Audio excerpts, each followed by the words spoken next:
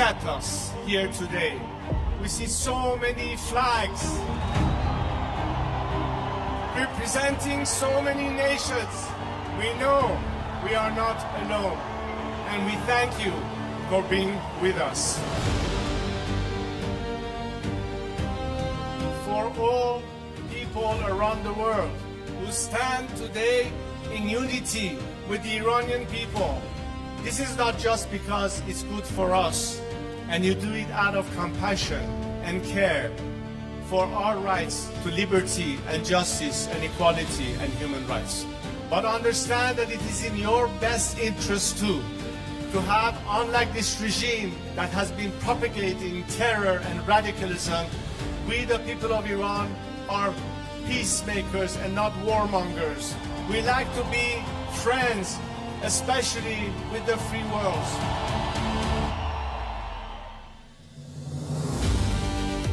We'd like to be able to have the best neighborly relationship with the people of our area and the region, with the Arab countries, with Israel, and all our other neighbors.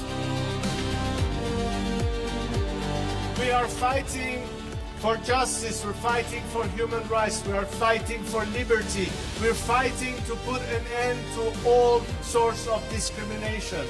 Because as an Iranian, I stand here to tell you that I've dedicated 47 years of my life because I think that my country deserves far better than what we have right now.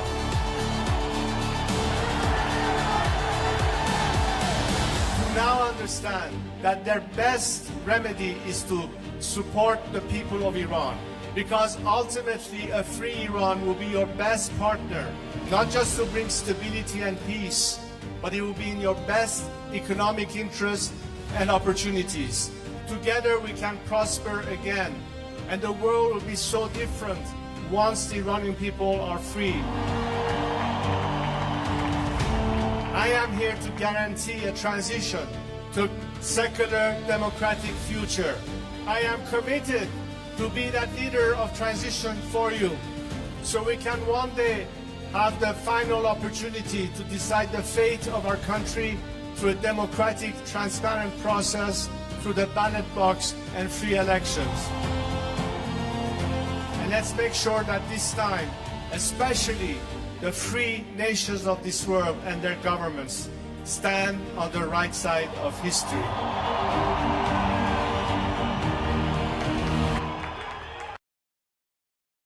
Well, Durud everyone, Durud patriots, good morning, good afternoon, good evening, wherever you are. Welcome to day 130 of Iran Revolution Live with your wonderful and amazing host, Mr. Armin NAVABI.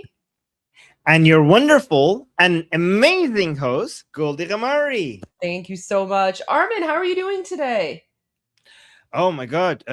Where do I even start? President Trump posted another Truth Social post. So the news is constantly changing. We're on a major roller coaster between I know President Trump is taking the Islamic Republic through a roller coaster of confusion, but the side effect of that is that we're going through it as well.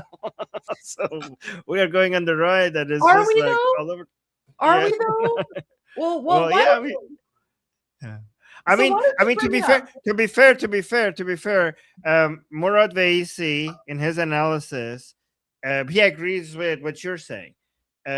He's saying that he thinks that this whole, I don't know, semi ceasefire, removing pressure on the Islamic Republic is to get USS Boxer in place.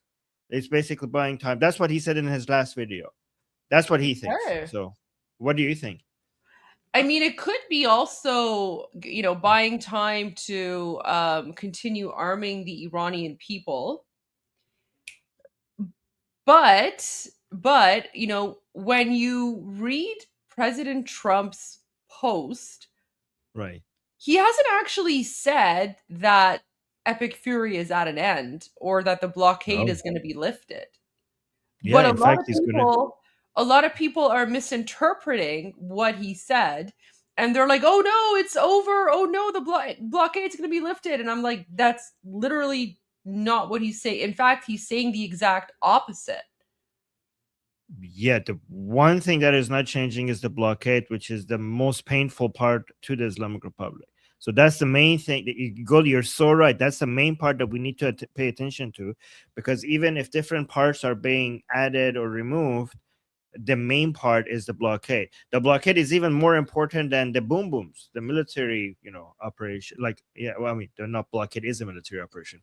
I mean, the aggressive bombardment of Islamic Republic assets within the mainland.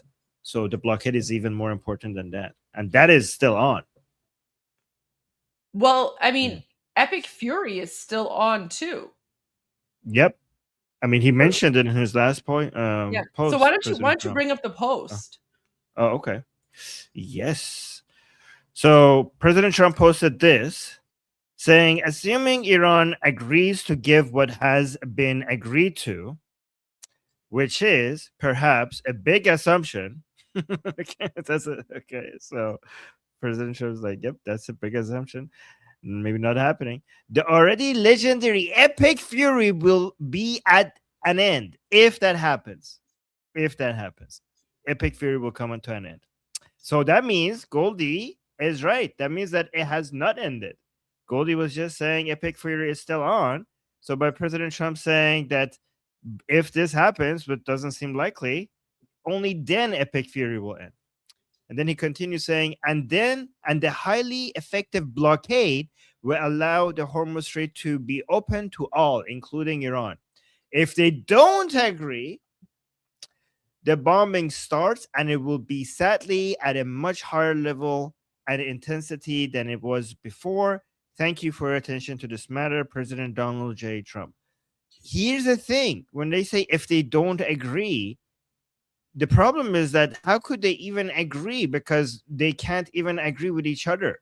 Like, how could they agree with President Trump when they can't even agree with each other? And they don't know Right? who's in charge. President Trump doesn't know who's in charge, right? So President Trump keeps on saying, their leaders are all dead. We don't know who's in charge. We don't know who's calling the shots, right? Yeah, because Which nobody is is. why he's like, that's why his post starts off that way, which is saying, Right. assuming Iran agrees to give what has been agreed to. So again, this is going to make people within the Islamic regime point fingers at one another and say, wait, who agreed to what? Who's giving Right. what? Right? It's the Spider-Man meme all over again. And if they don't agree, the bombing starts, right? So President Trump is making it very clear that the Islamic regime has not agreed to anything. And Right. he's making it very clear that unless the Islamic regime agrees to the terms that the United States have put forward, the boom booms are going to begin. Yeah. I mean, and I, honestly, I don't know. It's really difficult to see the Islamic Republic agreeing to the things that they're supposed to agree to for this to end. Like, how could they agree to the enriched uranium leaving Iran? Like, do you see that happening, Goldie? Like, it's hard to imagine that, like, the Islamic Republic officially coming out, like, okay, take the enriched uranium out. Like, is that not hard to imagine? Or like, okay, we will basically not enrich uranium forever.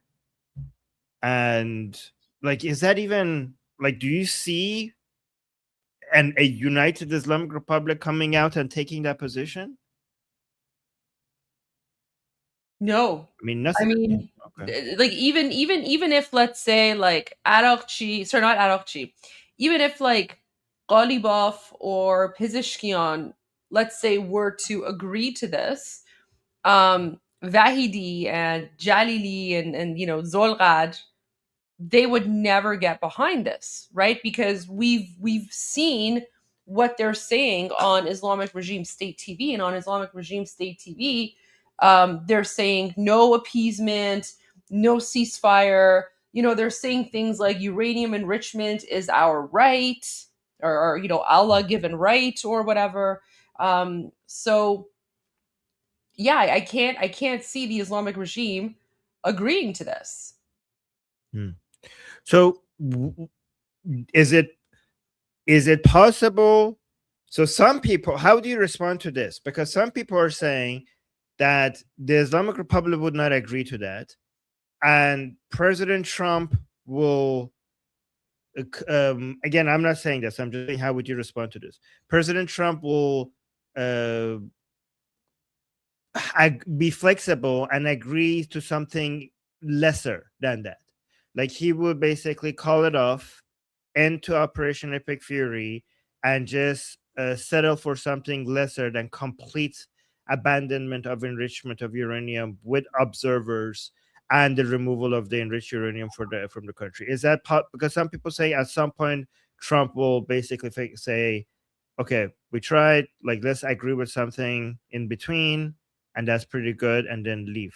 Do you see how would you respond to people saying that Trump will do something like that at some point? I would say that they have no idea what they're talking about because President Trump has made it very clear that the nuclear issue is the red line and it's something that they're not going to compromise on. So it's non-negotiable. In fact, what has enabled President Trump to get to this point is by keeping a very firm stance when it comes to the nuclear issue.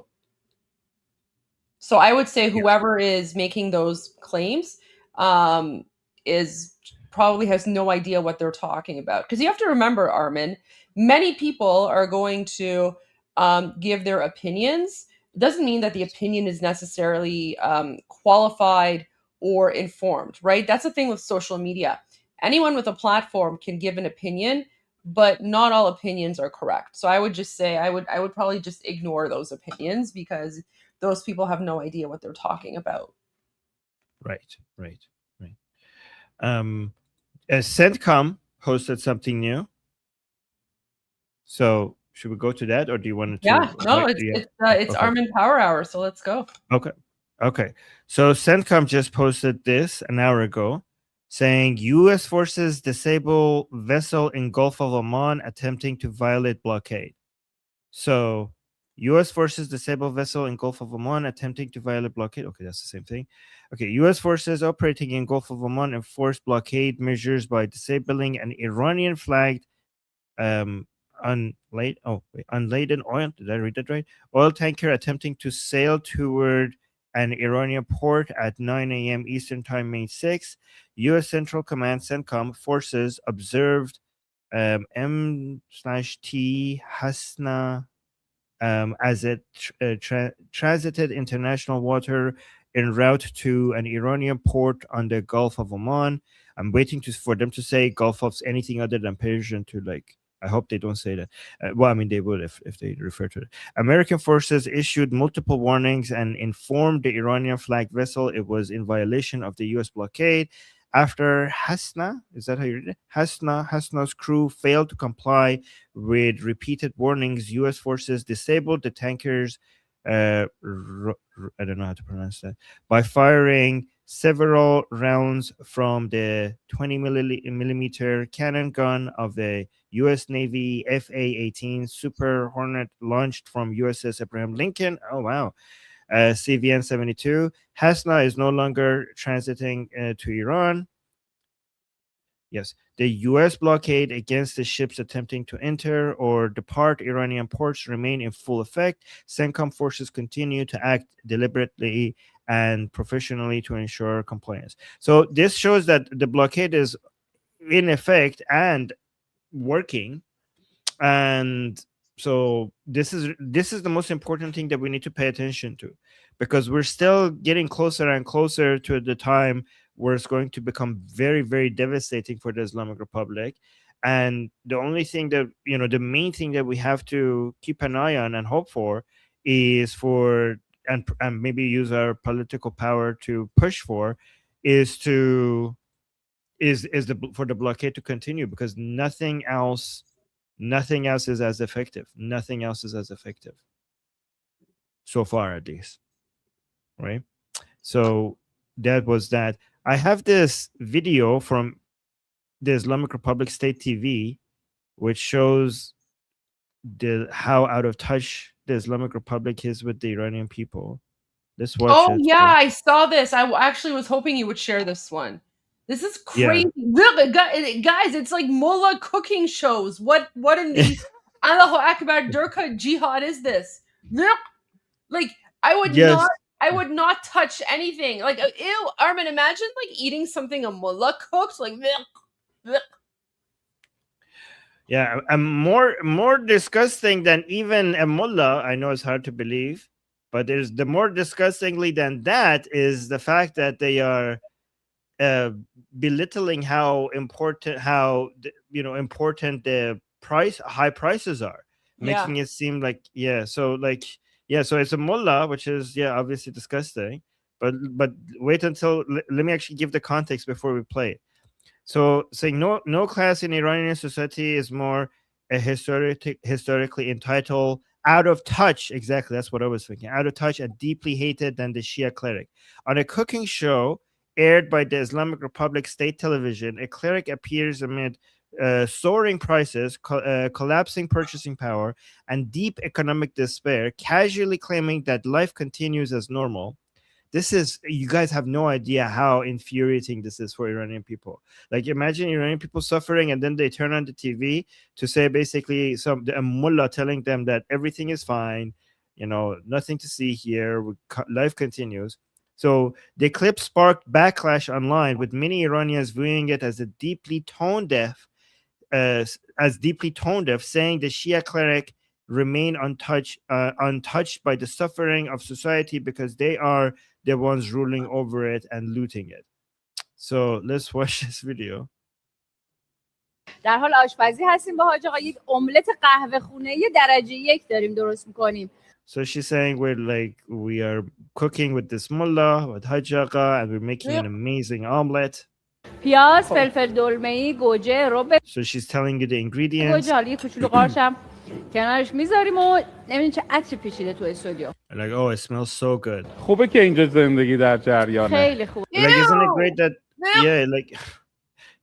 isn't it great that life goes on here? حاج آقا. آره. And the woman says like, yeah, it's really great. زندگی در جریانه. خیلی خوبه حاج آقا. آره. واقعا هممون انگار نیاز داریم نه؟ با اینکه Like, yeah, the lady says like, yeah, isn't it great? We all need this, don't we?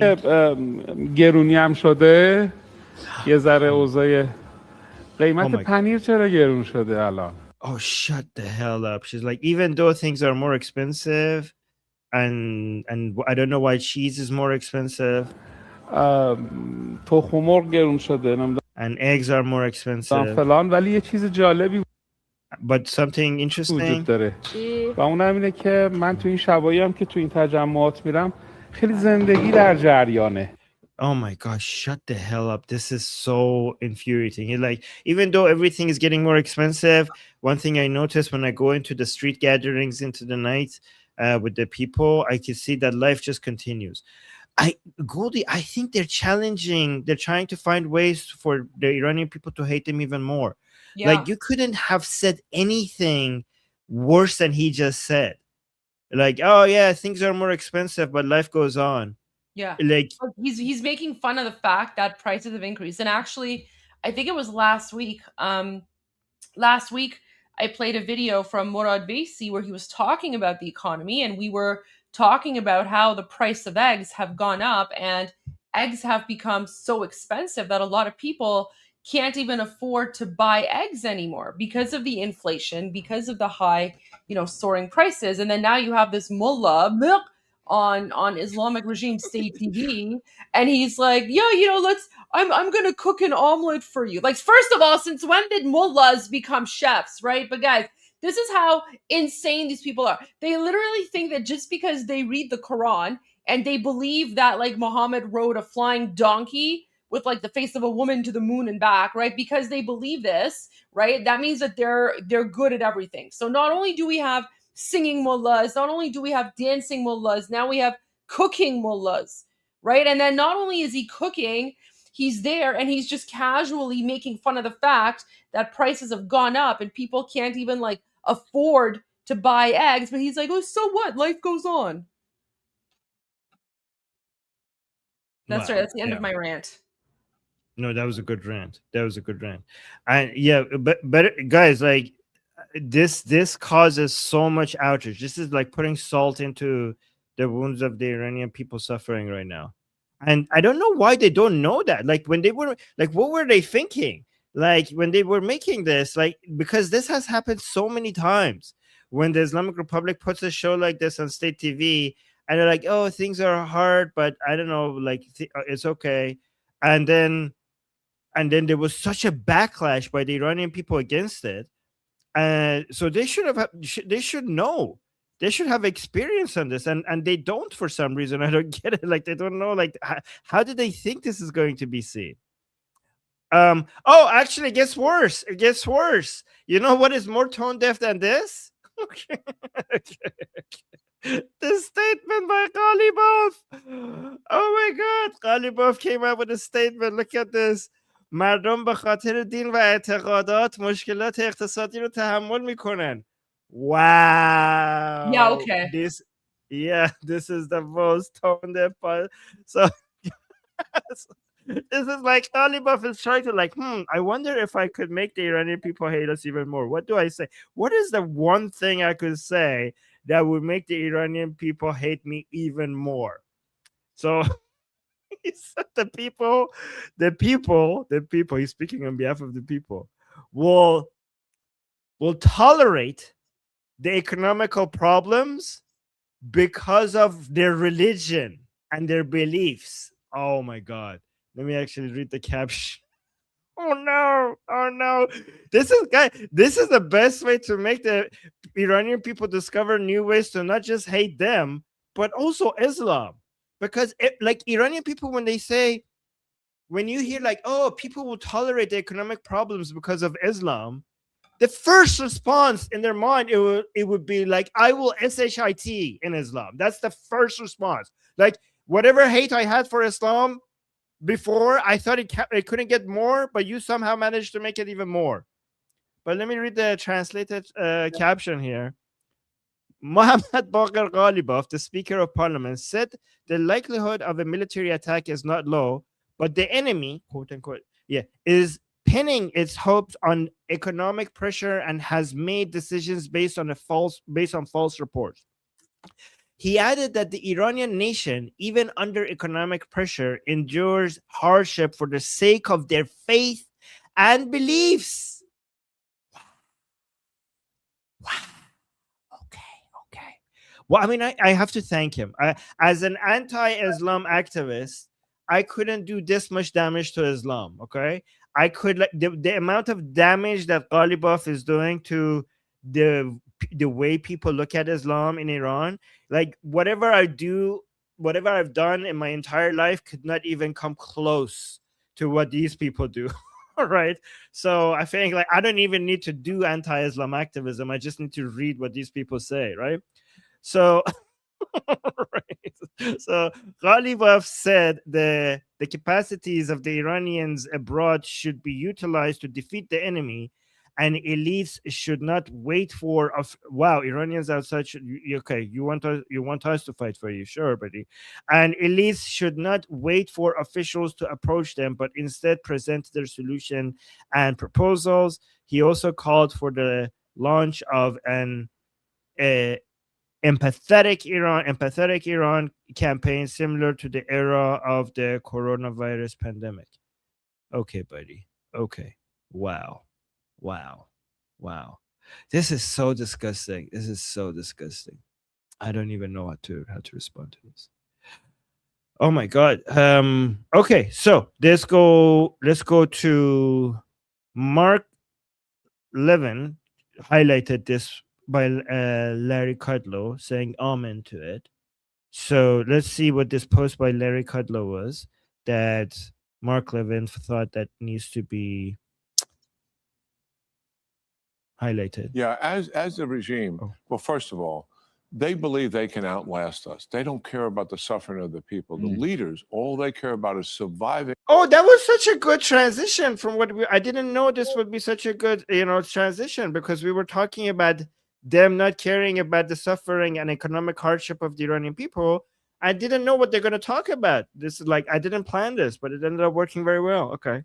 Yeah, as the regime, well, first of all, They believe they can outlast us. They don't care about the suffering of the people. The leaders, all they care about is surviving. They believe eventually they can recover. It may take years, but surviving is the objective. So yes, as the fissures and fractures start to take place, I strongly believe that what is needed now is the CIA and Mossad to come together with a combined plan presented at some level of detail to the President of the United States to do two big things.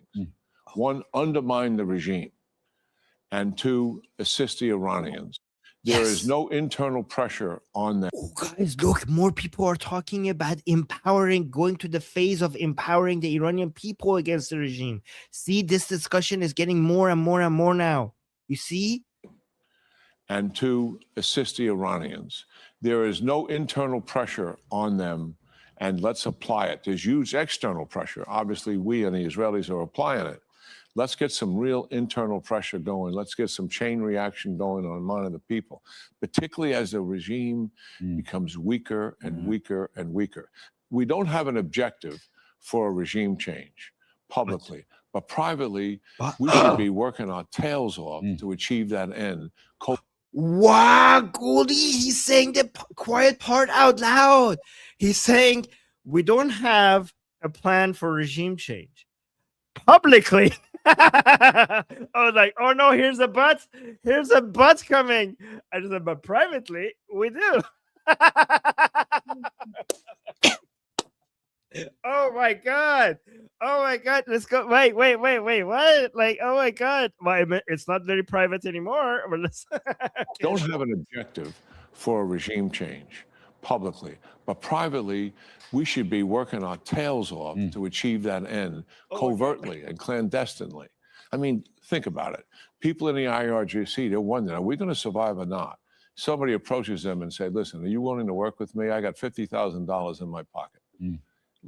Here's what I need you to do. Does the Mossad do that? You betcha. They do that. They have done that. We need to do more of it.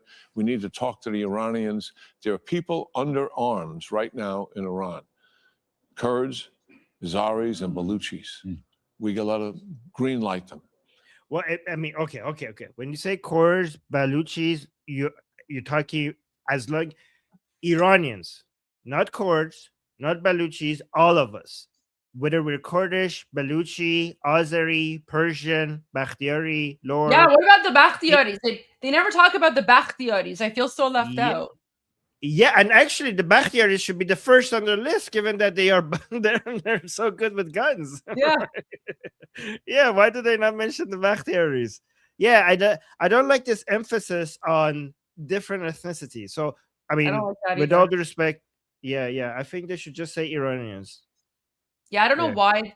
You know what it is? The problem here is like they think that Iran is like, you know, one of those like Arab Middle Eastern countries. Like they assume that we're all like, you know, tribal or whatever, and we're not. Like we're all Iranian first. So you know, like this is why whenever someone talks about Iranians like this, it makes me realize, okay, this person doesn't know as much about Iran as they think they do, right? Because he's just like you know, like why not the Gilak? Where's the Gilakis? What about the Rashtis?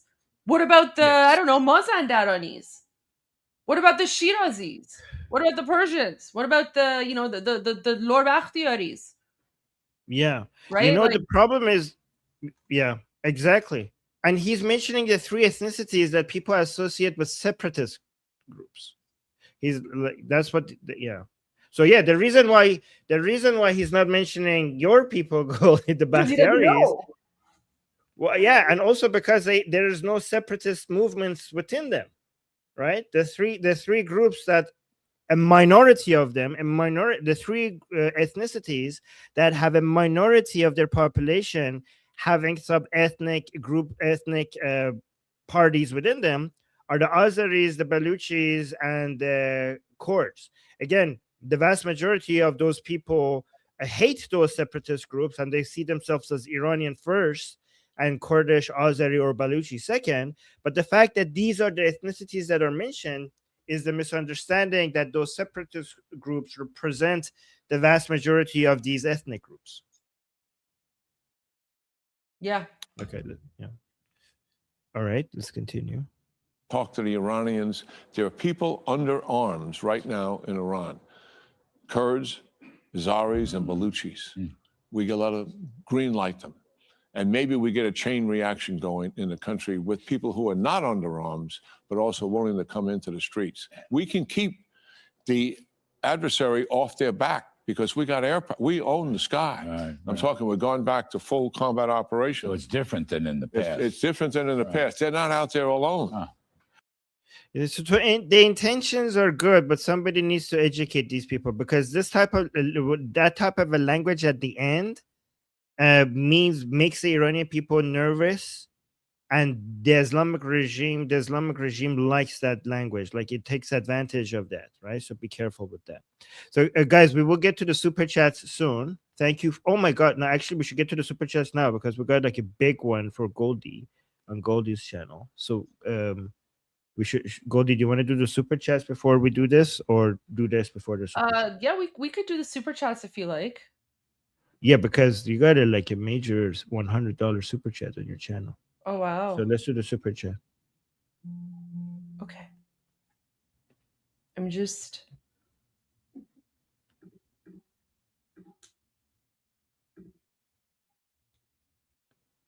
I got no super chats. okay, so 99. So we got a super sticker from Apollo Zeus. Thank you. Amir the Cricket gifted Liberty Politics 5 memberships. Oh, thank you. Another super sticker. Oh, Amir the Cricket gifted me 1 membership. Thank you. Okay, so Push Up says, can we watch the BBC documentary about child soldiers during the Iran-Iraq war next documentary watch? Yeah, sure. I'll add it to my documentary watch party list. And the next time I'm doing a Goldie Show documentary watch party, I'll definitely add that. So let me just make a note. BBC documentary about child soldiers.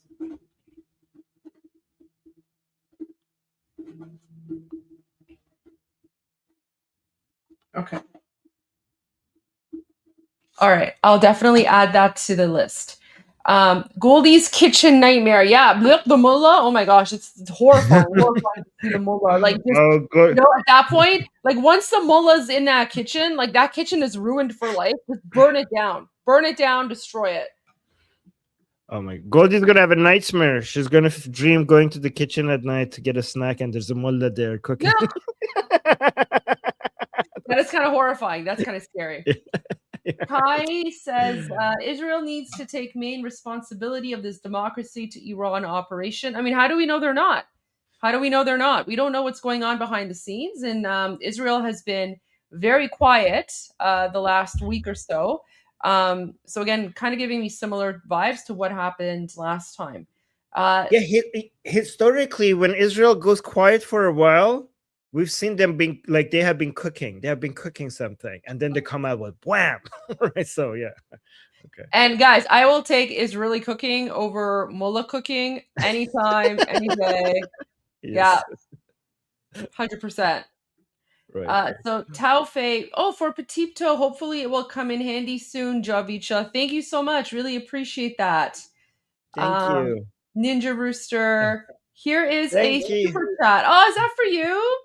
Oh, look Yes, at that. because I had no super chats on my channel, so Ninja was like, "Oh, here's some super chat." Well, thank you. Oh, look, Armin, you Thank have such a nice viewer base. Look at that. I know. Yes. Oh, very nice. Small but wholesome. Nyla Rena saying a change in conduit is charging a yearly fee now. Please look into it and see if we can find another way to help internet in Iran. Are they charging a yearly fee? Really? I don't see anything about that. Are you sure it's conduit? That would be really bad for the Iranian people, because that would drop the. I don't see anything.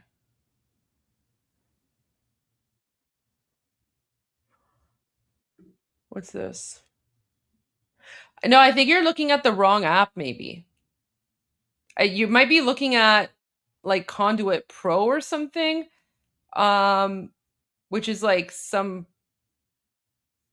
it's like a bender thing. It says bend it right every time. No idea what that is, but no, I'm not joking. Wait, look at this. Okay. Like I don't know. Like I looked up conduit yearly fee.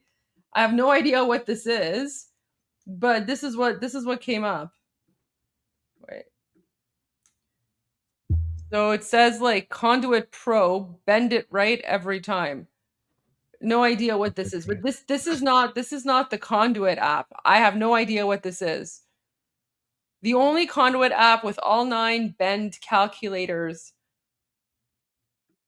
That's not the conduit that we're talking about. The conduit that we're talking about looks like this.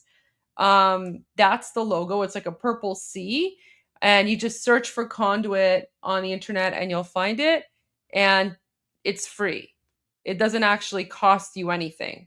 So you're probably looking at the wrong conduit, or you downloaded the wrong thing, or I don't know, it's probably like some like a fake app that you got by mistake or something. So look into that, because I think you're looking at the wrong info. Okay, so Amusino John says, here's a super chat, King Armin. Oh, look at that. Thank And you. then Neil Bunny Thank gifted you. 10 memberships. Thank you. Bar Mustel, what's a super chat? I don't know. Well, no, that's the super chat is for you, Armin. So what's a super chat?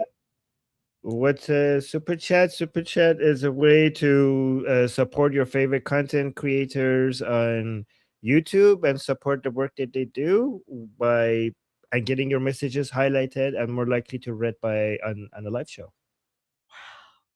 Look at this. All these super chats are coming in for you now. Love Oh my you God. too, Armin. Thank you guys. Oh my God.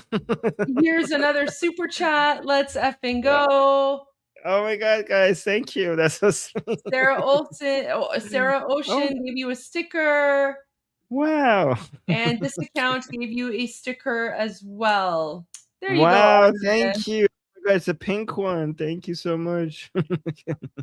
You guys are amazing. Thank you. Oh my God. So much support. There you go. Oh, you guys are awesome. Thank you. Oh, Guys. someone is saying that conduit app is for electricians. Oh, okay, I see.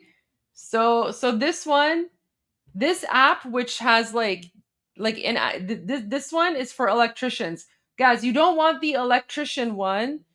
You want the internet one. This is the one that you want to get. Okay, so conduit, look for the purple C logo. And then when you install it, this is what it looks like. Okay. And like I've actually had conduit running, like my laptop restarts like every 2 or 3 days. So it's been running now for I think a few days. So I can show you what it looks like right now so that you can see. So because I have it running, where is the screen share? I have it running on my Mac. So like this is what conduit looks like. Okay, so I've had it running for about 3 days now. I have 20 connected, 4 connecting, and I've transferred about almost 112 gigabytes of my internet. I've transferred over in the last like 3 days because I have unlimited high speed internet. So like I can be like live streaming and I can be running conduit at like full speed because I have really high internet. So yeah, if you have unlimited data, it's a very good and easy way to help people. Oh, it's a Javidsha. Yeah, that's I named my server Javidsha. Amazing. Yeah. Oh, that's a good way to try to like get the pro regime people to not use it, right? Is that a good way? Do people see the names of the servers? I have no idea how it works on the other side. Okay. But yeah, there you go. Yeah.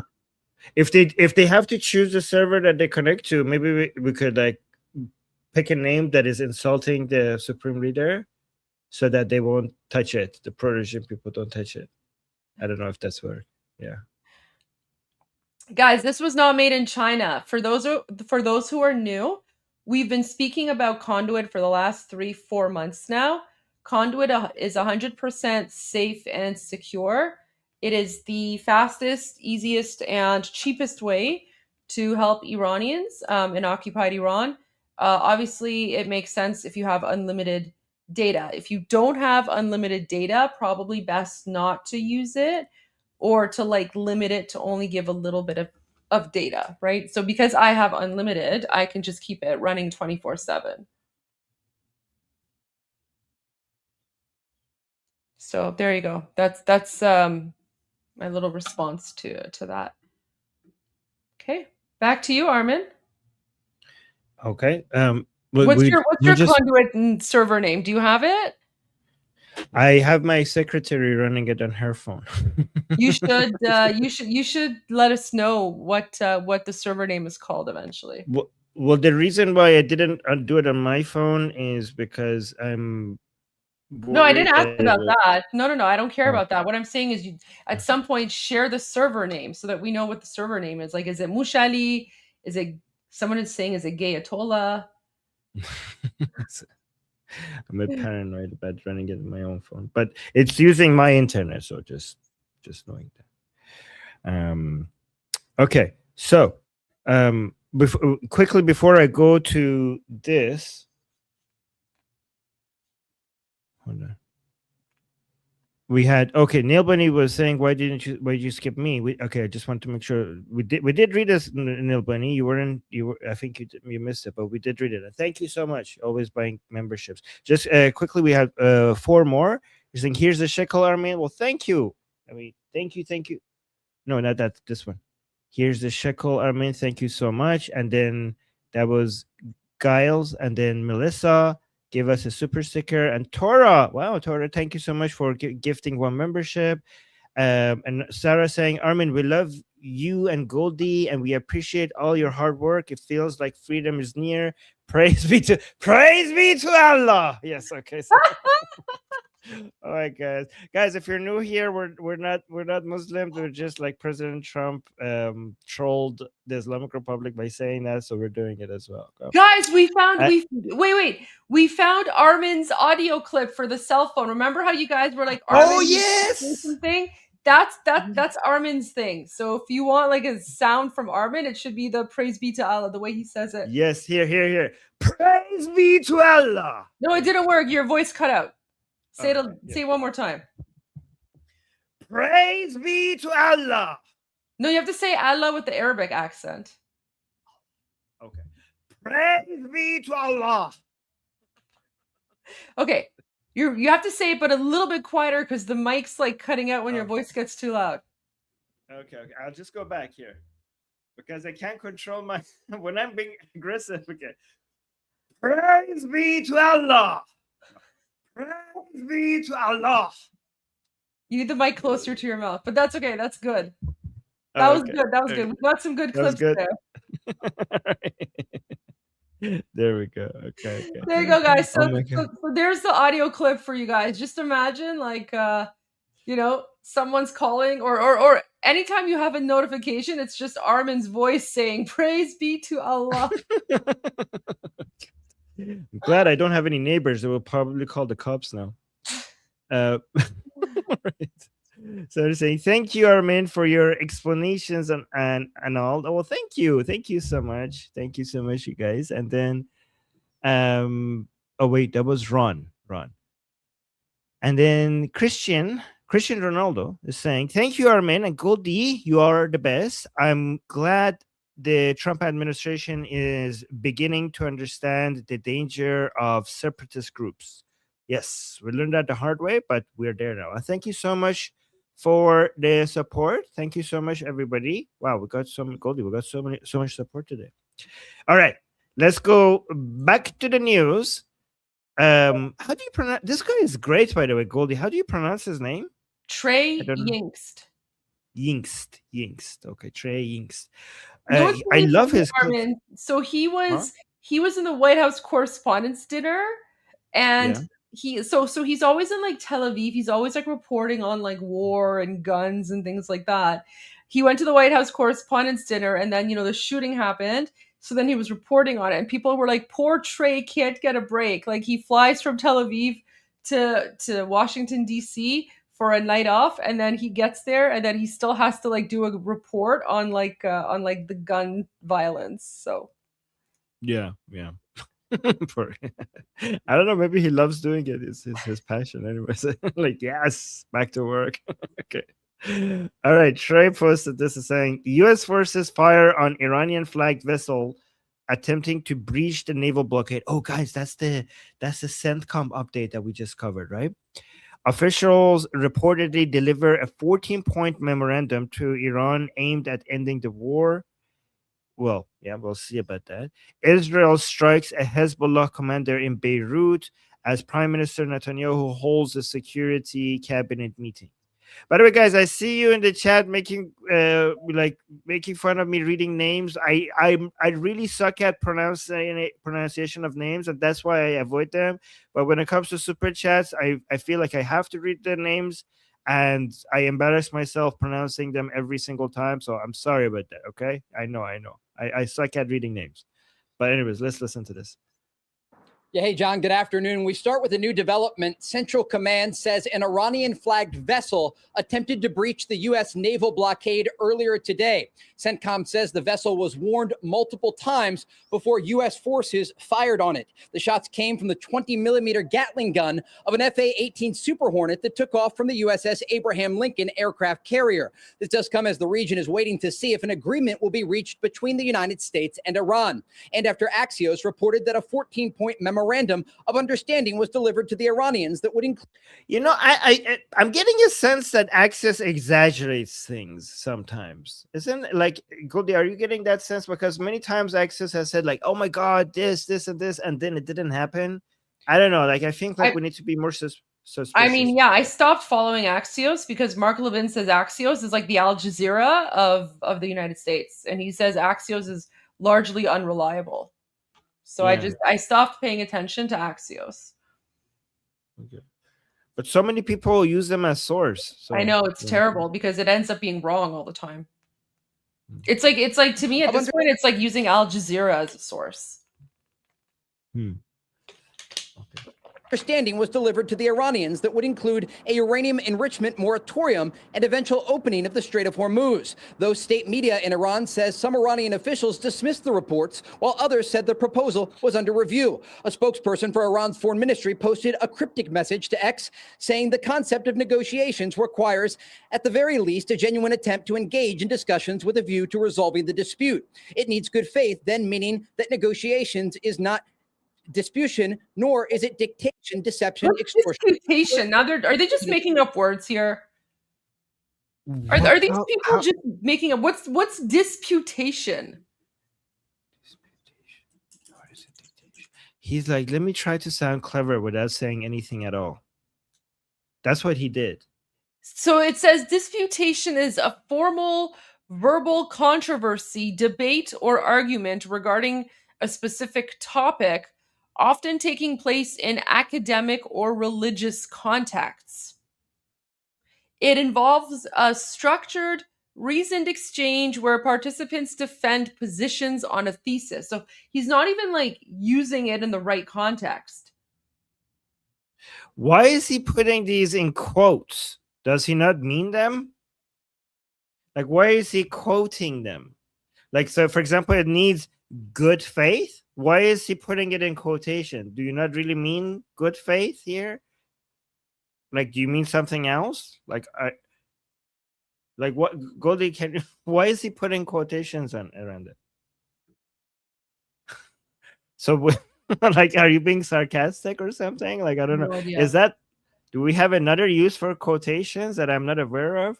Or maybe, right. It's like so many unnecessary quotations. It needs good faith, then meaning that negotiations is not disputation, nor is it dictation, deception, extortion, or coercion. I mean, it could be dictation if you have the upper hand, if you have more leverage in a negotiation. negotiations could be with good faith or bad faith. It could be coercion if you have the upper hand. So I don't know why he's talking about. Hold on here. Let me see the first part. The concept of negotiations requires, at the very least, a genuine attempt to engage in discussions with a view to resolving the dispute. Really? You're defining negotiations for us right now? And why are you putting negotiations in quotation? Like, do you not mean? I think he's using quotations wrong. Discussions with a view to resolving the dispute. It needs good faith, then meaning that negotiations is not disputation, nor Even Trey was confused. So like, what are we talking here? is it dictation, deception, extortion, or coercion. President Trump made a major announcement overnight saying that he is pausing. Look, this is President Trump's response to that tweet. This is the best response to that post that we just read. This is the best. This is the face you make when you read that post. Okay. All right. Project Freedom to let these negotiations proceed. The president posting on True Social saying in part, quote, based on the request of Pakistan and other countries, we have mutually agreed that while the blockade will remain in full force and effect, Project Freedom, the movement of ships through the Strait of Hormuz, will be paused for a short period of time to see whether or not the agreement can be finalized and signed. The president told PBS News that the agreement would also include Iran exporting its already enriched uranium. Trump laid out his vision earlier today. But we're doing very well in Iran. It's going very smoothly, and we'll see what happens. They want to make a deal. They want to negotiate. And I think that military mothers would want to hear that. Do you agree? I think it's appropriate. Some other developments out of the region tonight. The IDF says they struck a Radwan force commander in the Lebanese capital of Beirut earlier this evening. And Israel's Prime Minister Benjamin Netanyahu, speaking before the Security Cabinet meeting, said there is full coordination between the Americans and the Israelis. John? As we would expect. Trey Higgs force in Tel Aviv. Trey. Okay, so this last part is in response to people who are saying that, wow, time flies. That there's like some disagreements between Israelis and Americans. That's usually when they say that, that's in response to that.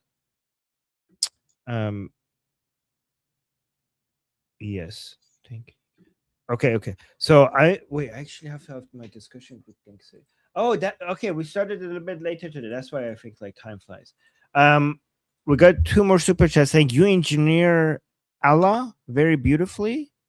Allah, okay. Allah, I think he's talking about the way you say it. Oh yes, okay. Well, thank you, and then 1 more for Armin. Well, thank you guys. Wow, today we got so much love today. I appreciate that. Okay, guys, I'm gonna put the link to our discussion group in the chat. Oh, and also put our fancy. You see over there at the top right, our fancy QR code, which if you scan, will bring you to our discussion group. I'm also going to pin the link to our discussion group on Liberty Politics YouTube channel.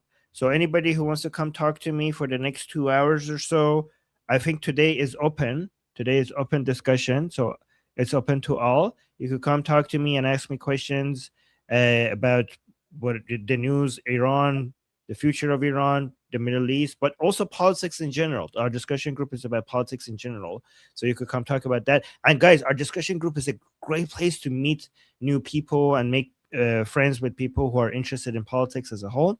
So I'm going to go there for the next 2 hours and talk over there. If you guys want to join me, again, the link is in the chat. It's pinned on the chat of Liberty Politics. And also you could scan that QR code at the top right if you want to get the link to come over there and talk to us. All right, Goldie, anything else you want to before I leave?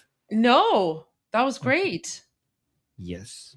I'm going to bring when I'm in the discussion group and other people are talking, I will look for more updates so that if I come back, I have some, if you ask me for anything interesting, maybe, because sometimes I get nervous. You're like, you tell me like, Armin, what do you have? Or like, oh no, my hands are empty. Go find something fast. That's okay. No, listen. The only reason I ask is I just want to make sure that if you have prepared anything, I know. You have time to share it. Like, because if you don't, then that you can just say no. Like, I don't have anything right now. Goldie, what do you have? And then, you know, I always have. I don't want to disappoint you. I like, no, we should always have something ready. No, it's more. Think of it as a total. Fam. You have some other family in day. Okay. No, not at all. Okay. All right. Okay. I'll be back soon. Okay. See you guys. All right. Enjoy. All right. Bye. Okay, guys.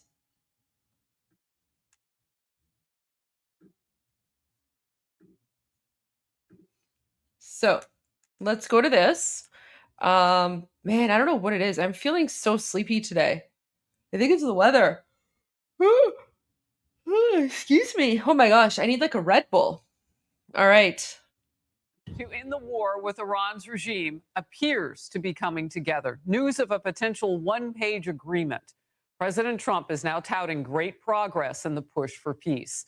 And the punch of positivity is already having a fast effect. Wait, who's the one who's telling me to try crack? Oh my gosh. Yeah, what a terrible idea. Drugs are bad, guys. Drugs are bad. Don't ever do drugs. The only drug that I like is caffeine. Oil prices have fallen below $100 a barrel. Markets are soaring right now. My team may pop that up as I'm talking about it. But it's impressive how quickly that response was. And those oil prices will eventually hit gasoline on the market.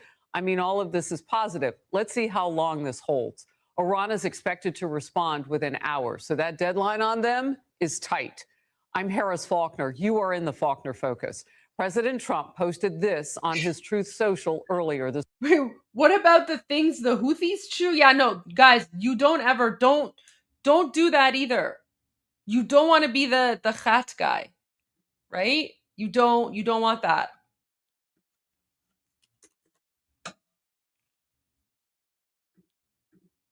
Don't be this guy, guys. Don't be this guy. Oh, wow. Oh, wow. Funny, baby. Funny, no. Funny, baby. Funny, no.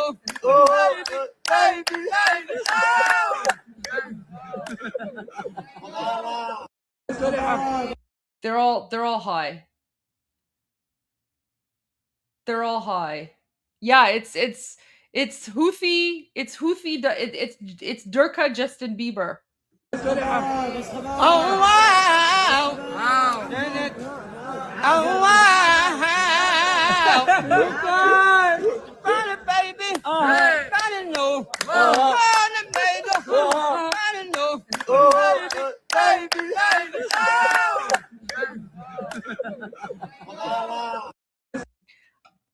How do the Houthis even know who Justin Bieber is and why are they singing his song? So he's chewing khat. Khat is a kind of drug. I guess it's kind of like cocaine or something. Like the Houthis, they're constantly ew. Close your mouth. I don't want to see the open mouth. There we go. Okay. So you see like the bulge. So any like photo of Houthis, they usually have like this giant bulge in their cheek, and that's because it's just full of khat, and they're just like chewing on this drug to make them high. Like they're always high. They're always high. Like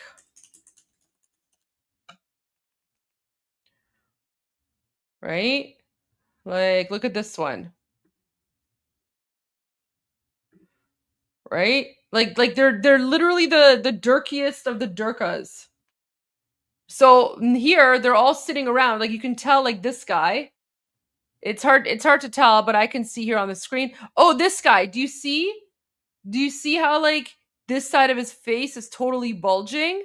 That's because his cheek is full of khat, right? So basically all they do is they sit around, like when they're not like throwing bombs at like random like when they're not throwing missiles at like Saudi Arabia or Israel, they're basically just like sitting around chewing khat. Like even this guy, like his face is bulging.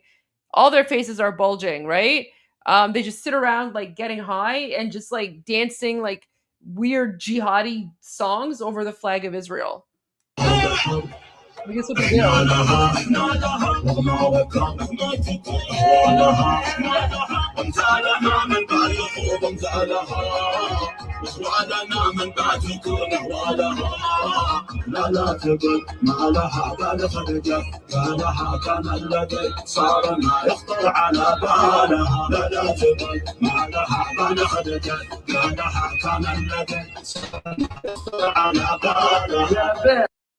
They're dancing on the flag of Israel because that's how they, they are basically insulting Israel. Part of their motto is death to Israel and like death to Jews, right? Like they're literally the most disgusting people in the Middle East, the Houthis. Like the Houthis are just, they're so disgusting. It's like they take Durka to like a whole other level.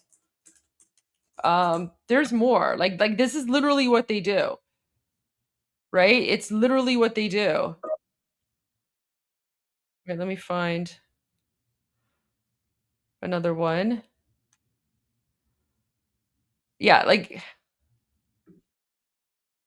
that's not it. Is it this one? Here we go. And it's like this is like literally their hobby. Their hobby is to just get high and dance over the flag of Israel while they're like waving guns in the air like right? So let's watch this. Do you see like okay, I don't know if you can tell, but see even his cheek here? His cheek has a bulge in it because they're high. They literally just like all they do is they get high and then they dance. They do like these weird like coordinated jihadi boy band dances over the flag of Israel while waving guns.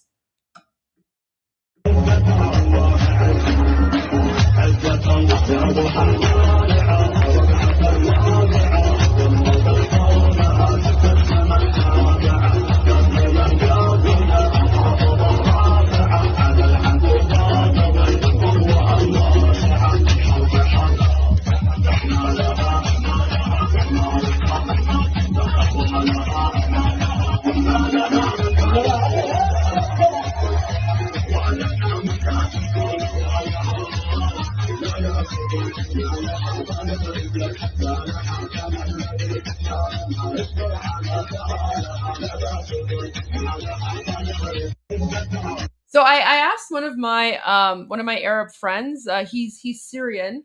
I was like, "What is this song? What are they saying?" And he he told me it's like it's the most ridiculous song. And I was like, "Well, can you translate it?" And he's like, "The song is difficult to even translate because it's like a nonsense song. It's apparently it's." He was saying like in the song they're saying things like, "We're gonna do it. We did it. We've done it. We're doing it." Like it's just so yeah, like the song itself is apparently like meaningless as well. So like it's just full on Durka. All right, let's go back to Fox News. So there you go, guys. Don't do drugs. A deal to end the war with Iran's regime appears to be coming together. News of a potential one-page agreement. President Trump is now touting great progress in the push for peace. And the punch of positivity is already having a fast effect. Oil prices have fallen below $100 a barrel. Markets are soaring right now. My team may pop that up as I'm talking about it. But it's impressive how quickly that response was. And those oil prices will eventually hit gasoline on the market. I mean, all of this is positive. Let's see how long this holds. Iran is expected to respond within hours. So that deadline on them is tight. I'm Harris Faulkner. You are in the Faulkner Focus. President Trump posted this on his Truth Social earlier this morning. Assuming Iran agrees to give what has been agreed to, which is perhaps a big assumption, the already legendary epic fury will be at an end, and the highly effective blockade will allow the Hormuz Strait to be open to all, including Iran. If they don't agree, the bombing starts. And this, the blockade will remain in full force and effect. Project Freedom, the movement of ships through the Strait of Hormuz, will be paused for a short period of time. Secretary of State Rubio with this on the military phase of the war. He said this late yesterday. Their missile launching capability has been substantially degraded, and their industrial base, their defense industrial base, has been severely, severely damaged. So their ability to build a shield behind which they could hide their nuclear program was wiped out. That's a very substantial achievement, and that was the purpose of this operation from day one. Their nuclear material in order for this war to end. Well, that's one of the topics that needs to be discussed. I don't know about, I think you're linking it. The operation is over. Epic Fury, as the president notified Congress, we're done with that stage of it. Operation Epic Fury is concluded. We achieved the objectives of that operation. I'm not going to, we're not cheering for an additional situation to occur. We would prefer the path of peace. What the president would prefer is a deal. Retired four-star Air Force General Charles Wald will be with me in moments. First, let's go to Peter Doocy at the White House, where the news is moving very fast. Peter. Very fast, Harris, and you were just talking about this. We've got the details of this 14-point plan, according to Axios. Under the banner, U.S. and Iran closing in on one-page memo to end the war. We've got these: a 5-year ban on nuclear enrichment, which would be less than the 20-year ban President Trump previously said he didn't like. There would be limits of 4% enrichment after that. There would be a ban on underground nuclear facilities, a vow to never seek a nuclear weapon, commitment to enhanced nuclear inspections, and an end to restrictions on travel through the Strait of Hormuz. President Trump, though, is telling the New York Post it's too soon right now to schedule a new round of in-person talks with Iran. So this is a very high-stakes game of telephone, still led by Steve Witkoff and Jared Kushner. I'm not sure it's going to be one, but if there's a real diplomatic path and we continue to explore it, Steve and Jared are working on that very hard. If there is one there, it could be one that leads them to reconstruction, to prosperity, and to stability, and to not posing a threat to the world. The alternative is growing isolation, economic collapse, and ultimately total defeat. We don't know how many Iranian leaders who ordered protesters a couple months ago murdered are still there, but a separate piece of this puzzle is avoiding future slaughter of protesters by arming them.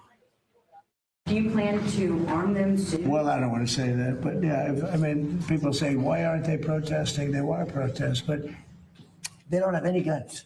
So you could have 200,000 people protesting and have 5 or 6 sick people with guns.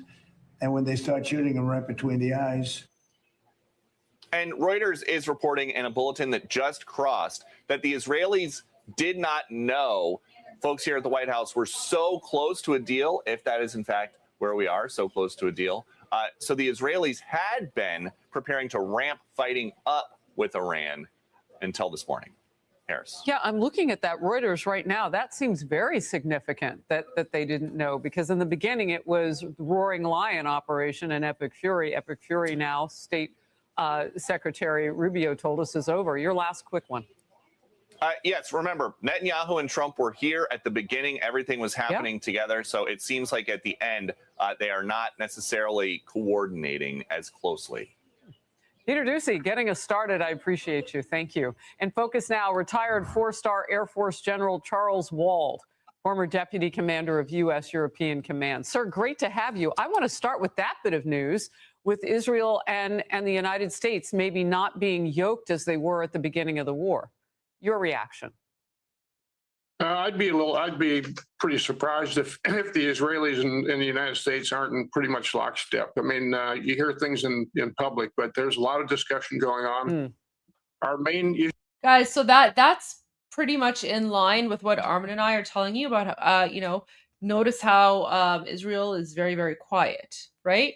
Issue in the Middle East, frankly, besides the fact that Iran is so provocative, is the security of Israel and our GCC friends. And I think we need to stick with that. We won't, I don't think we'll waver from that. And that'll be the end state.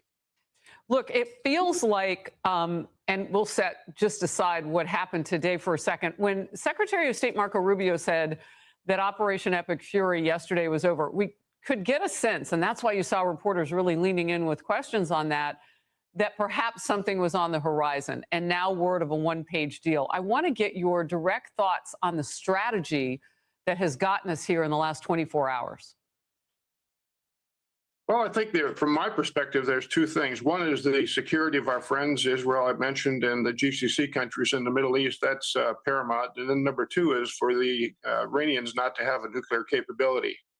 They're associated, but they're somewhat separate. And I think both of those are objectives of the United States. I mean, we will never let, I thought Secretary Rubio did a super job yesterday, matter of fact. And I think he explained it very well. And names, Epic Fury, Project Freedom, you name it, those are interesting names. But the end state for us is a secure Middle East that isn't threatened by Iran. Do you think we can move the ball on Iran with the nuclear capability that they have? Not a lot of it above 60% enriched uranium, but they're moving toward that weapons grade, as we've known all along. Well, I kind of look at it as two kind of the associated phases. One is the diplomatic side, which we've heard a lot about, and number two is the reality. And I think for the United States, anything that Iran does to have a nuclear capability in the future has to be addressed and will continue to be addressed every day, regardless of what you call the agreement. So, number one, I think the IRGC is back on its heels. I think that it's going to take some time, but I think the number one issue there was that they fail. And number two is that we secure Israel and the GCC countries as our allies. All right, I want to get to this. Secretary of State Marco Rubio also talked about gas prices. That's where Americans' heads are. If you talk with any of these voters in primary season, let's watch. We don't benefit from the Straits as much as other countries. I don't know if you've seen what the gas prices are like in other parts of the world that are really suffering big time. So we're very fortunate that the United States, I believe right now, is like the world's largest net exporter of oil and natural gas as a result, not because of this war, but because we have this capacity. So we've been insulated to some degree. Everybody needs to think about it this way. If Iran had a nuclear weapon and they decided to close the Straits and make our gas prices like $9 a gallon or $8 a gallon, we wouldn't be able to do anything about it because they have a nuclear weapon. And a nuclear-armed Iran could do whatever the hell they want. How is today different? I don't think today is any different. I think there's a lot of rhetoric on TV and in the diplomatic discussions. I think the end state for us again is that Iran doesn't have a capability to threaten anybody in the world with a nuclear weapon, and number two, that we secure Israel along with them and our GCC counterparts. And there's a lot of rhetoric you hear on the news and such. I thought that, like I said, I thought the Secretary did a great job. But the end state, as far as I'm concerned, is a Middle East where Iran can't threaten its neighbors and doesn't have a nuclear weapon, period. Last quick question. Do you think we will own Iran then? I mean, you're talking about potentially helping people on the ground. What does that look like? I think we help the people. First of all, I'm not a big fan of invading Iran necessarily, although I think on the coastline we could do some things that would secure the Straits of Hormuz. We do not want to own Iran. The people of Iran need to own Iran. We need to have set the stage where the people of Iran can have a government that doesn't threaten the rest of the Middle East, and that's our objective. We don't want to own Iran. Right. So the objective is regime change. General Wald, always great to see you. Thank you very much. Thanks, Harris. Be sure to. So that's two interviews now. That's two interviews where they're saying the objective is regime change. Right? But the regime change comes from the Iranian people, not from the Americans, which is exactly what we have been saying. So, we're all on the same page here, which is great. Okay, let's go to President Trump. So President Trump went live, I think about half an hour ago. It doesn't have much to do with Iran in the beginning. But of course, I think he does speak about Iran in a little bit. So we'll just watch this. You guys ready? Yes, sir. Well, thank you very much. I'm a big sports fan. There are no people tougher in sports than the people behind me. These are the toughest people. I know them all. I know the football players. I know just about everybody you can know, and they come to the Oval Office. We give out all championships, baseball, football, basketball, everything. They're always up here. We take the champions, and these are the great champions. And as you know, on June 14th, we're having a big fight. It's never going to happen again. Never happened before. And it's all of the best fighters, best 4 fighters standing right behind me, and all champions. And it's going to happen right in front of the White House. Here's a picture. I think a lot of people haven't seen this yet. I'll give you that. I think you'll probably be able to do okay with it. Media's gonna go crazy. Not bad, right? Championship belt. Dana White was here last night. Did you know that? He was here last night. He loves this guy. He loves all of them. Here's another one. This is another. They're going all the way out, all online. It's all people invited. Our country is invited to this. It's free.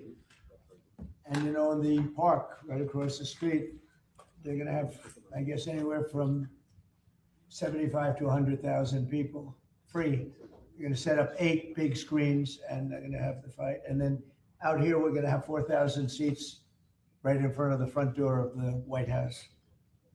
Hardest ticket I've ever had, too. Best live show on earth. This will be the greatest show on earth. Is at night. That's all lighting and cover. And I think you get the idea. So it's going to be June 14th, and it's going to be great. And this is a little different for these political people. And but these are real warriors. When we talk about warriors, these are warriors. Cyril Gahn, these are all champions. I don't have to say champions, and most of you know, many of you know who they are. Cyril, great honor. Alex Pereira, I've seen him knock out a lot of people. That's what he does. He knocks out people. Congratulations on an unbelievable career. Wow. Ilya Topuria, who they say does not get tougher. So it's pretty much, I mean, that's it. They're very special. And a friend of mine, Justin Gaethje, who is just a fighter like you've never seen. You see the kind of pounding he'll take, and then all of a sudden it's over, and the other guy's not in good shape, right? It's a crazy game. Not in good shape. So these are the toughest people. These are the greatest fighters in the world. They're all champions. And they'll be fighting against very tough people also. And but I think you always go in thinking you're going to win. But they're fighting against, they're Olympians. They come from all over the world. Some come from extreme poverty. Some come from, not too many people come from Fifth Avenue for the most part. I would say Fifth Avenue is not well covered in this sport.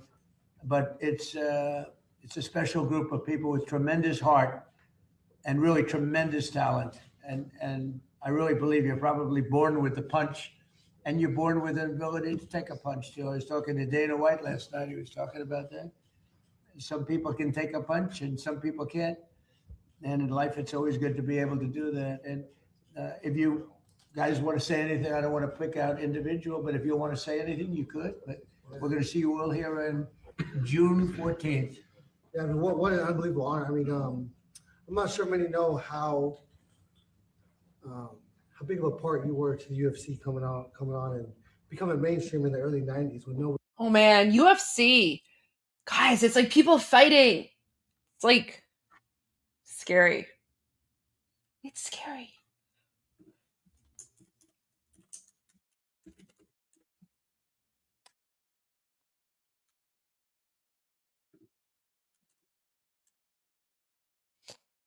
Isn't like UFC very violent? Yeah, there's like some crazy like UFC fights.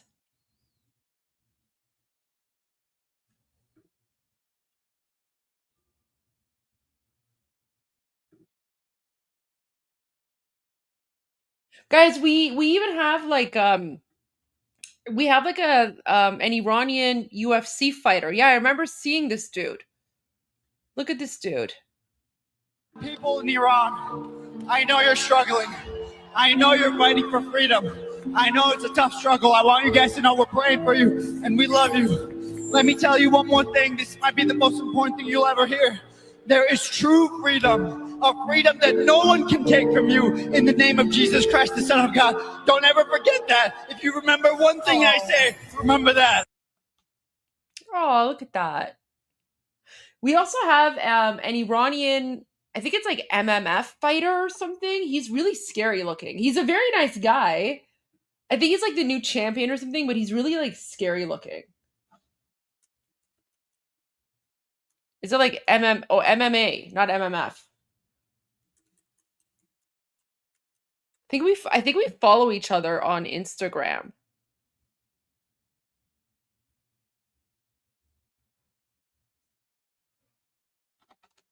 Who's the scary guys? Who's the scary looking MMA fighter? The Iranian guy. He just like sorry, I'm not into the fighting thing. Let me see if I can find him. Let me see if I can find this guy. Super nice guy, but like your fashion mivini, you're like, wow, okay. Like, yeah, he's definitely like what's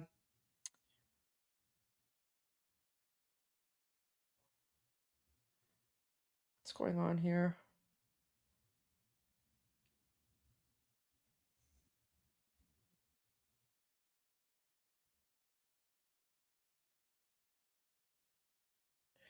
Wait, let me find him. Let me find this dude.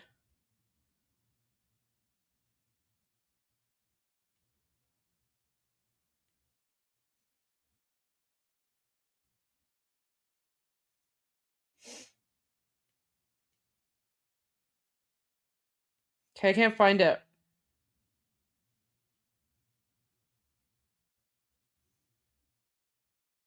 All right, whenever I find it, I'll let you guys know. But no, it's not Benil. It's his name is something else. Ye ismi dige dare.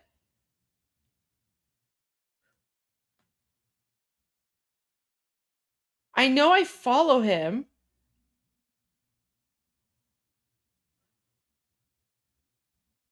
I know I follow him. I just let's see.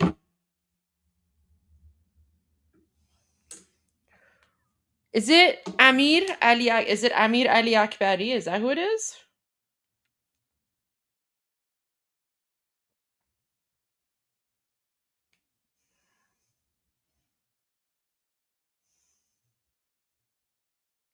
Wait.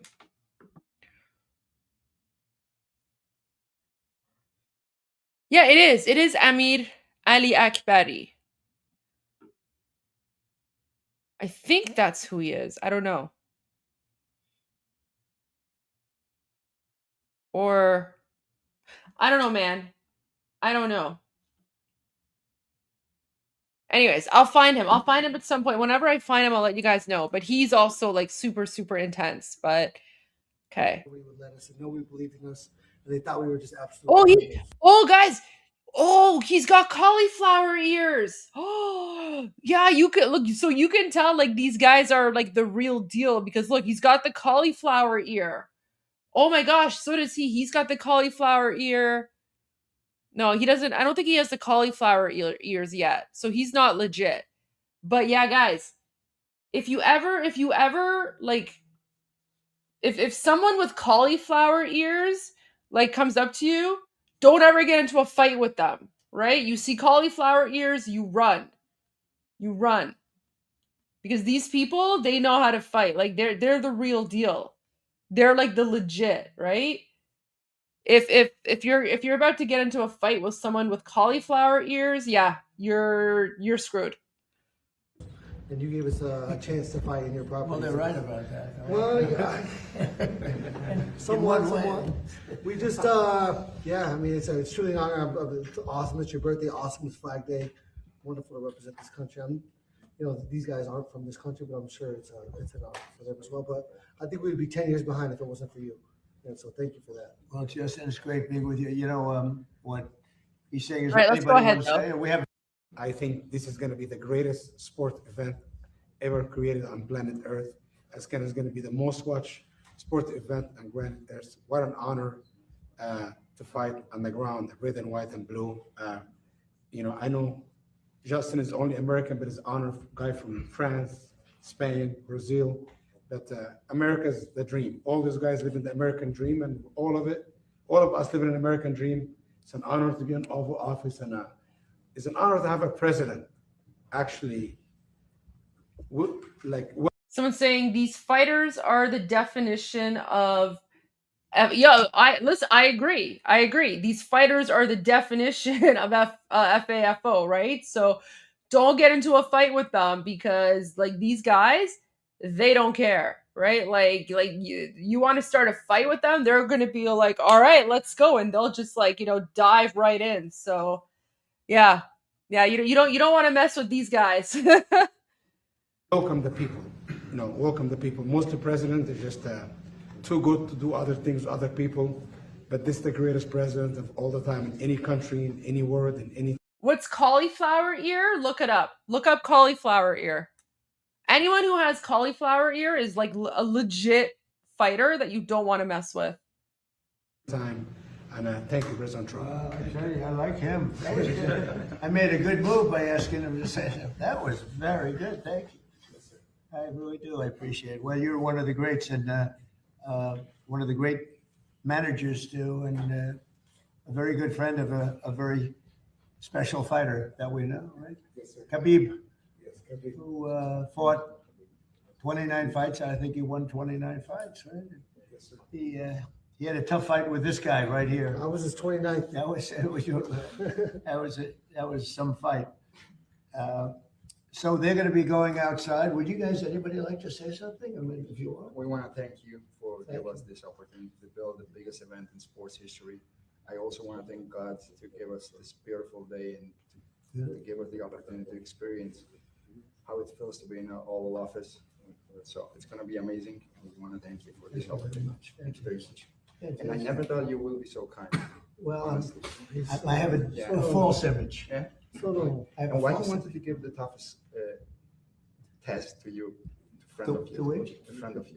You said he's friend of you. Oh, You yeah. wanted to give him the He knows that's what I want. I do want to give the Oh, that UFC fighter is so cute. He's so excited to speak with President Trump. Oh, look at that. President Trump is being so gracious. hardest test is right. We're going to give the hardest test. Look how he's smiling. Like he's so excited. He's so excited to be speaking to President Trump. It's like this made his day. He's like, he's wearing his finest suit. And actually, each one of you are fighting your hardest test, I think, right? Yeah.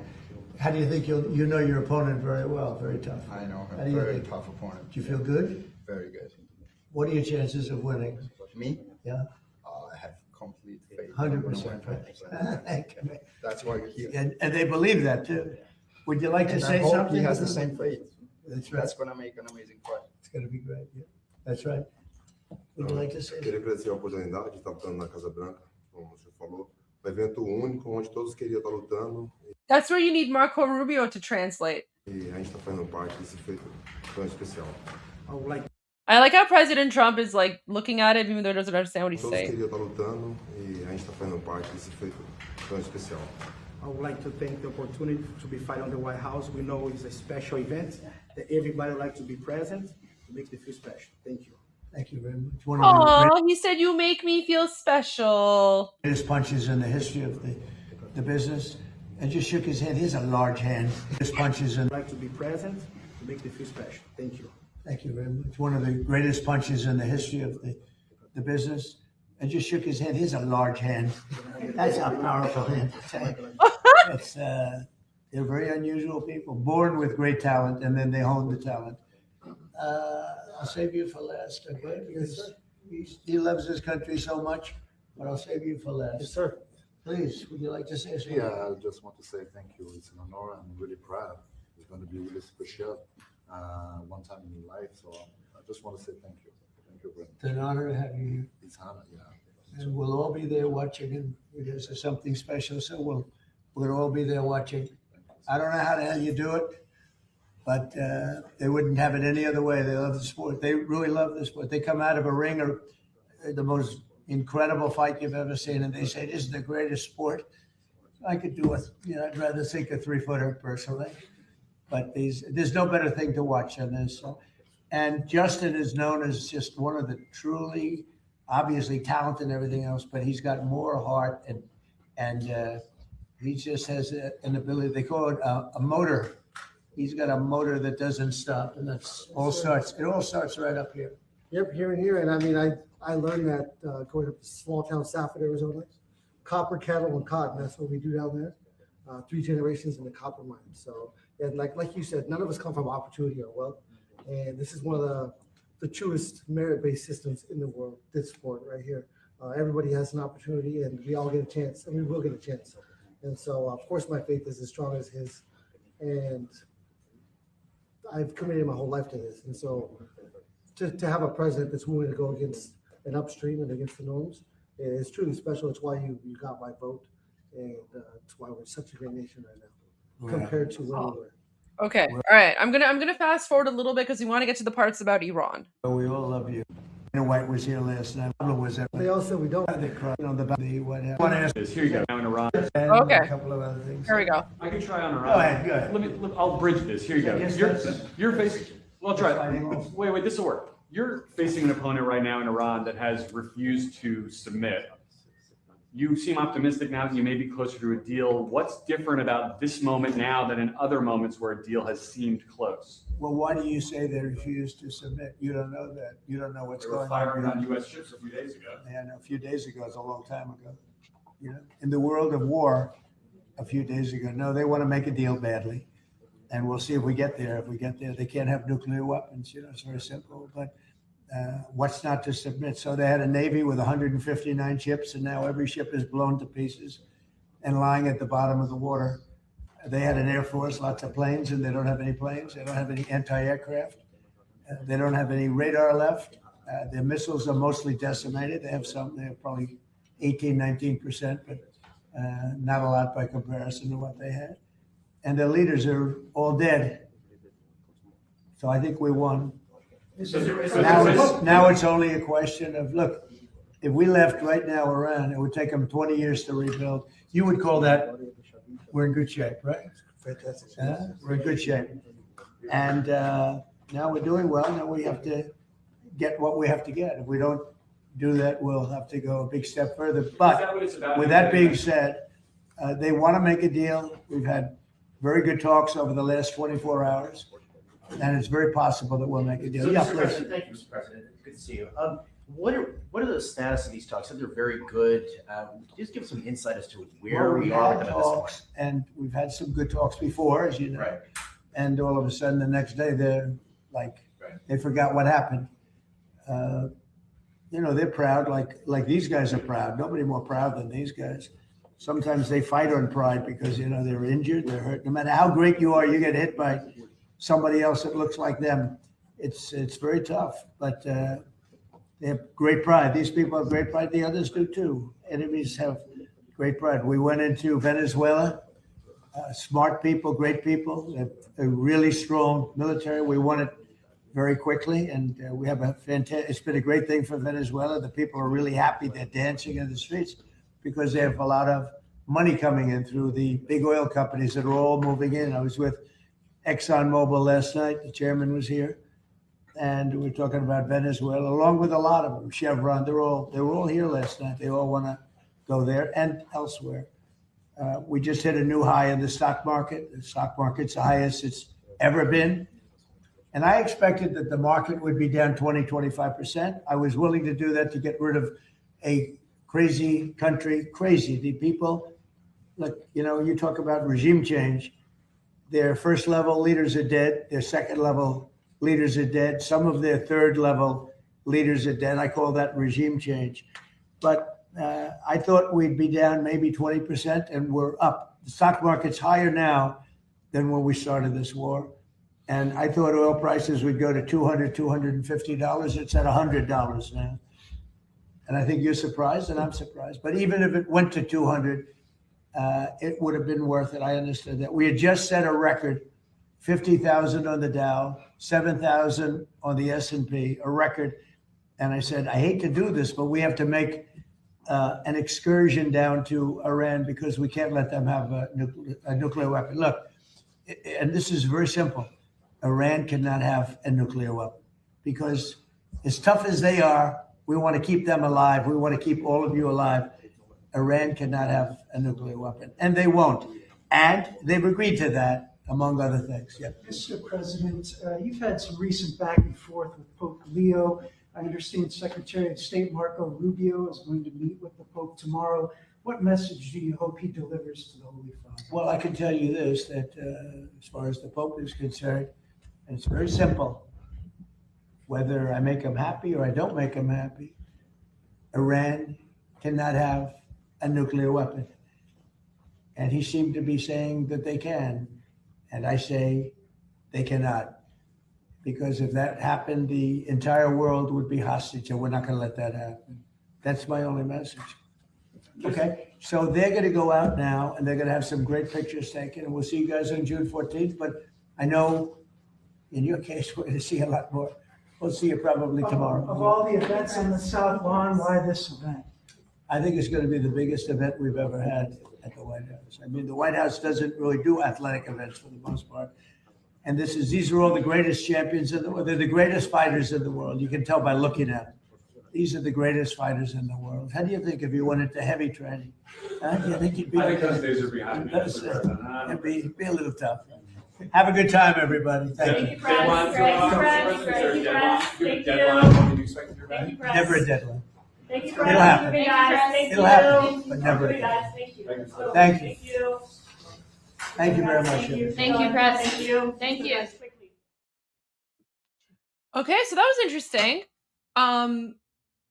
The one thing that I noticed is that President Trump was very, very adamant about his red line, which is no nuclear weapons, which is something that the Islamic regime is never going to agree to. Like, they're just not. They're not. So we're in a good place. We're in a good place. I mean, obviously, as Iranians, we wish that it would happen sooner rather than later, for obvious reasons. But I mean, it is what it is. I have a feeling that the Iranian people are being armed behind the scenes. So let's wait and see what happens there. Let's wait and see what happens. Hey.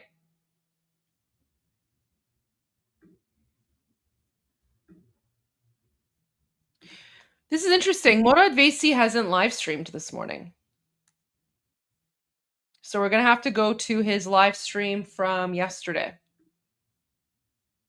This is from last evening, last night. Let me just pull up the banner. Excuse me. So the topic of today's live stream. Let me just translate this so we can have his topic.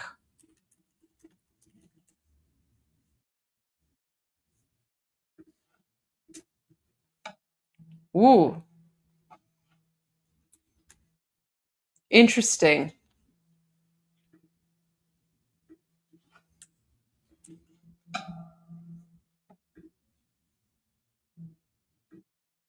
Okay. So the topic of Morad Vesi's analysis or live stream from last night is latest U.S. military deployment in the region / Trump, we will wait a little for an agreement. So. درود بر شما. Oh, let me add the subtitles here.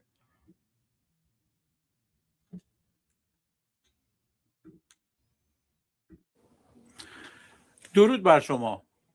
بامداد چهارشنبه 16 اردیبهشت 2585 در ایران و شامگاه 5 می 2026 در شرق آمریکا. دونالد ترامپ رئیس جمهور آمریکا دقایق پیش اعلام کرد که اجرای پروژه آزادی یعنی باز کردن تنگه هرمز رو مدت کوتاهی به تأخیر میندازه. دلیلی که براش اعلام کرده پاکستان و بعضی از کشورهای دیگه از ما خواستن که یه فرصت بدیم به دیپلماسی. پاکستان با ما میانجیگر گفته پیشرفتم کردیم در دستیابی به یک توافق کامل و نهایی با You know what? Actually, I forgot. There's something else that I wanted to watch before this. Sorry, guys. My bad. I had this lined up ready to go and I completely forgot. Guys, I don't know why, like I'm so sleepy right now. But I wanted to watch Mark Levin. He put out a podcast called Terror Mothership, and the subject is, are foreign governments influencing our country from within? I believe they are, and I'm going to explain exactly how. So in this episode of Liberty's Voice, I lay out how countries like China, Qatar, and Iran and others are pouring billions into the United States. Actually, I've spoken about this several times. So we're going to watch this because this is so important right now. Foreign governments pouring billions of dollars into our country. Qatar, Iran. This, guys, this is also going to explain why there are certain groups within the United States who are incredibly anti-USA and also like pro Islamic terrorism. Okay, they've literally been indoctrinated. Was Saudi Arabia. We have foreign governments pouring billions of dollars into our country. Qatar, Iran was Saudi Arabia, Communist China. Some of them do it openly. Some of them are more oblique. Some do both, like China, like Qatar and others, using birthright citizenship, using spies, using cyber and everything else they can use. They've been using TikTok to reach our youth, to destroy our colleges and universities, just like Qatar, which has bought off so many college administrators and administrations, and easily so, since so much of the faculty is Marxist and more Islamist. The Muslim Brotherhood is active in the United States of America. It is the terror mothership for jihadi Islamism.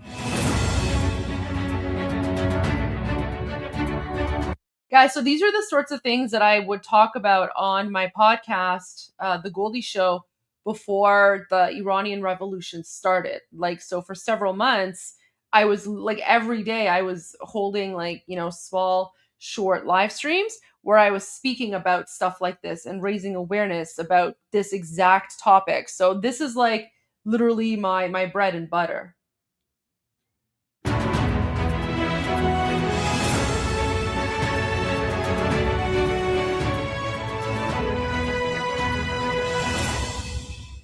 Welcome, America. I'm Mark Levin, and this is Liberty's Voice. Thanks for joining us on Rumble and YouTube, and I hope you'll send the link out to as many people as you can. Today's show is very important, very, very important. I think we've seen a transition in the political spectrum and the political nature of things. And by political, I mean sort of the Aristotelian Greek view of political, that is, bigger than politics per se, meaning societal and cultural. And I think we've seen a shift, and it's a very worrisome shift. We used to talk about left versus right, conservative versus liberal, that sort of thing. I think that's changed now, and for the worse. What do I mean by that? I think it's we constitutional conservatives versus fill in the blank. Okay, let me explain. I've talked at length about the Marxist-Islamist fusion. I wrote about it in On Power. I discuss it on Fox, I discuss it on radio, and I've mentioned it here during the programs that we've done as well. This means that Marxism and Islamism, they have the same means. They want to destroy the West, especially they want to destroy America. They want to destroy our system of government. They want to destroy our notion of tolerance and diversity. And by diversity, I'm not talking about DEI. I'm talking about diversity of thought and so forth and so on. Yep. The American experiment is unique in human history. In human history, and Ronald Reagan was right when he said we're one generation away from losing our freedom. And this is the generation now that has to fight for it. We have not just external enemies, we have internal enemies, the enemies within. We were warned about the enemies within. Abraham Lincoln didn't use that phrase, but in his Lyceum speech in 1838, that's what he was talking about. But he wasn't the only one.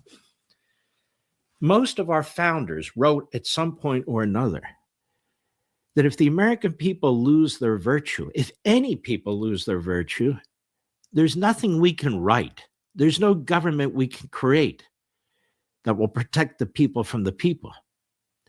Now, I'm happy to report to you that the vast majority of Americans remain patriotic, pro-American, believers in individual liberty and in checks and balances when it comes to the use of power. We don't believe in mobocracy, and we don't believe in centralized autocracy. But we're having to fight for that now. We're no longer fighting over issues, whether we support some kind of an entitlement program or a tax increase or a tax reduction or something like that. We're now fighting over a republic. The republic. The principles of the Declaration. The Judeo-Christian belief system. The Enlightenment. This is basic stuff that was always embraced and accepted. It was taught in our schools. It's not taught in our schools anymore. It was promoted by our media. It's not promoted by our media anymore. So things have changed radically and for the worse. But it still appears that the people love our country, you, Mr. and Mrs. America, and don't want to throw it to these radical ideologies and so forth. So I've talked about the fusion of Marxism and Islamism, and I've explained at great length in several books, on radio, on TV, and now here, the incompatibility of Marxism and Islamism with Americanism. Americanism, not populism, not nationalism, Americanism. Little r republicanism. And we've talked about that. So what's different?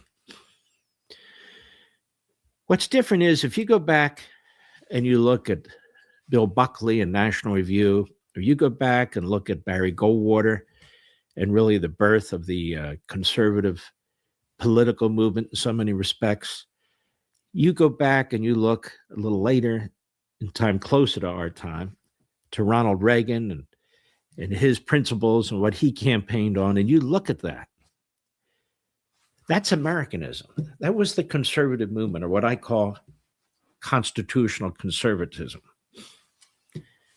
Constitutional conservatism, Americanism, patriotism, our whole system, the whole basis for our founding, is under attack, not just by the Marxist Islamists, not just by the Democrat Party like never before, but by the woke Reich. Woke, R-E-I-C-H. Some people call it the woke right. Why do they call it the woke right? Most of these people in the so-called woke right, they've been in entertainment, they've been broadcasting, they've been comedians, they've been whatever they've been. They've never been part of American conservatism, not in their writings, not in their thinkings, certainly not in a sustained way. Some never, others put their toe in it for a period of time and have since moved on.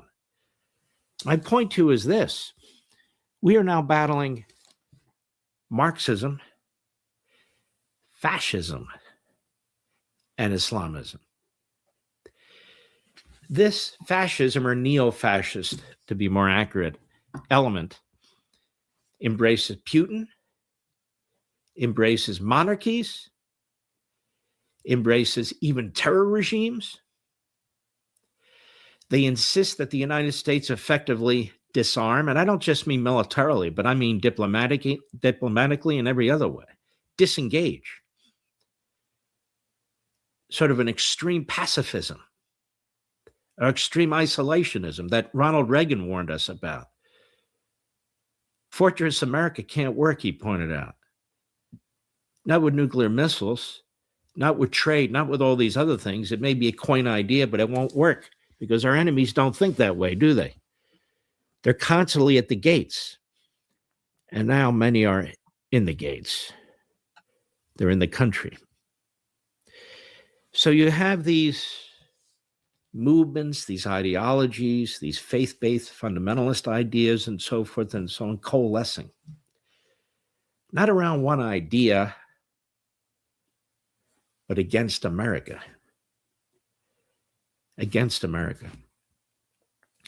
And only you stand between them and our country. You watching this podcast right now, and others who love America, people of deep faith, who believe in the Judeo-Christian belief system,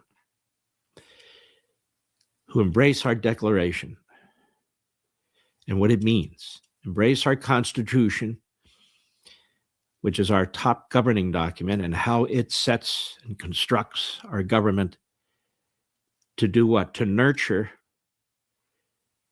the individual, the consent of the governed, a government, but not a tyrannical government. That's the American experiment, as it's called, and it's under attack. We have foreign governments pouring billions of dollars into our country. Qatar, Iran was, Saudi Arabia, Communist China. Some of them do it openly. Some of them are more oblique. Some do both, like China, like Qatar and others. The Muslim Brotherhood is active in the United States of America. It is the terror mothership for jihadi Islamism. Communist China is active in our country, using birthright citizenship, using spies, using cyber and everything else they can use. They've been using TikTok to reach our youth, to destroy our colleges and universities, just like Qatar, which has bought off so many college administrators and administrations, and easily so, since so much of the faculty is Marxist and more Islamist. Then we have Russia. Russia is a little more thuggish in its approach, but its approach is effective nonetheless.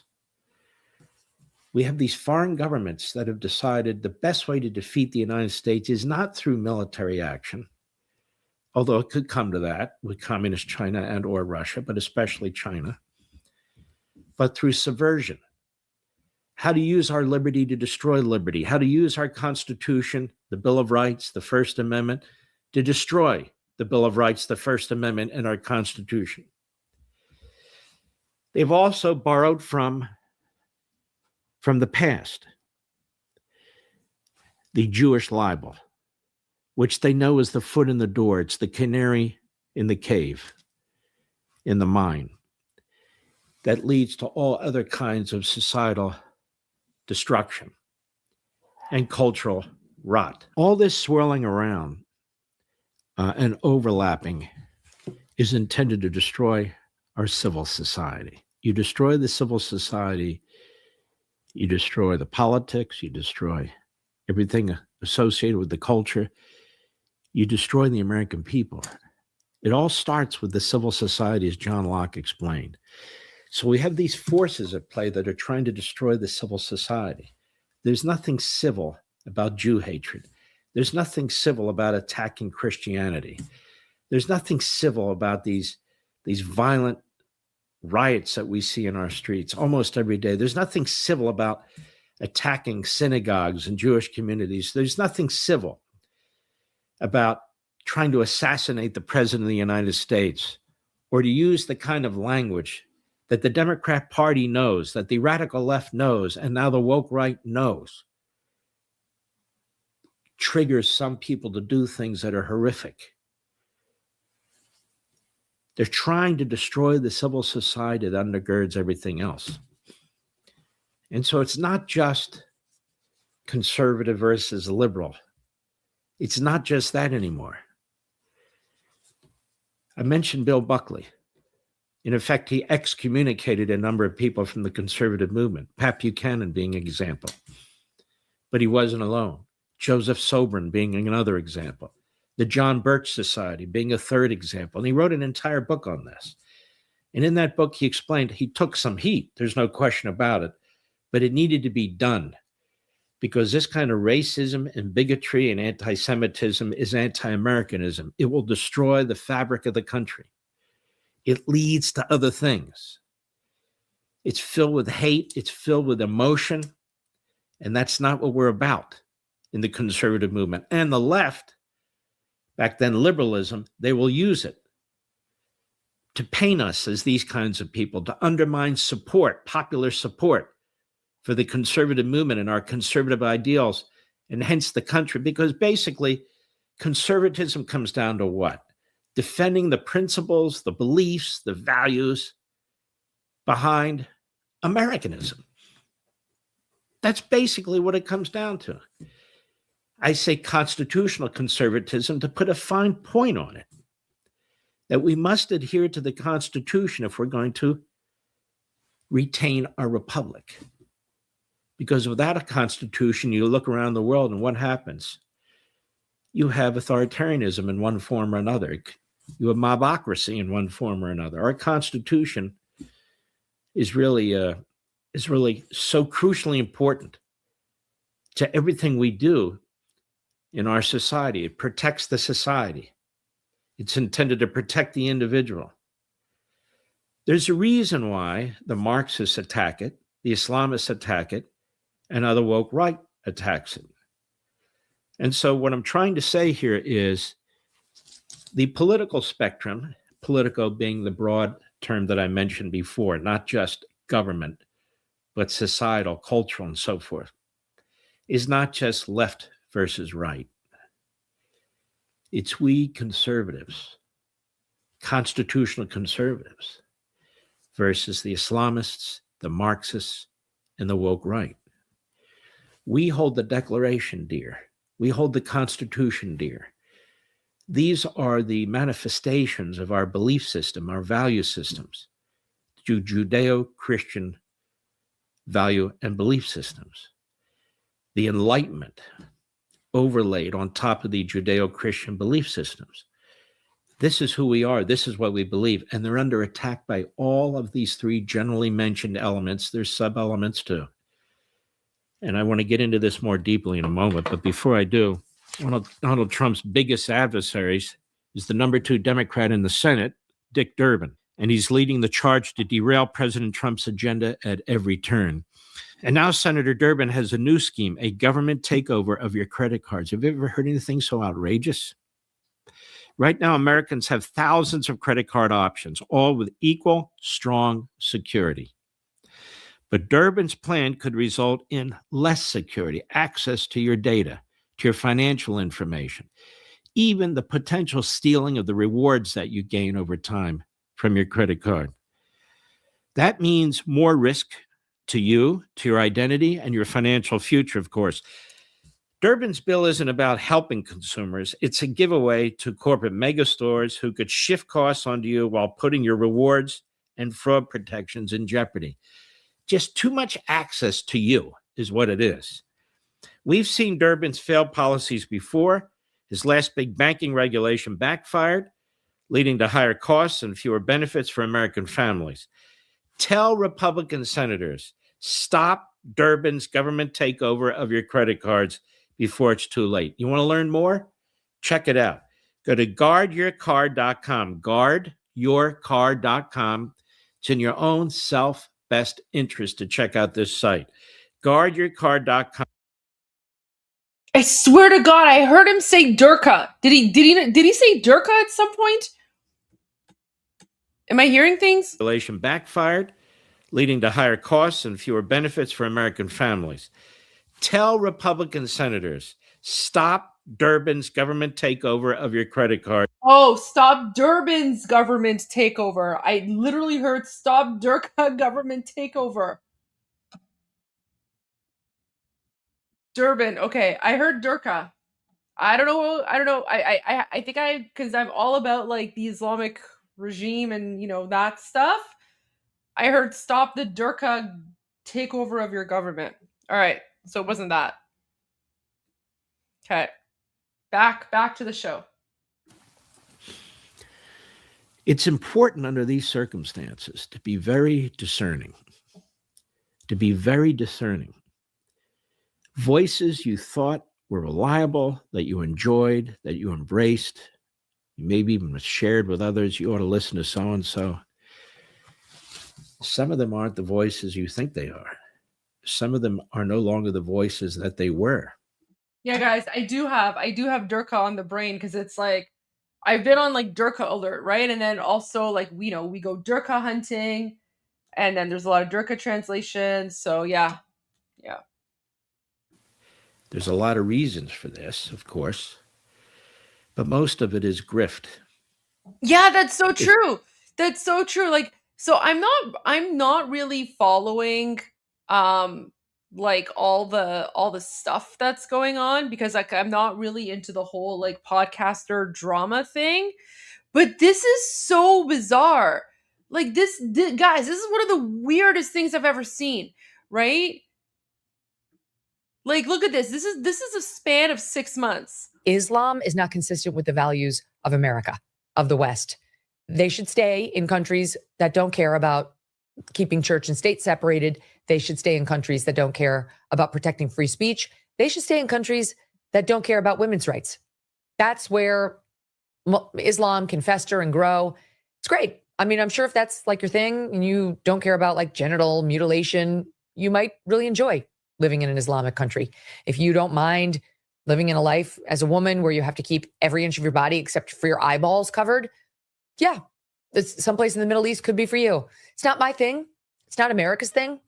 And it's not a thing that we should want or encourage in the West. I think he's understanding there may be some new listeners over here. You know, like he's gotten very, very popular lately, I read, with Muslim viewers.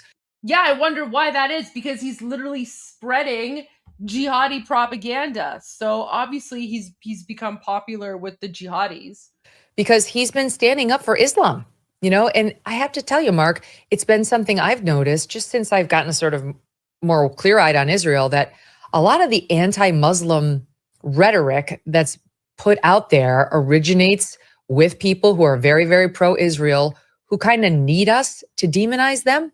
Right. And I've taken a look recently at my own rhetoric on this to say, like, have I been manipulated? I want to make sure I'm not getting manipulated. There's no such thing as Islamophobia. You are not only entitled to, quote, fear Islam, I would argue it's your duty as a Christian to stand up and fight against it.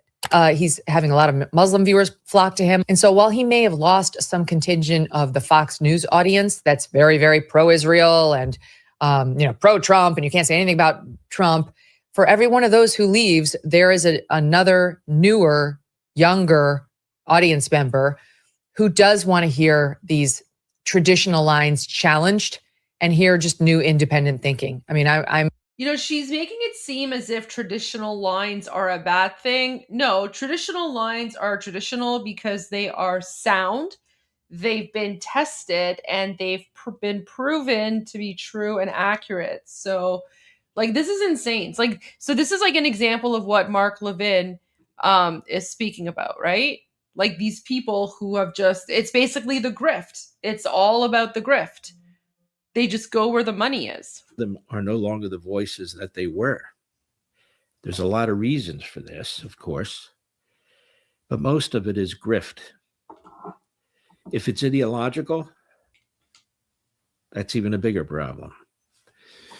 But it's all out there right now. The world of the internet, the world of the podcast, is the world of the cowboy. And I like cowboys. I like to watch Westerns. You'll notice when I wear my jacket during most of my Life, Liberty, and Levin programs on Fox, I have a pin right here on my right lapel. And what is it? It's a John Wayne pin, a very rare John Wayne pin that I won at an auction because I really wanted it, and I wanted to wear it because I'm a big John Wayne fan and I love his movies. I'm not talking about that kind of cowboy. I'm talking about no rules. Now, you might say, well, we like no rules. No, we like limited rules, basic rules. There need to be rules, or you don't have a civil society. There need to be rules, or you have anarchy and chaos. There need to be rules, or you have mobs and mobsters. It just depends on what kind of rules. And so for the rules based on our belief system, That's one thing. Rules based on tyranny, that's quite another thing. And it all depends, doesn't it? We discussed this at length over time too. But there are no rules. Now, when I do radio, and I've done radio for 24 years, Mr. Producer told me starting yesterday, 24 years, there are rules. And the rules are good rules. You can pretty much say what you want within a structure. No cursing. No cursing. No libel. You can challenge people. You can call them out. You can expose them, but you better be sure you're right about what you're saying, and so forth and so on. No racism. No bigotry. No anti-Semitism. No Christian bashing. You can tell the truth, and that'll lead you wherever it leads you. But that's different than libeling people, libeling groups, and so forth and so on. When it comes to this format, here's the difference. The individual has to self-govern. In other words, the individual has to be relatively mature, thoughtful, intelligent. So they're not just coming behind a microphone, dropping F-bombs, throwing out crazy conspiracy theories, attacking ethnic groups, religious groups. You can talk about what certain writers say of an ethnic group or a religious group. You can clearly talk about what certain scholars say, or priests or rabbis or pastors or what have you. That's intelligent talk. Actually, it doesn't even have to be that intelligent. But when you are trafficking in grotesque racism and bigotry, anti-Semitism, anti-Catholicism, anti-Christianity generally, and so forth and so on, and you're just full of bluster, and you're just out there trying to gain as many viewers all over the world as you possibly can, most of whom are haters and so forth and so on, that's a problem. And that's what's going on. And it's going on big time. And the platforms don't seem to give a damn. Now, I'm not going to do this again. I did it a week or two ago, but there's free speech and there's free speech. There's protected free speech. What's protected free speech? You're protected from the government and you're free to speak. Freedom of speech, freedom of the press, the First Amendment. What's interesting about that is the First Amendment did not apply to the states when the Bill of Rights were first adopted and ratified. It applied to the national government, the federal government, we call it today.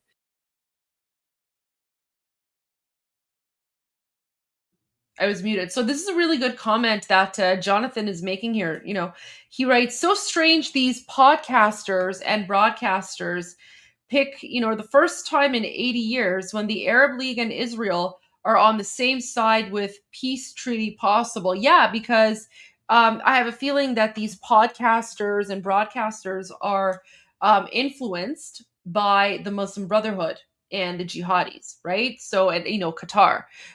You guys have to remember, these podcasters are not legitimate, right? And a lot of people make the mistake that, oh, this person has like X million followers, therefore they must be legitimate. And people just assume that these people follow journalistic integrity.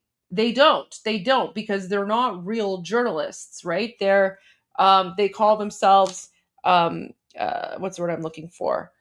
They're opinion people, right? Like they're commentators. They're commentators. They're not journalists, right?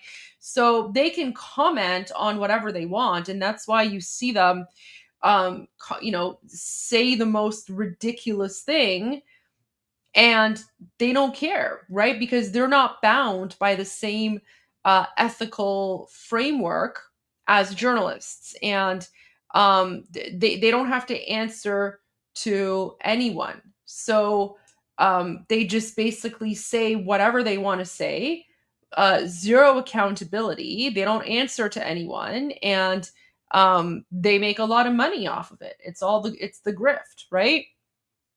And they just assume that because they have like a big following, that they're relevant somehow, and that they're knowledgeable. Which is unfortunate because, in this day and age, our society has become all about, oh, okay, if this post has more likes than the other post, then that post must be accurate, right? Like, people, unfortunately, are, they look at the popularity of a post as whether or not that post is legitimate or real or accurate. It's kind of scary, actually, how like a lot of people are being manipulated to think or act a certain way simply because of the number of likes certain posts are getting. And we have to keep in mind there's a lot of bots out there, right? Like, the Islamic regime literally engages in cyber warfare, which means they employ bot armies to go out and amplify accounts and posts that promote their message. And a lot of people don't know that. So Patent 360 Games 3 says, do you believe the Islamic Republic will accept the deal, or is it back to boom boom time? I think it's back to boom boom time. I don't think the Islamic Republic is going to accept the deal. Even if certain elements within the Islamic regime accept the deal, there are other elements that will not, because they want to fight. They want to go to war. So I believe President Trump is taking advantage of this internal infighting. Even if, let's say, the Islamic Republic was going to accept the deal, President Trump and his administration already know that you cannot trust them, and that whatever deal they accept, and guys, keep in mind, the deal is unconditional surrender, right? The deal is unconditional surrender, which Islamic regime can never agree to in practice. But the Supreme Court incorporated the Bill of Rights, or most of the Bill of Rights, through what they called the incorporation doctrine, and applied it to the states. But before that, there were all kinds of lawsuits flying left and right on libel. And politicians could bring them, public officials can bring them, and they had a shot at winning and so forth. It was all a state matter. It was not a national matter. But now it's been nationalized. So I just want to give you that little piece of history, because people say, what about the First Amendment? If government's not involved, it has nothing to do with the First Amendment. It has nothing to do with the Bill of Rights. The Bill of Rights protects you from government. It doesn't protect you from one citizen against another. You have state laws for that. You have some federal laws for that, and you have litigation for that.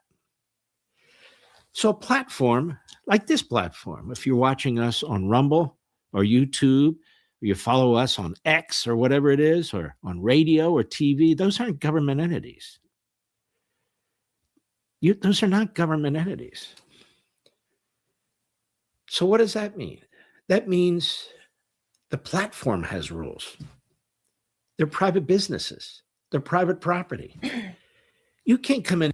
Guys, so just really quickly, also really interesting. So I'm just keeping an eye on X and starting to see some posts. Now, this is unverified, so we have to wait for actual verification. But apparently, there are some rumors that the USS Boxer is going to arrive to its destination in the next 1 to 3 days, after weeks of exercises and a long trip from San Diego. Over the past month, we had nonstop U.S. Air Force cargo planes flying into the region.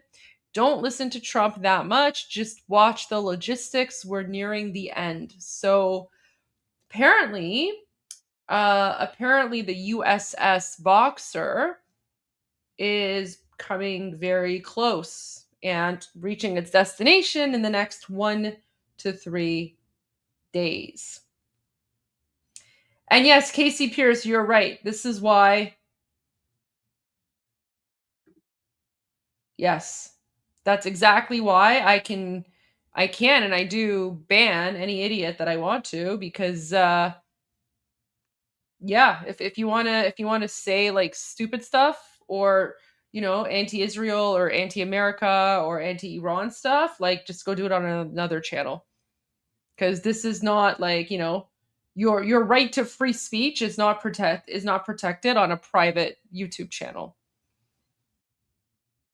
And say, you know what? I have every right to be here and nobody can do anything about it. No, that's not true. It's just like a restaurant or a department store or your private home. Yes, I own it. Get the hell out. Oh, someone is asking if 2C has done his show yet. No, 2C has not. I'm also keeping an eye on 2C. Haven't seen anything from him yet. Ooh, excuse me, sorry. My apologies. Man, oh man, oh man. Something about the weather today. There's something about the weather. Yeah, no, nothing from 2C yet, but I will keep you posted. Yeah, I mean, there's freedom of speech, but not freedom of consequences, right? I mean, you have the freedom to say whatever you want to say, and I have the freedom to not want to listen to you if I don't want to hear you talk, right? Like, you can't force your speech on someone. Businesses. They're government entities. Right. Like that, and you have litigation for that. You've got just a national matter. But now it's been nationalized. So I just want to give you that little piece of history because people say, what about the First Amendment? If government's not involved, it has nothing to do with the First Amendment. Exactly. It has nothing to do with the Bill of Rights. The Bill of Rights protects you from government. Yep. It doesn't protect you from one citizen against another. You have state laws for that. You have some federal laws for that. And you have litigation for that. So a platform like this platform, if you're watching us on Rumble or YouTube, or you follow us on X or whatever it is, or on radio or TV, those aren't government entities. Those are not government entities. So what does that mean? That means the platform has rules. They're private businesses. Okay, this is a really funny comment. Just don't yell hi to Jack in an airport. Yeah, don't do that. Especially if if you look Middle Eastern. Bad idea. Bad idea. They're private property. You can't come in and say, you know what? I have every right to be here and nobody can do anything about it. No, that's not true. It's just like a restaurant or department store or your private home. Yes, I own it. Get the hell out of here. That's perfectly legitimate. That's not squelching speech. That's squelching somebody who may be a nut or who may be, a conspiracy theorist or who may be pushing an agenda, a violent agenda, and so forth and so on. There's no requirement that that person be platformed. But we don't have rules that are really complied with or followed, do we? There's some rules out there, but they don't seem to be enforced.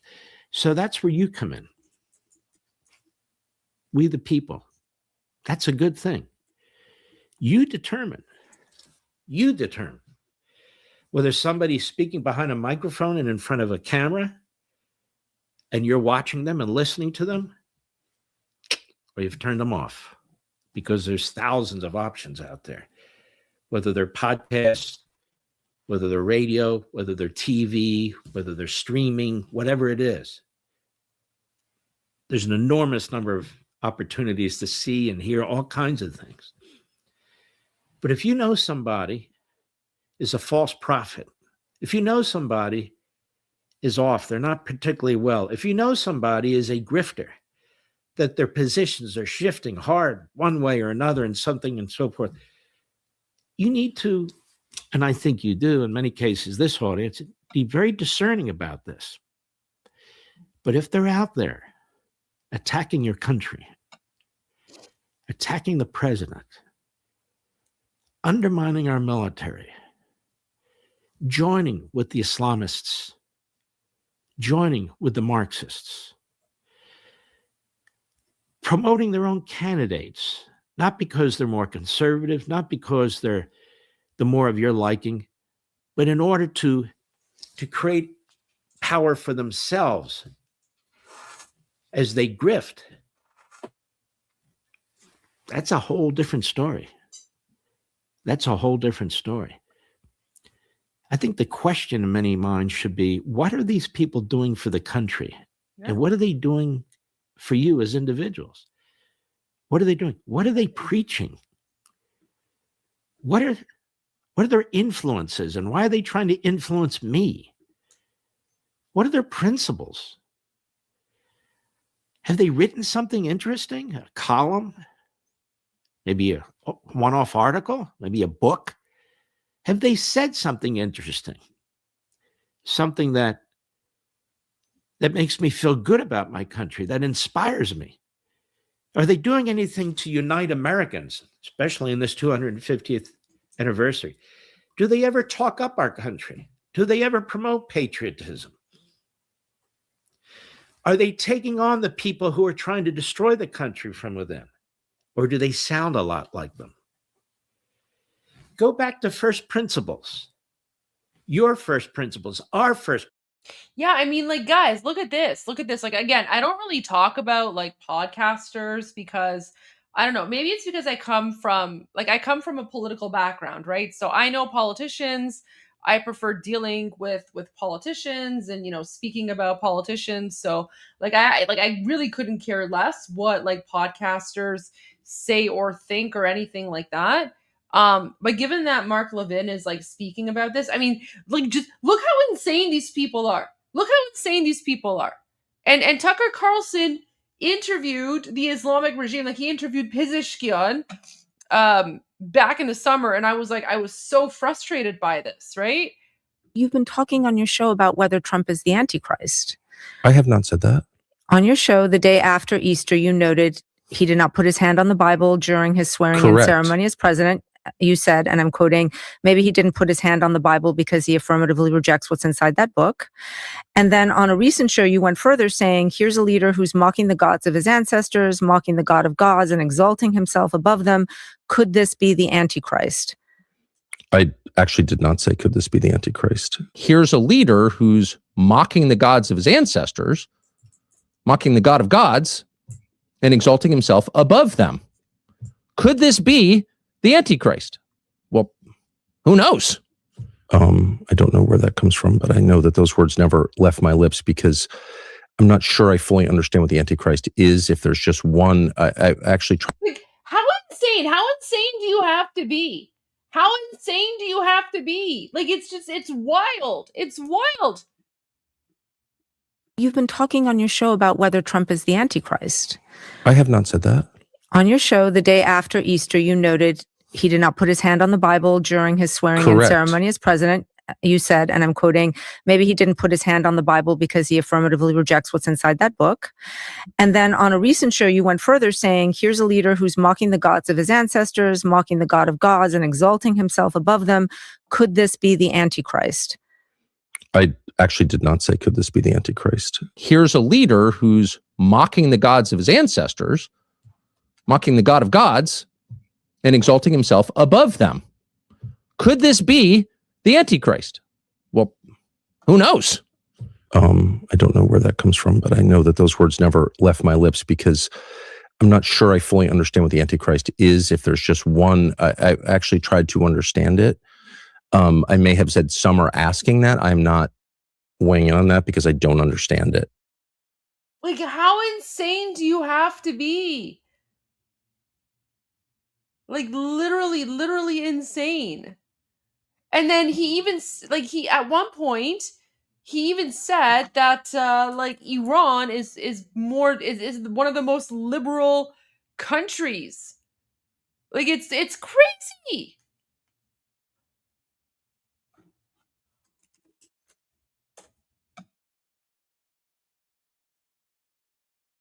Where was it? Oh, here we go.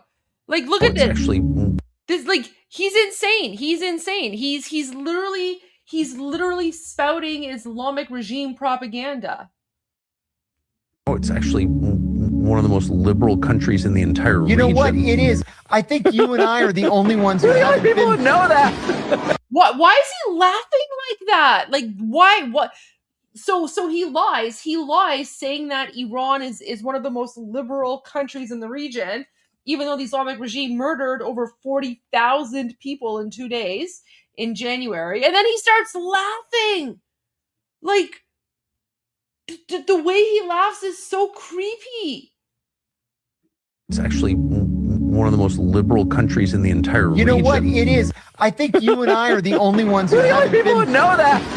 Yes, and we haven't been to Iran. So many of my friends have been to Iran relatively recently, before the hostilities began, and they posted videos on YouTube of just walking down the street in Tehran, and the restaurants are open, and the cafes, and there's music, and people laughing, and having late dinners, and it's just normal life. It's just normal life. One of the most liberal countries in the entire region. You know what? It is. I think you and I are the only ones who haven't people been. would know that. Yes, and we haven't been to Iran. So Wow. So apparently, just because, the country isn't a third world, shithole, right? Just because there are restaurants and cafes open, so that must necessarily mean that Iran is a liberal country. Oh, guys, there you go. There you go. So how you can tell if a country is liberal or not is whether or not you have like a Starbucks or like a cafe, right? So you have a cafe, that means the country is normal. Like, these people are literally insane.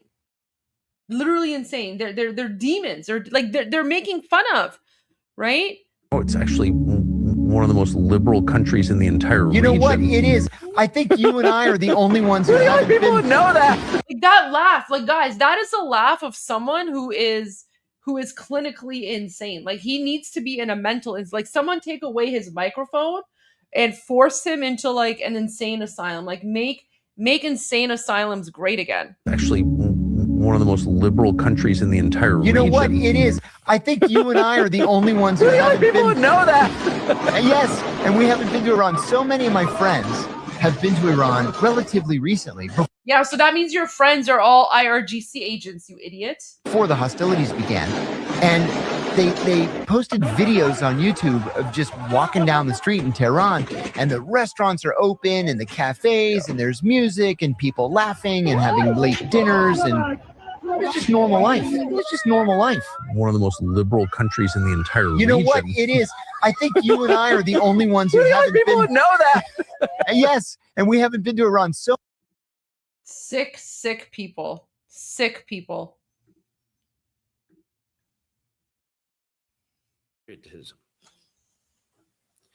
Are they taking on the people who are trying to destroy the country from within? Or do they sound a lot like them?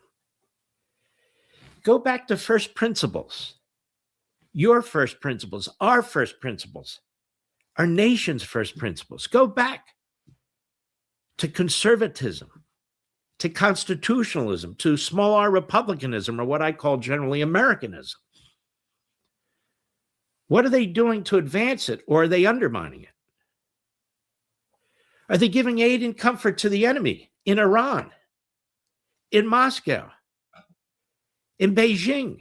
Are they giving aid and comfort to our adversaries who seek to destroy the country from within, the Democrat Party, which I want to get to in a moment, because I've talked now about this other element. I guess we could call it ideological, the Islamist, Marxist, neo-fascist woke right, which are really on one side, and us, we patriotic Americans, on the other. But the overlay here is also the Democrat Party, which complicates it further, and I want to break that down in a moment. What do we got there, Mr. Producer? Oh, yes. Immuno, I always check. Oh no, I was so focused, and then all of a sudden it gets to like a commercial break. Guys, I need to get some sponsorship so that I can do like a commercial break too, right? Like, Armin and I could, be like talking about, like, I don't know, Durka, whatever, and then I'll be like, hey Armin, guess what? This reminds me of Selection Water. Ozonated, 100% natural. Selection Water. Use the code link Durka. Use the code link Durka to get 10% off your first order of no-name brand selection bottled water. Coming from Amaranth Township, Ontario, Canada. 0 calories. There you go. There's my commercial break. I mean, it makes sense, right? Like, guys, everyone has to do it. That's how you make money, right? Push-Up says, stop it, Goldie. We all know Iran protects Christians from Israel. I heard it on podcast, so it must be true. Yeah, exactly, right? Everything that people say on a podcast must be true 100% of the time. Sponsor bacon. Guys, I would totally sponsor bacon. If a bacon company wants me to sponsor them, where's the code? The code is just Durka. The code is Durka. There you go. But here, you know what? I'm gonna play my own commercial now. I'm gonna play my own commercial. I'm too sexy for my love. Too sexy for my love. Love's going to leave me.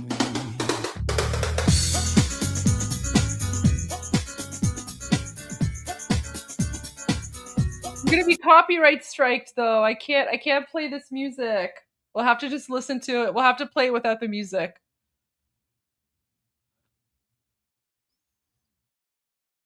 This is my commercial. My commercial break.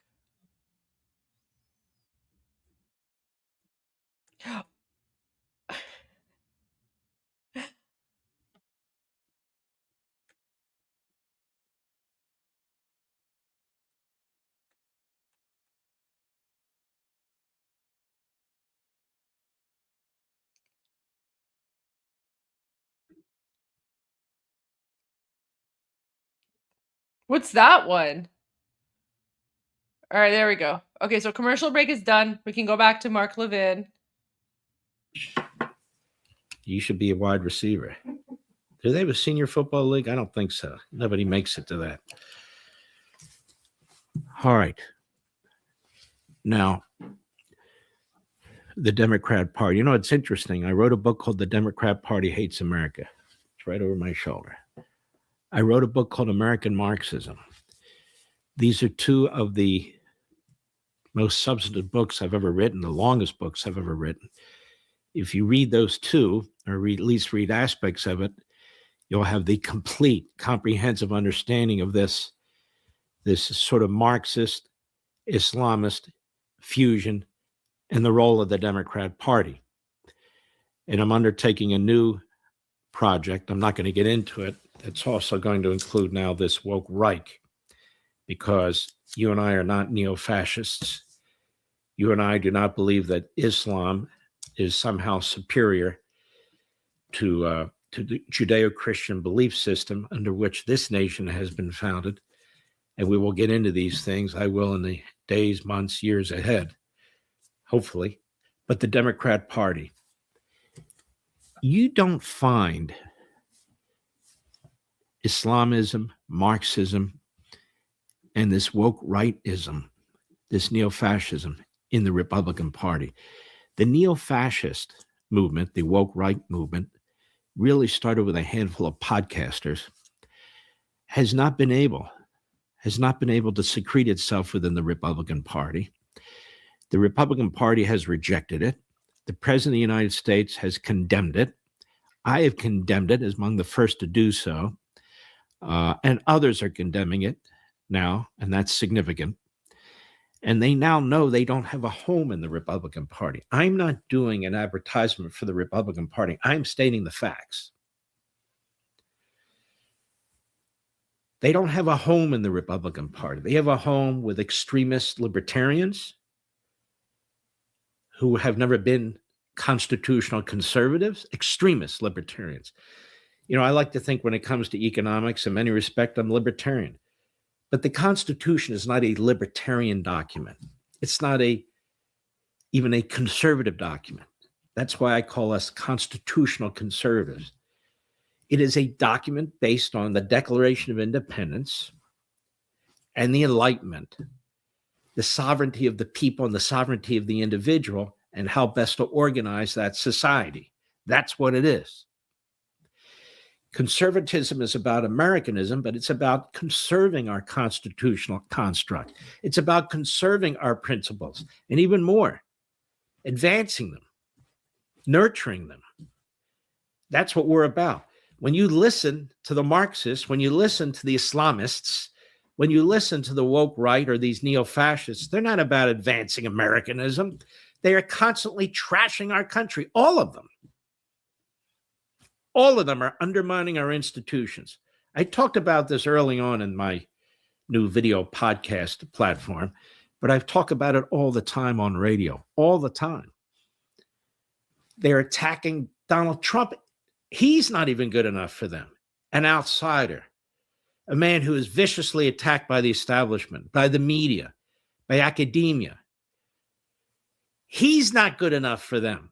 And the reason he's not good enough for them is what? Because he loves America. He loves you, Mr. and Mrs. America.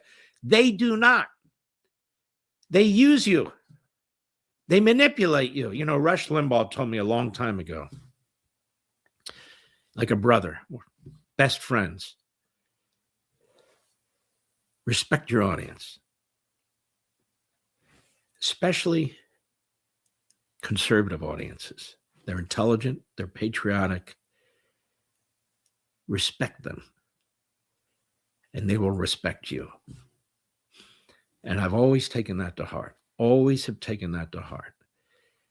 All the noise out there from podcasters, all the noise out there from hosts, all the noise out there from aggregate media sites or actual media sites, it doesn't matter. You matter.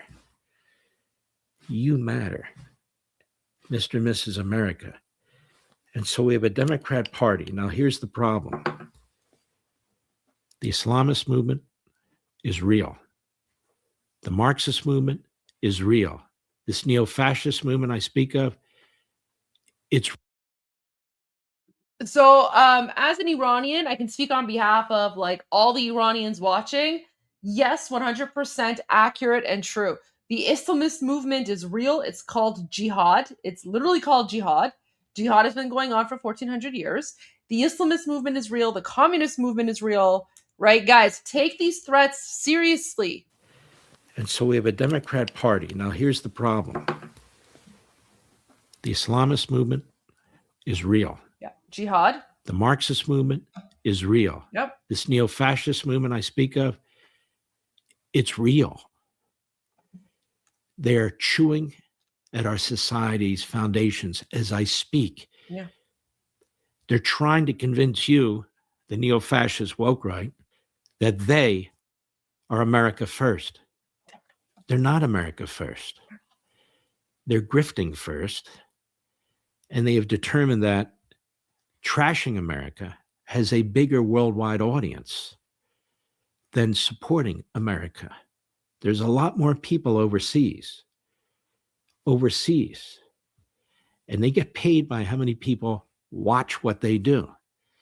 So if you're earnest and you're promoting our history and you're promoting our Constitution and so forth and so on, you may not get 20 million pairs of eyes. But so what?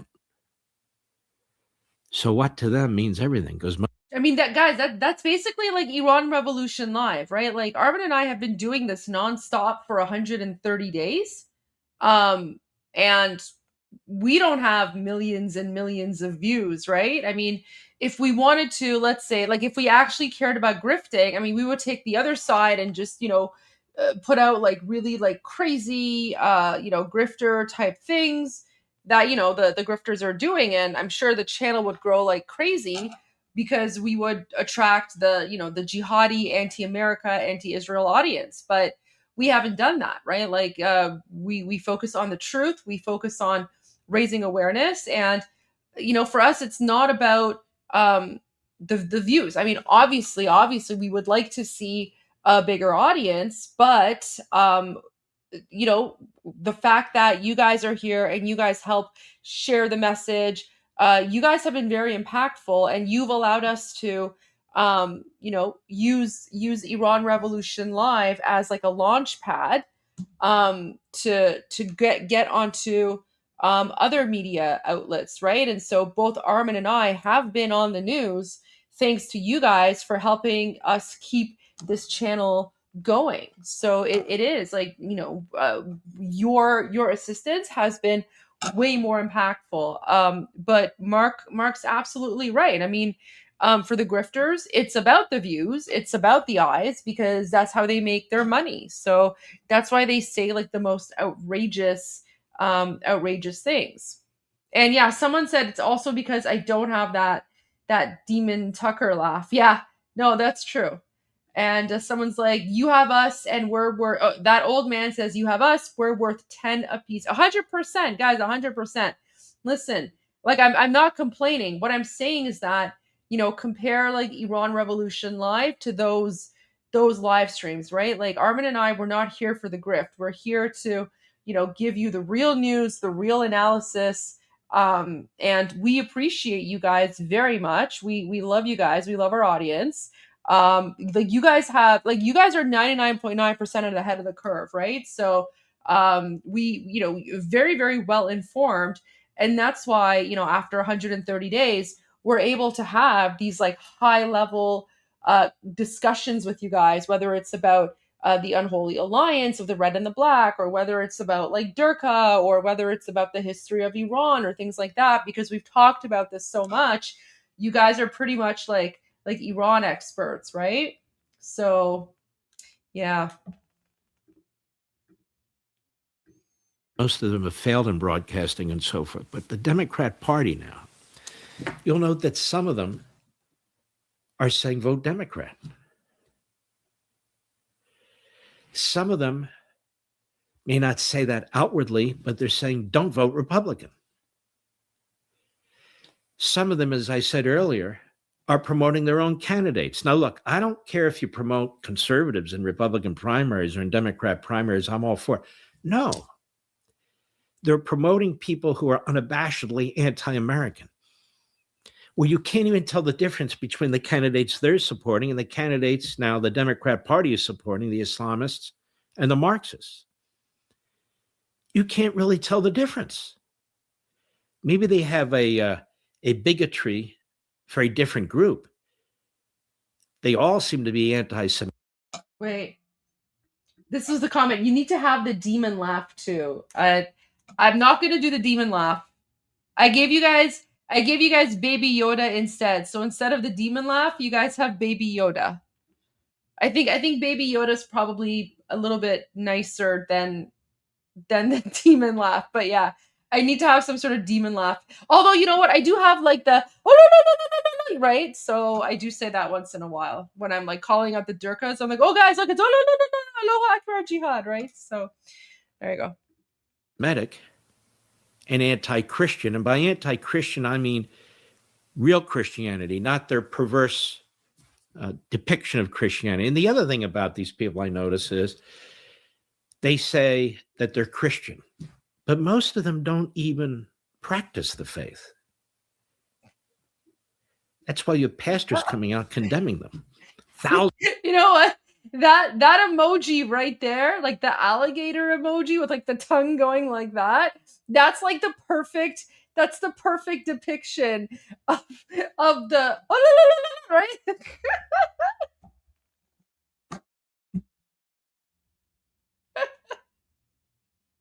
That right there, that's the perfect depiction of that.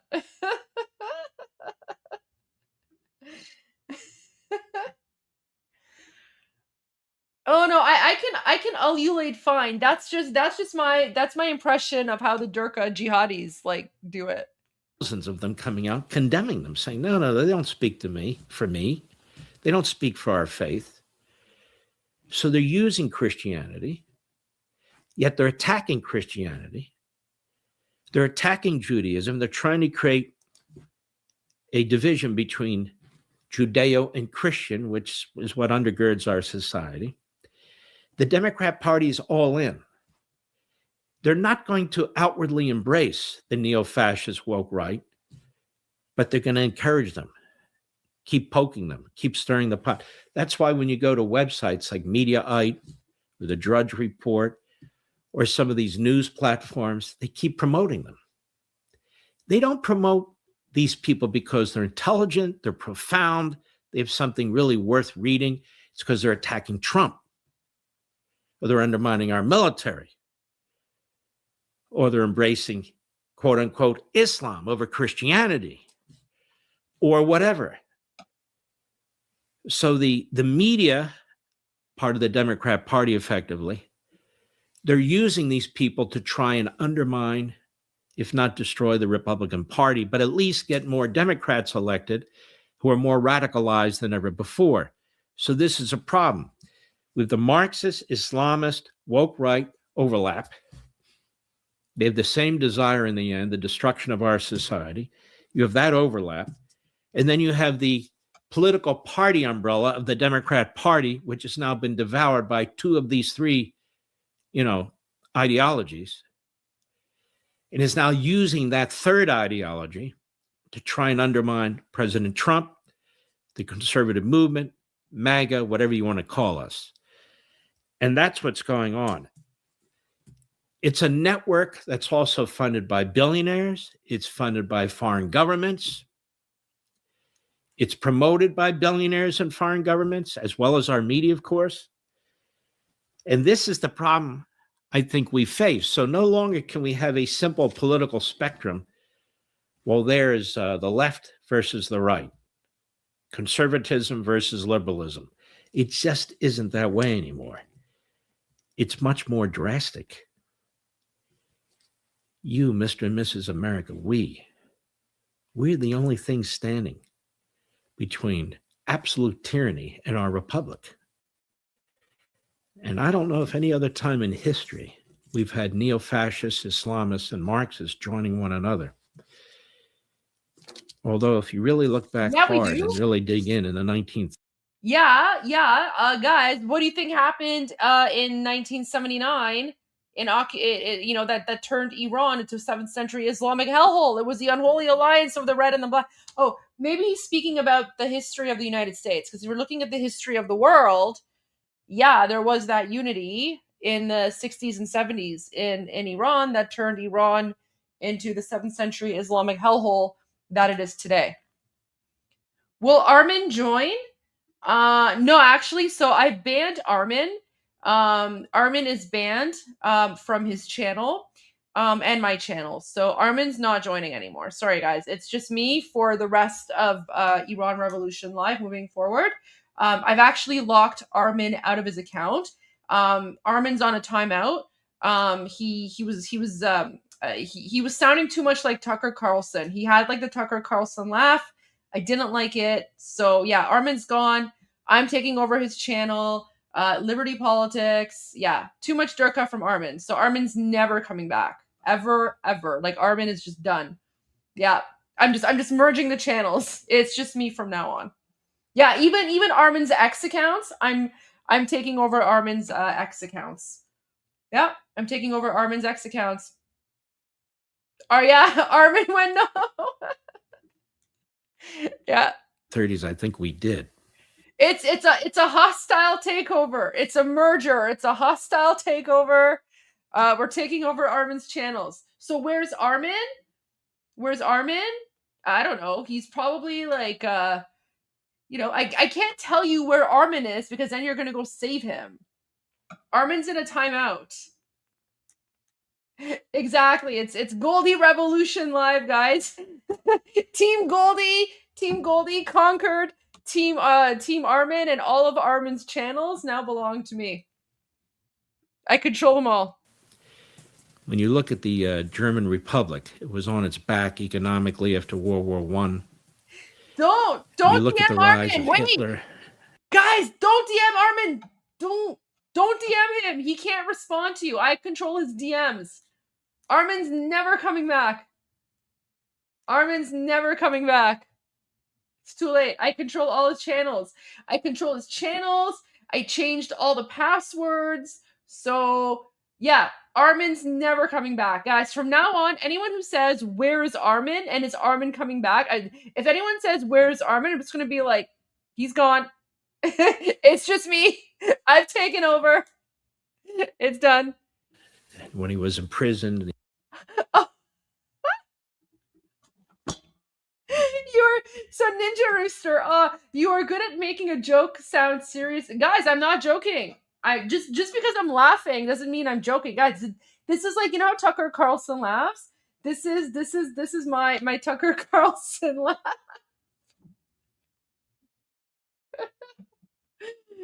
There you go. I'm not joking. I'm dead serious. Armin's gone. He's never coming back. Armin is banned. I changed all his passwords. He's never coming back.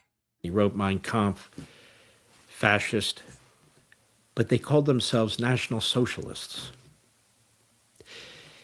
Even though the communists in Germany and the fascists in Germany hated each other's guts, Armageddon. and they are not exactly the same ideologically, the end is the same, isn't it?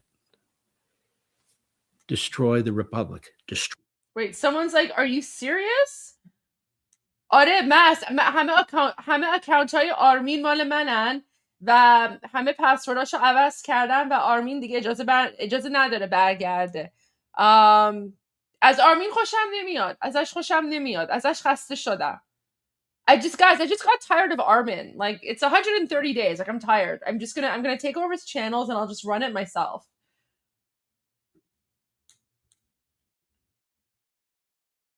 Destroy it, and we'll sort it all out later. But why? Neo-fascists. Wait, why? Because I got tired. I need to find a new co-host. Guys, I need to find a new co-host. So, you know, it's been 130 days, guys. Come on.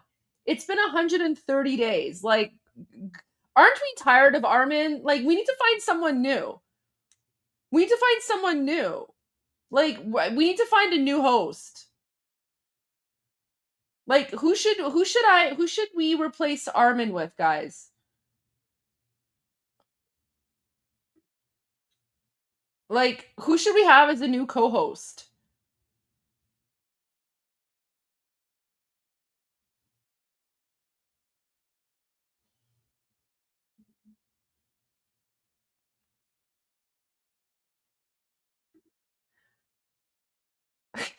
Elika?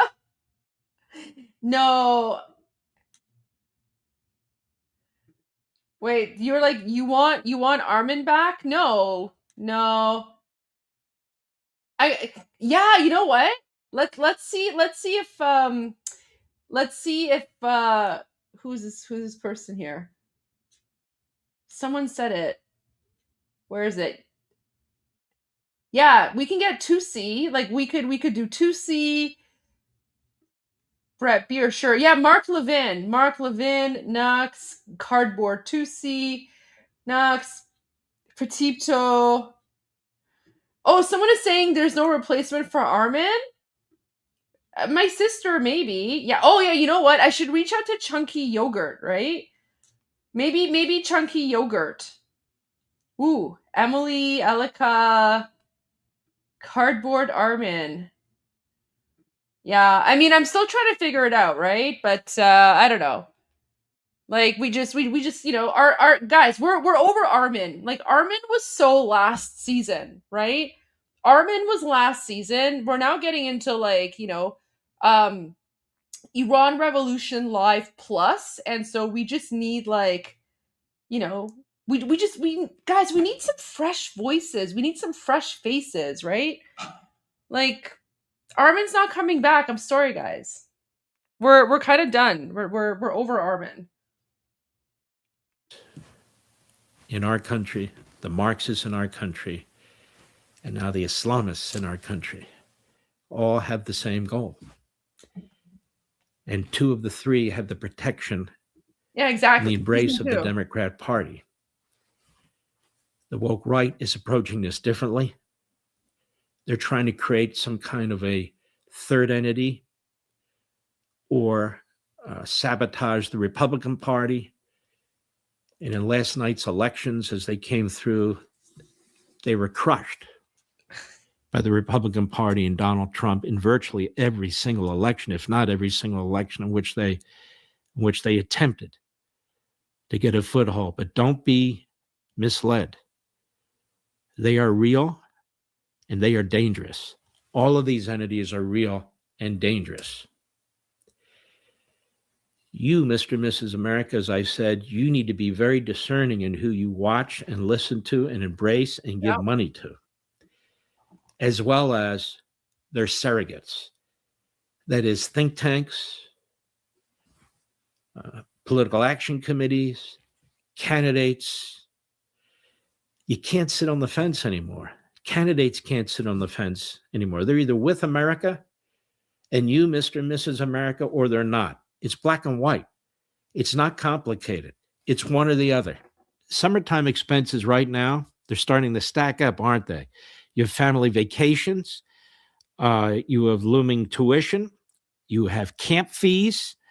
You still have those credit cards with the heavy balance on there, and the interest rates are just crazy. And then if you have a visit to the hospital or to a doctor, those premiums and deductibles are through the roof thanks to Obamacare destroying our healthcare system and the financing that goes along with it. So you're stuck in this, many people, in this high interest debt cycle that I talk about. And I want to help you get the monkey off your back. It's that simple. And you can do this. I've been in this position several decades ago, and it is very, very stressful. Homeowners, American financing is a way. As soon as I leave, it gets to another commercial. Okay, guys, so let's end it here. In honor of this week possibly being like a boom boom week, I know a lot of you have asked me to exactly, like as soon as I disappeared, you see an ad. So anyways,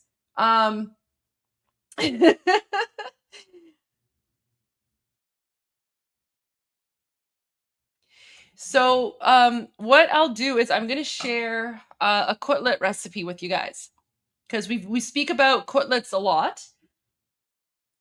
No, we're not done. Well, we're not done for the day. I'm waiting for my new co-host to come back. And then we're going to do some like Durka News Network as well. But let me just share this cutlet recipe with you guys. It's in Persian, but you guys can pretty much follow along. سلام. امروز میخوایم با هم کتلت درست کنیم. یک کتلت ترد و خوشمزه اصیل ایرانی با گوجه سرخ شده و این سیب زمینی‌های خوش. So we have cutlet with like fried tomatoes and of course French fries. So she's going to give the recipe for the cutlets. رنگ لذیذ. کتلت گوشت ساده و سنتی اصیل ایرانی یک کتلت بی‌نهایت خوشمزه و پر از خاطر است. So she's like, the traditional cutlet is just, very delicious and has a lot of like childhood memories. Cutlet is basically like Iranian hamburger. Iranian ground beef patties. که کوچیک و بزرگ هم عاشقشن.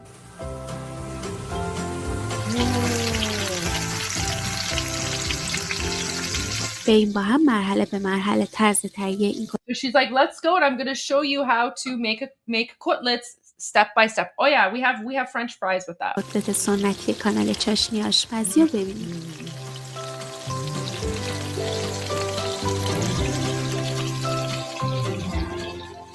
مواد لازم: 5 عدد سیب زمینی متوسط که وزنش حدوداً 750 گرمه. So basically potatoes, onions, ground beef, and then these are the various spices, which is like salt, pepper, turmeric, and advieh. 2 تا پیاز متوسط، 400 گرم گوشت چرخ کرده و ادویه ها شامل 2 قاشق چایخوری زردچوبه، نصف قاشق چایخوری یا 1 قاشق چایخوری سرسا فلفل سیاه. So we all have like, we all have different variations on this recipe, right? So like in the version that I make, I actually use more ground beef and I use less potato. Like I don't like the ratio of potato to ground beef here, although I can see why there's more potatoes than ground beef.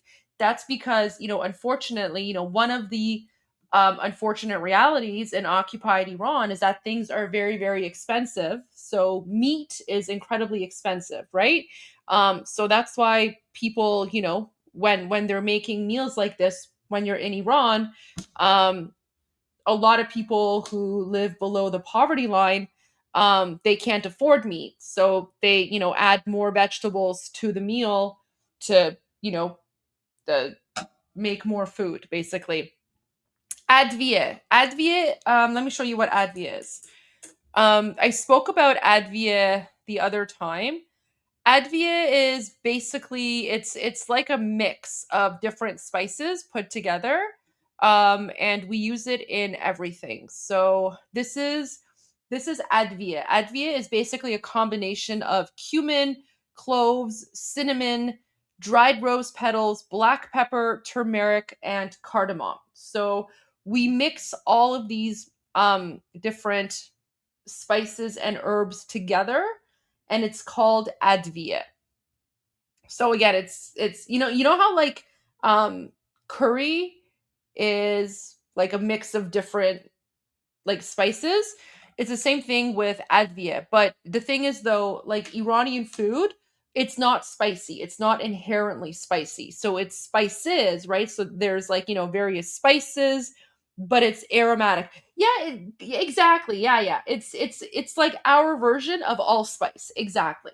It's our version of allspice. That's an excellent way of describing it. Yeah. And we use Advia in pretty much like all of our cooking. Is it like shawarma spice? Yeah. Yeah, it's basically like our version of that, right? But we use it in various meals, right? And of course, shawarma spice is, you know, different ingredients than Advia. So like this is the Iranian version of allspice. Cumin, cloves, cinnamon, dried rose petals, black pepper, turmeric, and cardamom. So that's what the Advia is. Oh, browser lost connection to audio. All right, let me just bring that back here.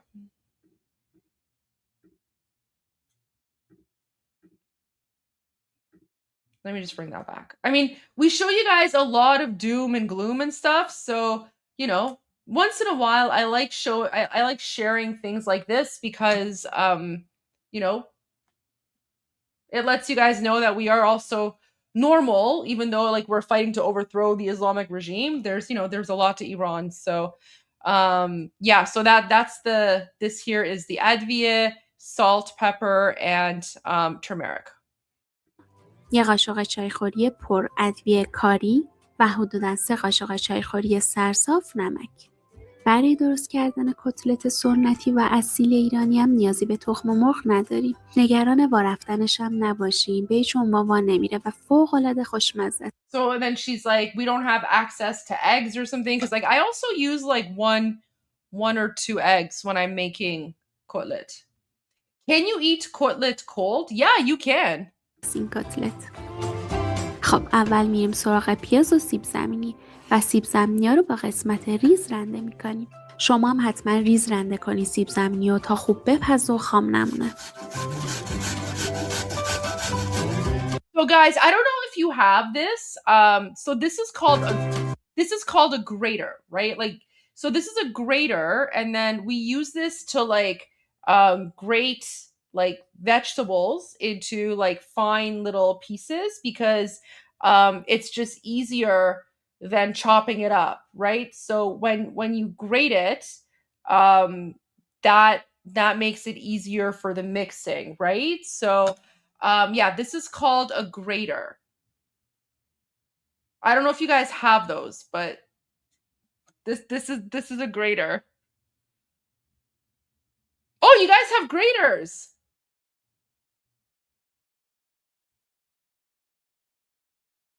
Really?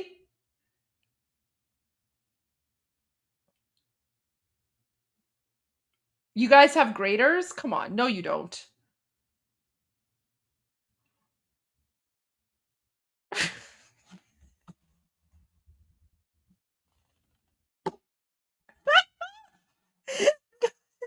Why is it so easy to troll you guys?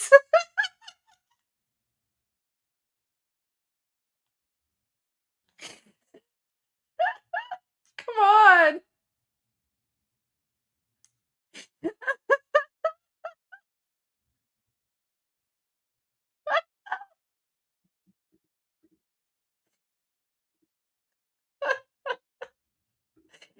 on, guys. Come on. I'm sorry.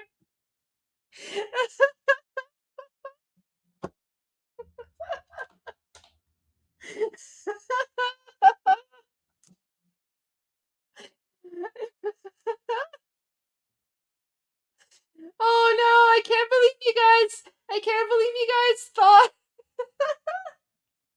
Oh no. Oh no. I'm so sorry, guys. I can't believe you guys thought that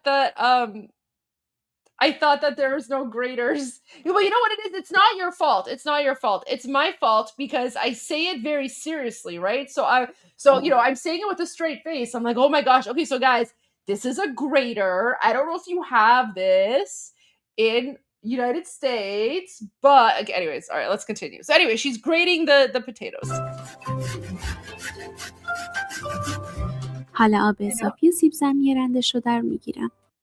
I know, guys. I know I sounded convincing. It's my secret weapon. I'm sorry. میتونید این کار رو بدون صافی هم انجام بدین. فقط حواستون باشه که خیلی بیش از حد آب سیب زمینی رو نگیرین که خشک و تفاله نشه. چون اگه بیش از حد آب سیب زمینی رو بگیریم مغز کتلت بی‌مزه و خشک میشه و اون لطافتی که باید داشته باشه از دست میده. All right, anyway, so you take a little bit of the onion water, or sorry, not the onion water. Like you want to get rid of some of the potato water because you don't want it too watery. Oh, do you guys have plates too? Oh, wow, you have plates. and then she's grating the onions. Same thing, right? And then you add in the beans. و زردچوب و کاری و فلفل سیاه و نمک هم بهش اضافه میکنم. And then you add in زردچوب باعث میشه که کتلت خیلی خوش رنگ تر شه و کاری هم باعث خوشت رو Although it's missing eggs. It's missing eggs. It's also missing a little bit of garlic powder. Like I like to add a little bit of garlic powder as well to my cutlet. خب حالا موادم خوب با هم ورز میدم تا کاملا یک دست و مخلوط شه و گوشت و سیب زمینی به حدی مخلوط شه که سیب زمینیم خیلی مشخص نباشه داخل موادم. دلیل اینکه کتلت خیلی وامیره اینه که مایه کتلت رو به اندازه کافی ورزش نمیدن. مایه این کتلت انقدر چسبنده است که اصلا نیازی به تخم و مرغ نداره. پس اصلا نگران وا رفتنش نباشین و موادتون رو فقط به اندازه کافی ورزش بدین. اگه مواد کتلت شما شل بود میتونین بهش 1-2 قاشق آرد سوخاری اضافه کنین تا منسجم تر شه. And then basically you just take the cutlet and مایه کتلتمو خوب ورزش دادم. و کاملا یک دست و یک رنگ شد و سیب زمینی. Guys, so this is basically it. This is basically no, we don't have breadcrumbs. Although this particular version doesn't have eggs. I would actually add a couple of eggs to this. Like I would crack a couple of eggs and add eggs to the mixture. But that's basically the cutlet recipe. So do we eat crabs? I would so in the southern part of Iran, like close to the Persian Gulf, there's a lot more seafood there, but in like sort of the middle of the country, crab is not like really a thing. But people still eat crabs, right? The eggs are usually the binder here, but the potato helps as well. And then basically you just fry them and then you eat them.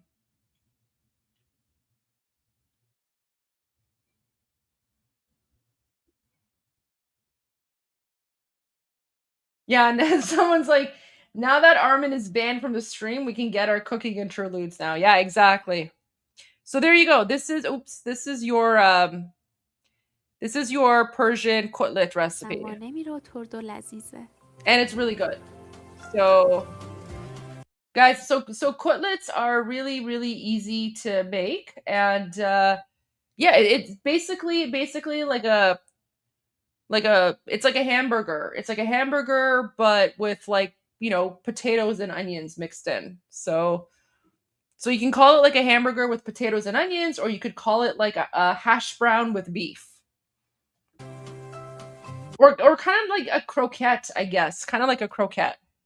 But this is like the, Iranian version of like a hamburger.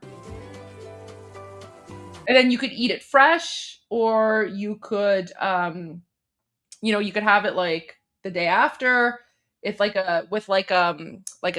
a sandwich or something. Is it like a meatloaf? Yes, absolutely, exactly. It's pretty much like a meatloaf, but think of like a meatloaf in like fried hamburger shape. Yeah. Because I think with من بعد اینکه meatloaf, کتلتا رو سرخ کردم همراه سری آخر کتلتام چند تا گوجه although you know what, whenever I make meatloaf, I don't add like potatoes to it. I add onions, but not potatoes. But yeah, like pretty much like a meatloaf. Yeah. What oil do we use? Just whatever oil is available, right? I mean, I prefer cooking with olive oil. What kind of sauce would you serve? So we make like a tomato sauce. So almost like a pasta type sauce. So like tomato pasta sauce? That's what we do. We make like a tomato pasta sauce that goes with it. And it's really, really good. So yeah, there's that. And then we also have Persian ice cream. Guys, this is the Persian ice cream right here, with the ice cream in the middle and the two wafers on top and the bottom. That makes it kind of like an ice cream sandwich. This right here is the saffron pistachio flavor. This is the best ice cream in the world. This is the best ice cream in the world. Popular flavor historically here at Saffron and Rose, which is one of the very best. Someone's like, how many pounds of C4 do you add? That, guys, that's the secret ingredient. That's the secret ingredient. We don't talk about that. Best ice cream shops in Los Angeles and possibly all of America, serving some really awesome Persian ice cream.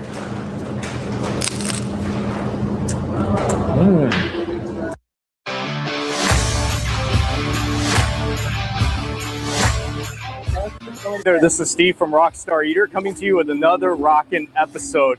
I'm out here in Westwood, and I'm not here today to cover a restaurant, but rather I'm going to be going to an ice cream shop.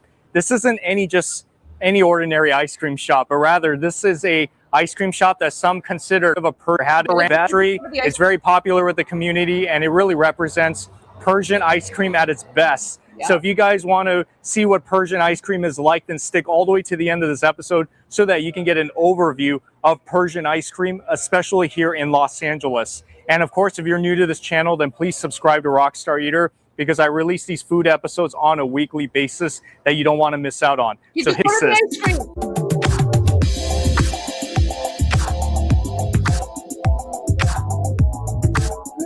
So good. So we're a family-owned business. I'm the third generation to be very involved in the family business. It's different. We do everything here is different. Regular ice these days, something quite comes here for. It's the most traditional Persian style ice cream. Really, really nice. I highly recommend it. If you ever stop in LA and come into the shop, you got to give this one a shot. Right next to it, we have the White Rose. Yeah, the saffron, like the pistachio saffron ice cream, literally my favorite ice cream in the world. Especially because it has like chunks of cream in there again. Which is just real innovative best package. So if we want to look on this side of the cake, ice cream. Hey, Bobo. Double gloves, okay. On the bottom, and then the ice cream is on the top. Yeah. Okay. Finish it off with. Oh, no way. Oh boy. That is crazy. It's like an ice cream sandwich. There you go. That's yours. My man. All right. Thank you.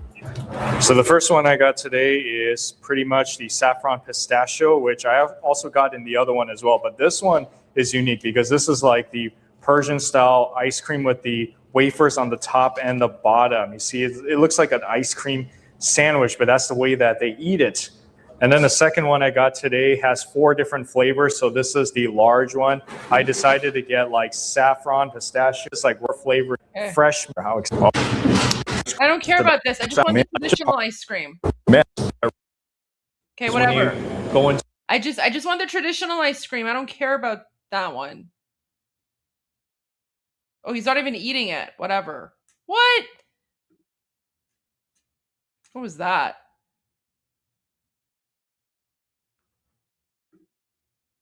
Let's make Persian saffron rose ice cream known as bastani. Start by whisking the yolks and sugar together until they turn a pale yellow.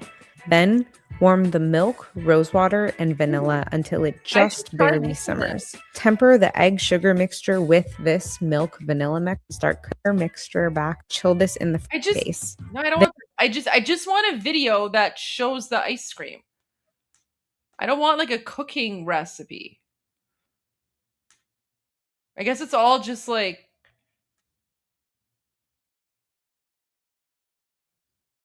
It's all just like. It's like recipe videos, but just show me the ice cream. I just want the ice cream. All right, whatever. Anyways, there you go. That's my favorite ice cream in the world right there. It's saffron and pistachio ice cream. Abhavich bastani, guys. Okay. The only thing that's better than Persian ice cream is Persian ice cream and carrot juice. I know it sounds insane, but you guys have to trust me on this. Abhavich bastani is the best thing. What happened to Armin? Armin is gone. So I banned Armin from all his channels, and he can't come back in. I changed all of his passwords. So Armin is never coming back. I've taken over all his channels, and we're turning Iran Revolution Live into like an Iranian food show. So yeah, like it's from now on, it's like Goldie Revolution Live. I'm basically trying to find a new co-host because, you know, we're all just sort of tired of Armin. But you know, I have control of all his channels, so it's like it's a Goldie takeover. It's a Goldie takeover. Yeah, that's like it's done. It's done. We're just doing it. Armin's never coming back. You guys are stuck with me for the rest of your lives, pretty much, right? Like, I'm sorry, guys. It is what it is. So, yeah, you might not like it. You might not like it, but that's how the cookie crumbles. That's just how the cookie crumbles.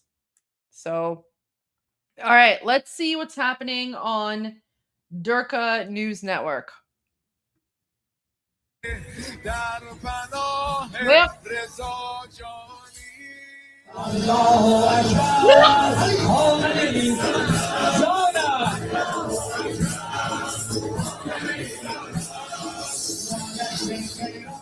طبق چیزایی که بلد بودیم اومدیم یه کاری رو انجام بدیم که فقط نشون بدیم ما ایرانیم، واسه ایران جونمونم میدیم. اینجا یه موشکه که بعد با کشش کاربر میخوره به سر ترام و امتیاز میگیره. این شبا توی خیابون که به آمریکا اسرائیل بگیم هیچ کاری نمیتونن بکنن و تنگه هرمز برای خودمونه. خانه تویی ای وطنم، عاشق جان به کف تو منم.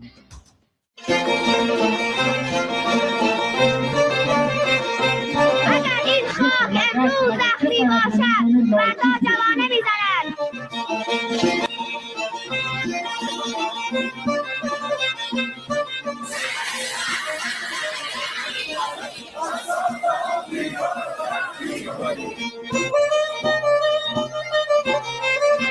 بشنم از جوش گرگ‌های خبیث مملکت دست بچه‌های عزیز. از این به بعد این ملت ایران هستن که برای تنگی هرمز قوانین جدیدی رو کار میکنن.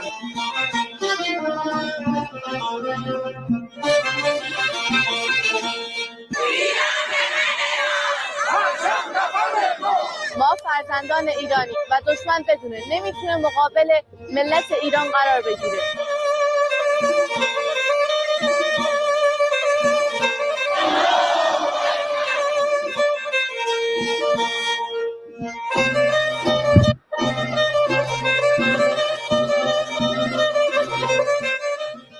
وجود شما خانه در چشم دشمن، حضور شما علت خشم دشمن. اون توانایی های بالقوه‌مون رو هیچ وقت رو نمی کنیم. و به موقع از اونها استفاده میکنیم. قدرت ما رو، یعنی قدرت همون جنگ نامتقارن ما رو در تنگه هرمز و برتری ما رو نسبت به قدرت دو تا ابرقدرت به اصطلاح ابرقدرت البته داره نشون میده و انشالله که ادامه دار خواهد شد. خیابان برای شما کربلا شد، کربلا شد، الله اکبر سلاح شما شد و الله اکبر سلاح. نه آرمین داره میگه خیابون کربلا شد. That means they're colonizing. They're turning Iran into Iraq. خاک تو سرشون. البته داره نشون میده. Goldie, there's a saying they say that همه روز آشوراست و همه جا کربلاست, meaning that all days are Ashura and everywhere is Karbala, basically the whole world.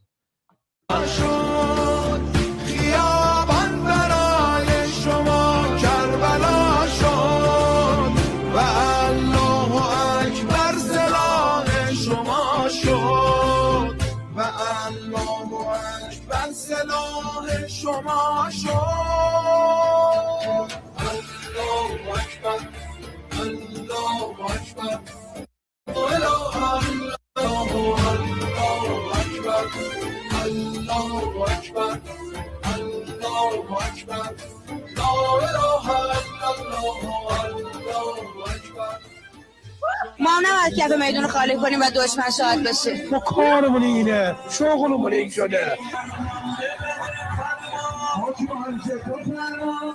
محمد چارلنگ هستم از استان خوزستان شهرستان اهواز، قریب به 50 که این ماشینی که در تصویر می‌بینید عکس شهدای مدرسه شجره طیبه مینا و عکس رهبر عزیز و مقاعد امت رو روی ماشین نصب کردم و به راهپیمایی خودرویی بین استانی پرداختم.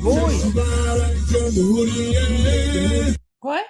He's saying those are the victims of Minop school, but those are boys. I know. Wasn't Minop supposed to be a girls' school?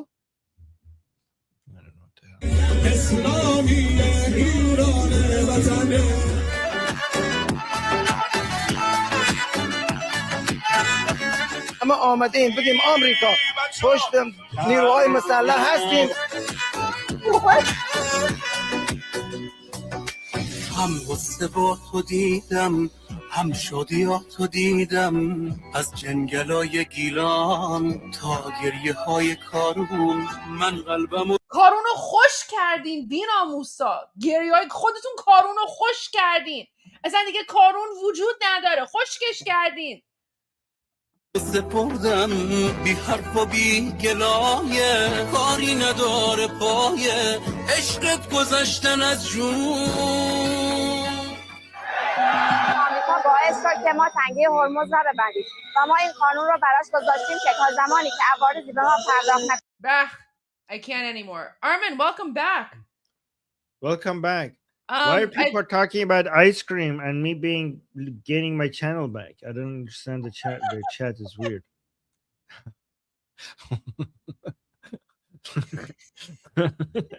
People are saying you pardoned me. I don't know what's going on. The chat is weird. So, when you were gone, people kept on asking like, where's Armin? And so I basically just said, Armin is banned. He's never coming back. And I was like, I've taken over Armin's channels. I've changed the password. So this is a hostile takeover. And then I said, Armin is last season. So we're looking for a new co-host. And I was asking people for like ideas for like a new co-host. Cause I was like, Armin is old. Like old news, and for like we need a new co-host for Iran Revolution Live season 2. And then people were leaving me. Oh, they were. Oh my god. And okay. And all of this is related to ice cream somehow? No, we were watching a video about Bastani and cutlets before you came. Oh, okay.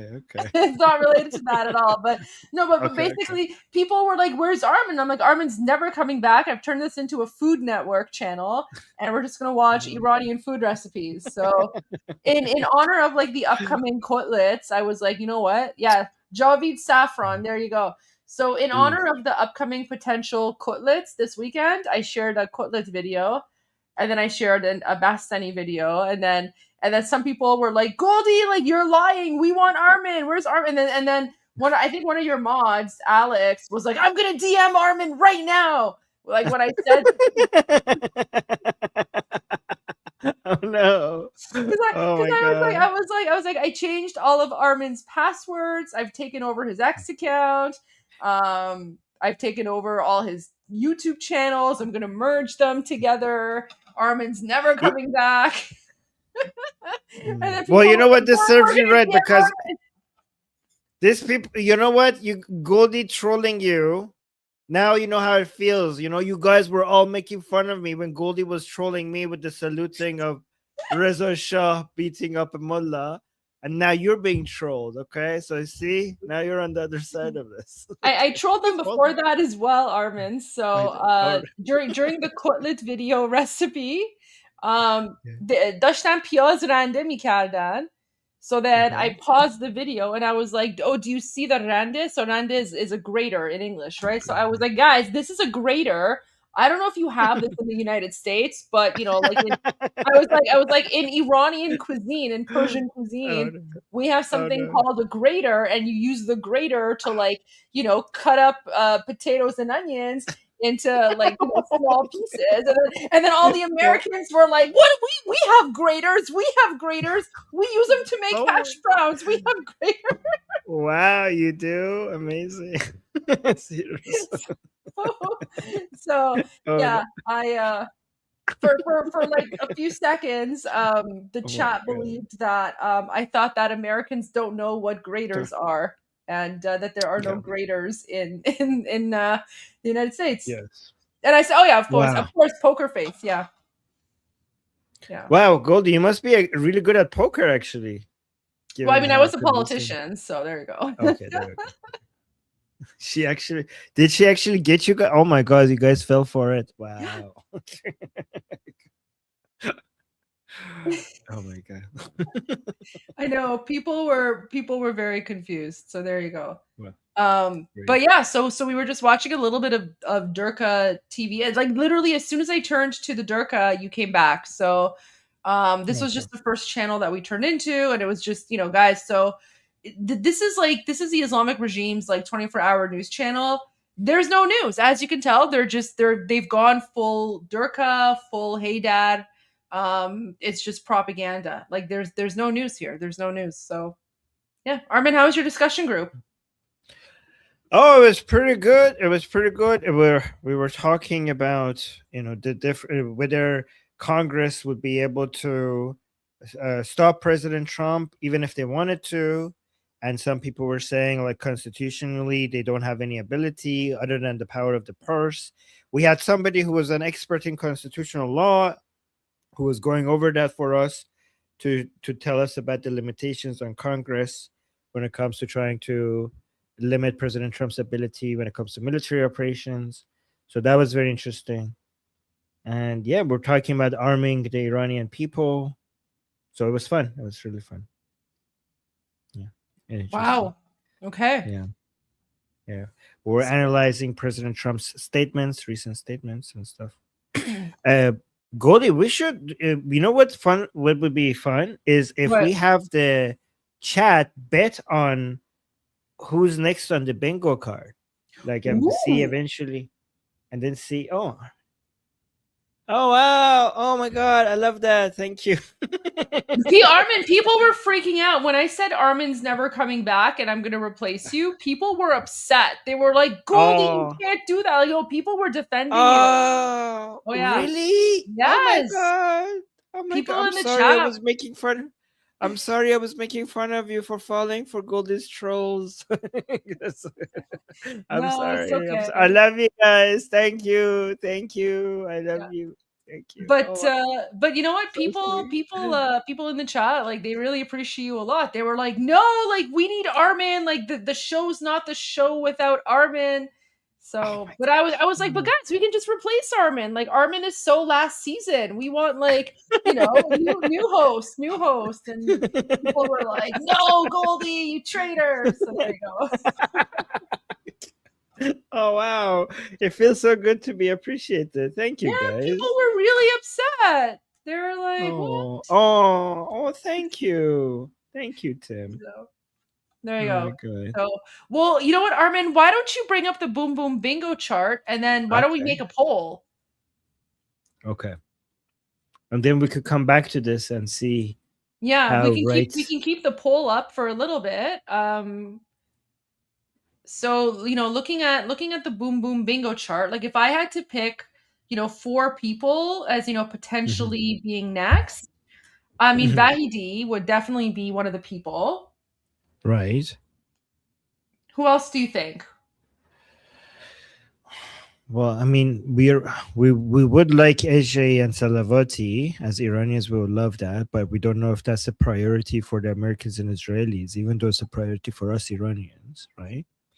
Some people are saying Ghalibaf. I'd love your thoughts on Ghalibaf before I give my thoughts on Ghalibaf. So if they kill Ghalibaf, that's basically the announcements that we are done with negotiations, right?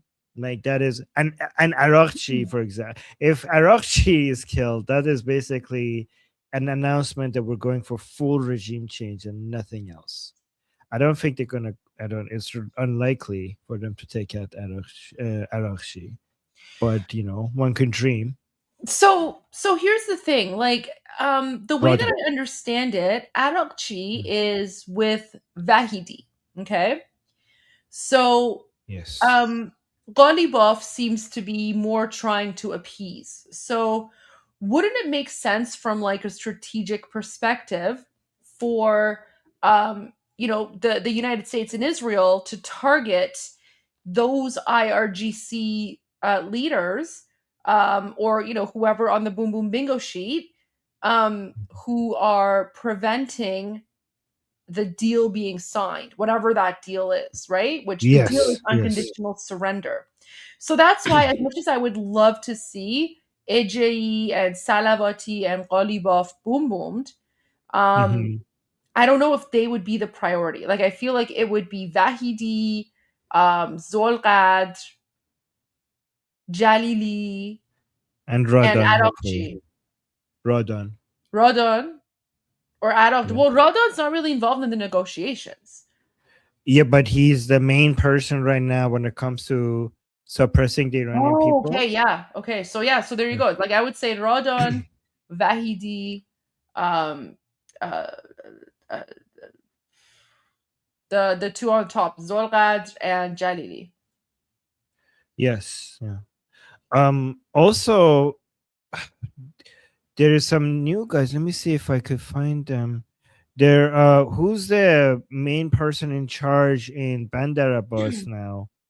There are 2 people. I don't know if they're here or not, but after Tangsiri being killed, we now have new people in charge of the Navy in Bandar Abbas. So I think they would be high priority as well. Whoever is in charge of the Navy in the IRGC.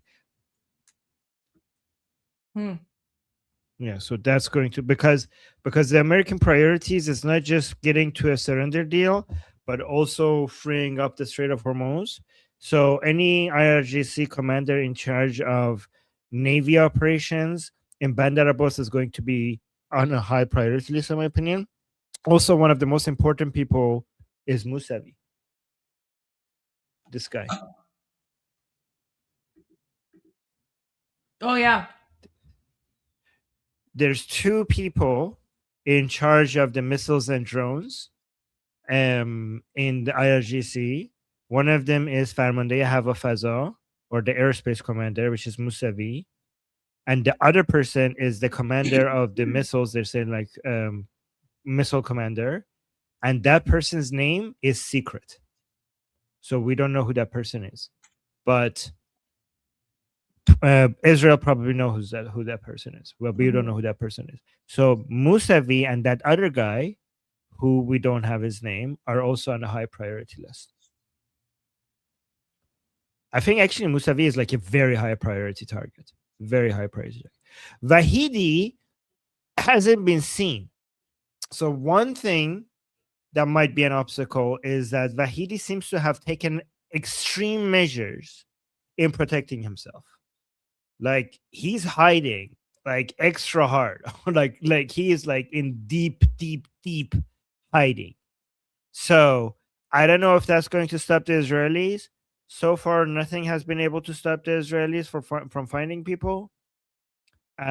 Especially Larijani, the Islamic Republic officials are now communicating that they're very, very surprised that Israel managed to reach Larijani.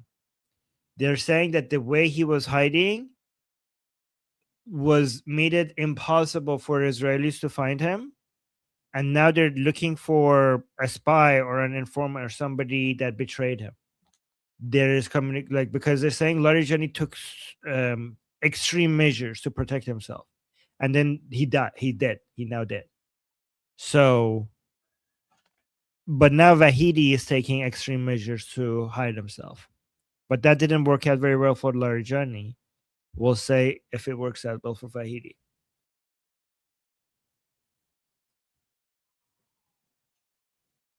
Yeah, it's interesting. I mean, we can only hope that it's going to happen sooner rather than later. But, President Trump has given an ultimatum, and we're getting close to the end of the week. I'm hearing rumors. I mentioned this earlier while you were gone, but I'm seeing rumors, unconfirmed, but apparently the USS Boxer is 1 to 3 days away from its location close to Iran. So, I think when the USS Boxer gets there, that might be. I mean, who knows? Who knows, right? Yes, and to communicate the importance of USS Boxer and why their understanding is by some people is that President Trump is just buying time for the USS Boxer group to arrive is its amphibious abilities. Okay, so we have the USS Tripoli that has amphibious abilities that is already there, and USS Boxer also has amphibious abilities that is coming. It's on the way. It was in the Philippines, and now it seems like it's on the way, and it's going to arrive in 3 days or so. And amphibious, guys, means that you don't need any ports. Okay, so you don't ships usually need ports to be able to unload military vehicles or soldiers. But if a carrier, airstrike carrier strike group has amphibious abilities, that means that they have equipment like hovercrafts, for example, that you just drop them into the water and they go without a port. They go from the water to the land, and then they unload their soldiers, the Marines, and their armored vehicles, and they could take over islands or cities in southern Iran.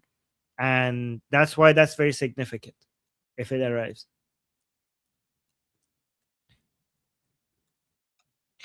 No, you make a very, very good point. So, for example, I want to find a video about this. So,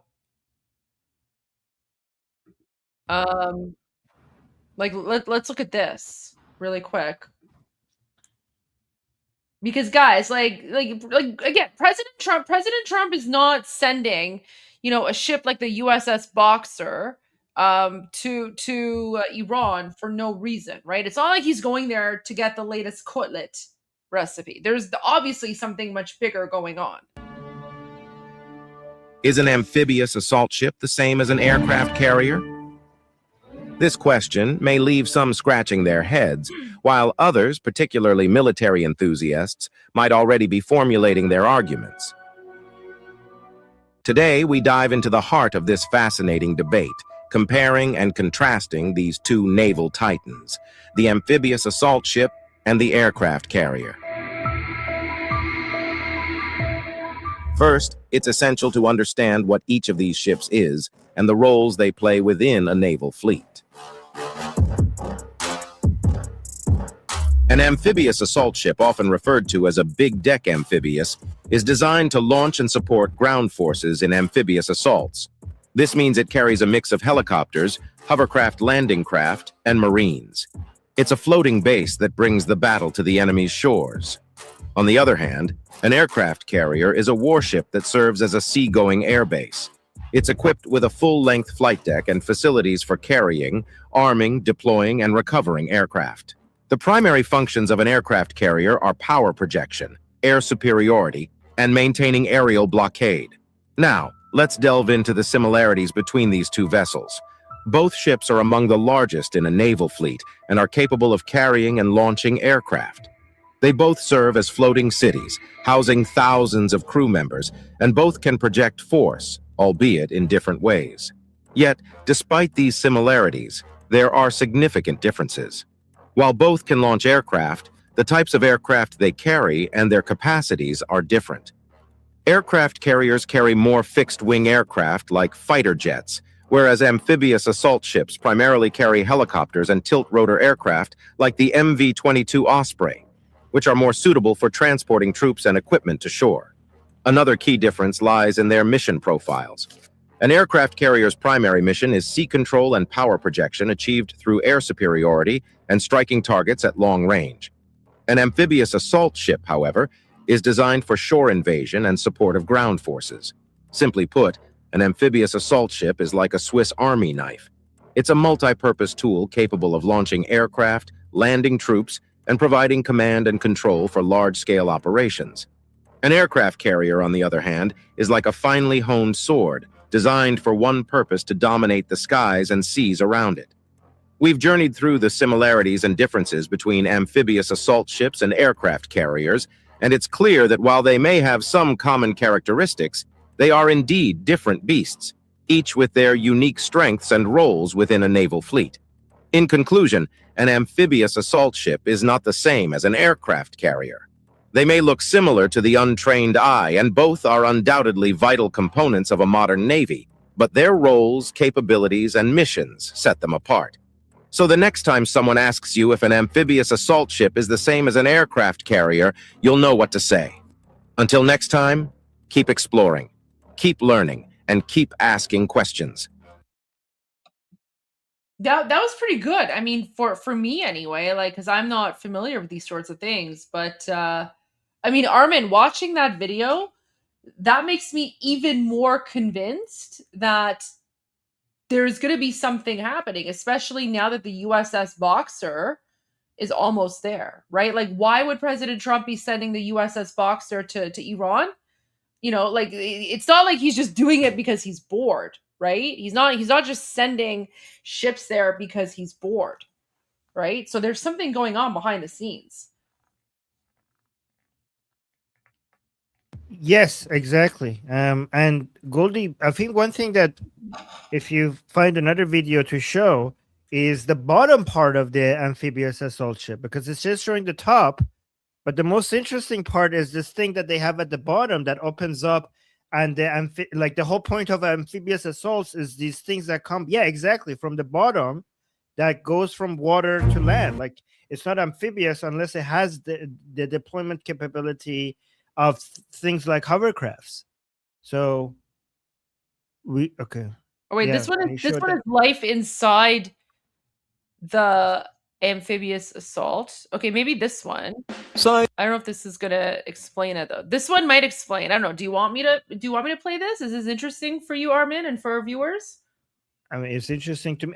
I mean, there should be. I hope there's like a very small, short video showing the bottom part, like maybe like a hovercraft coming out, like from the water, like, because that's the whole thing. That the thing that makes it amphibious is mainly the bottom part, right? Yeah, I Like, don't let know. me see if a short video, is it a Yeah, if short you could video find showing? something, let me know. Okay. Like, I'm Like, seeing is razors. wow, interesting that there's inside. Let me see if this is a good video. Wow. Okay. Yeah, if you have it, show it.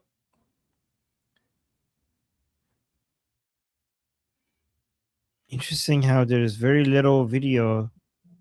Maybe it's like a tech thing. Maybe they don't want to give away like their the tech or the how it works or something. I don't know. I mean, everybody like knows that there's a bottom. Maybe you know what? It's better to use show images with images. Okay, that is the. Okay, there we go. I found something. There we go. Okay.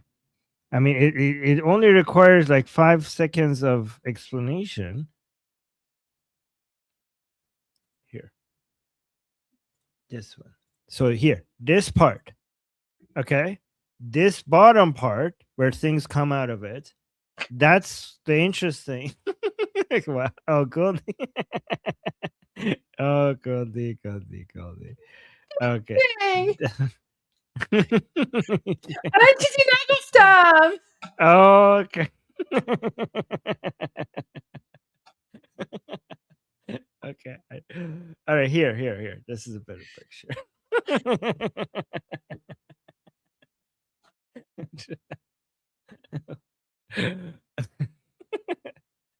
عجب ذهنی داری گلدی.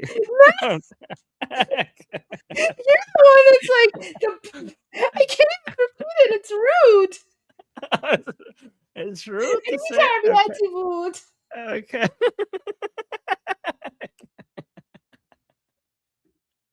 Okay. Well, I didn't say anything. All right. Okay.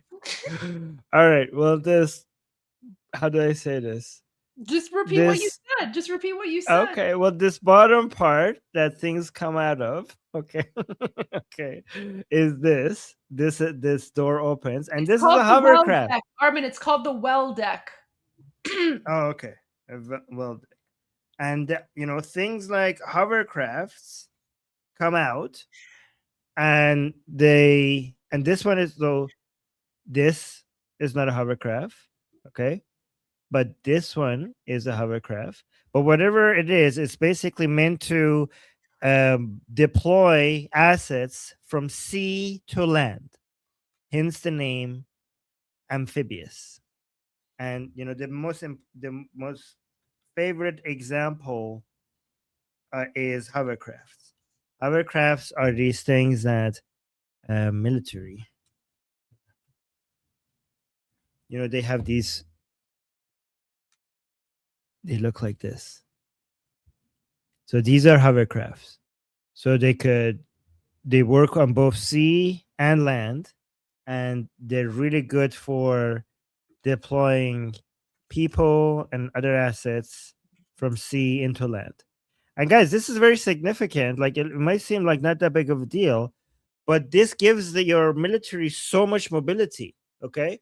Because mobility globally comes from being able to maneuver your military assets on water, because on land, moving things on land is so limited and it's very, very expensive.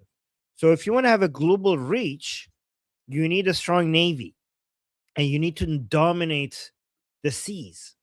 Okay, but the problem is, okay, you have dominated the seas, but you can't, every time you want to now move your assets from seas to land, you need a port.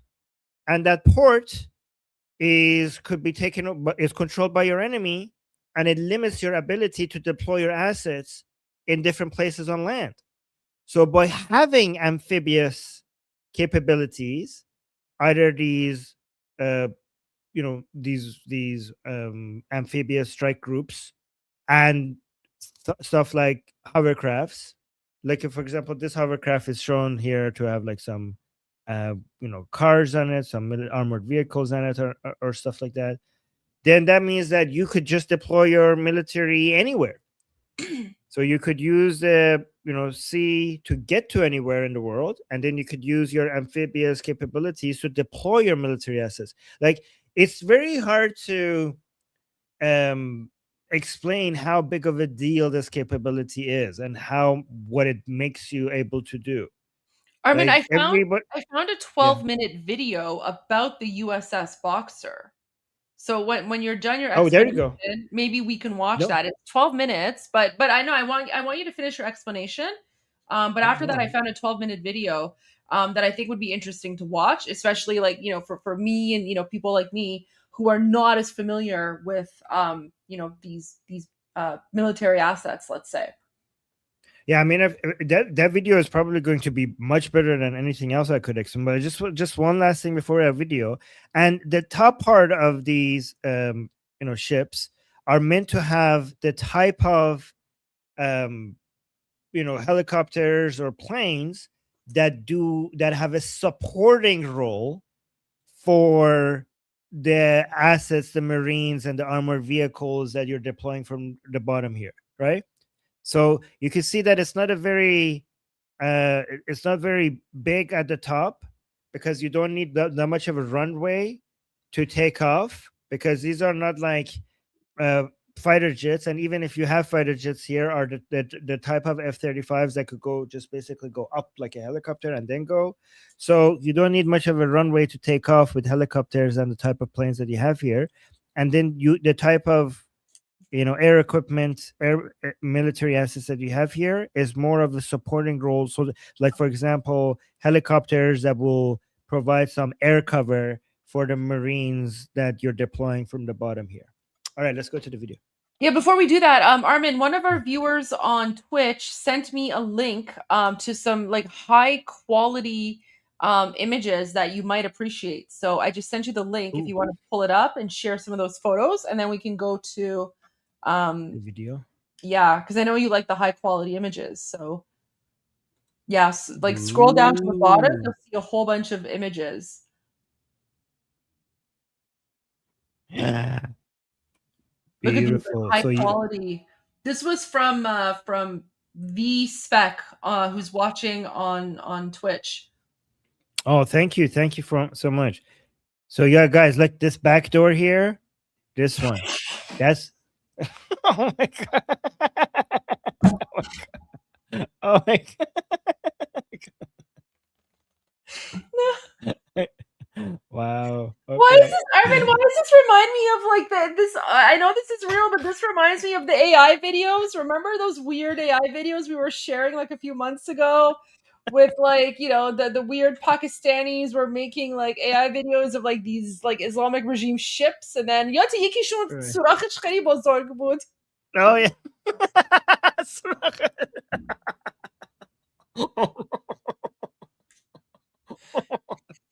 Oh no. Okay. It's called the stern. It's not the back door. It's the stern. Hey guys, we're talking in the way. Well, it's this. It's the back. It's the stern is the back door. It's the back door. It's a door. It's a gate that opens, and it's at the back. So you might be like, you might come up with the official name. I'm just explaining it in a way that other people understand.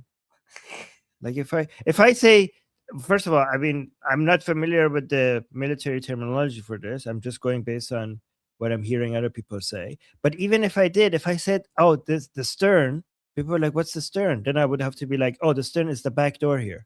So what's the point? So I would end up saying the same thing. If I'm like, oh, guys, this is a stern. People are like, okay, what's the stern? It's the back door. Okay. Okay.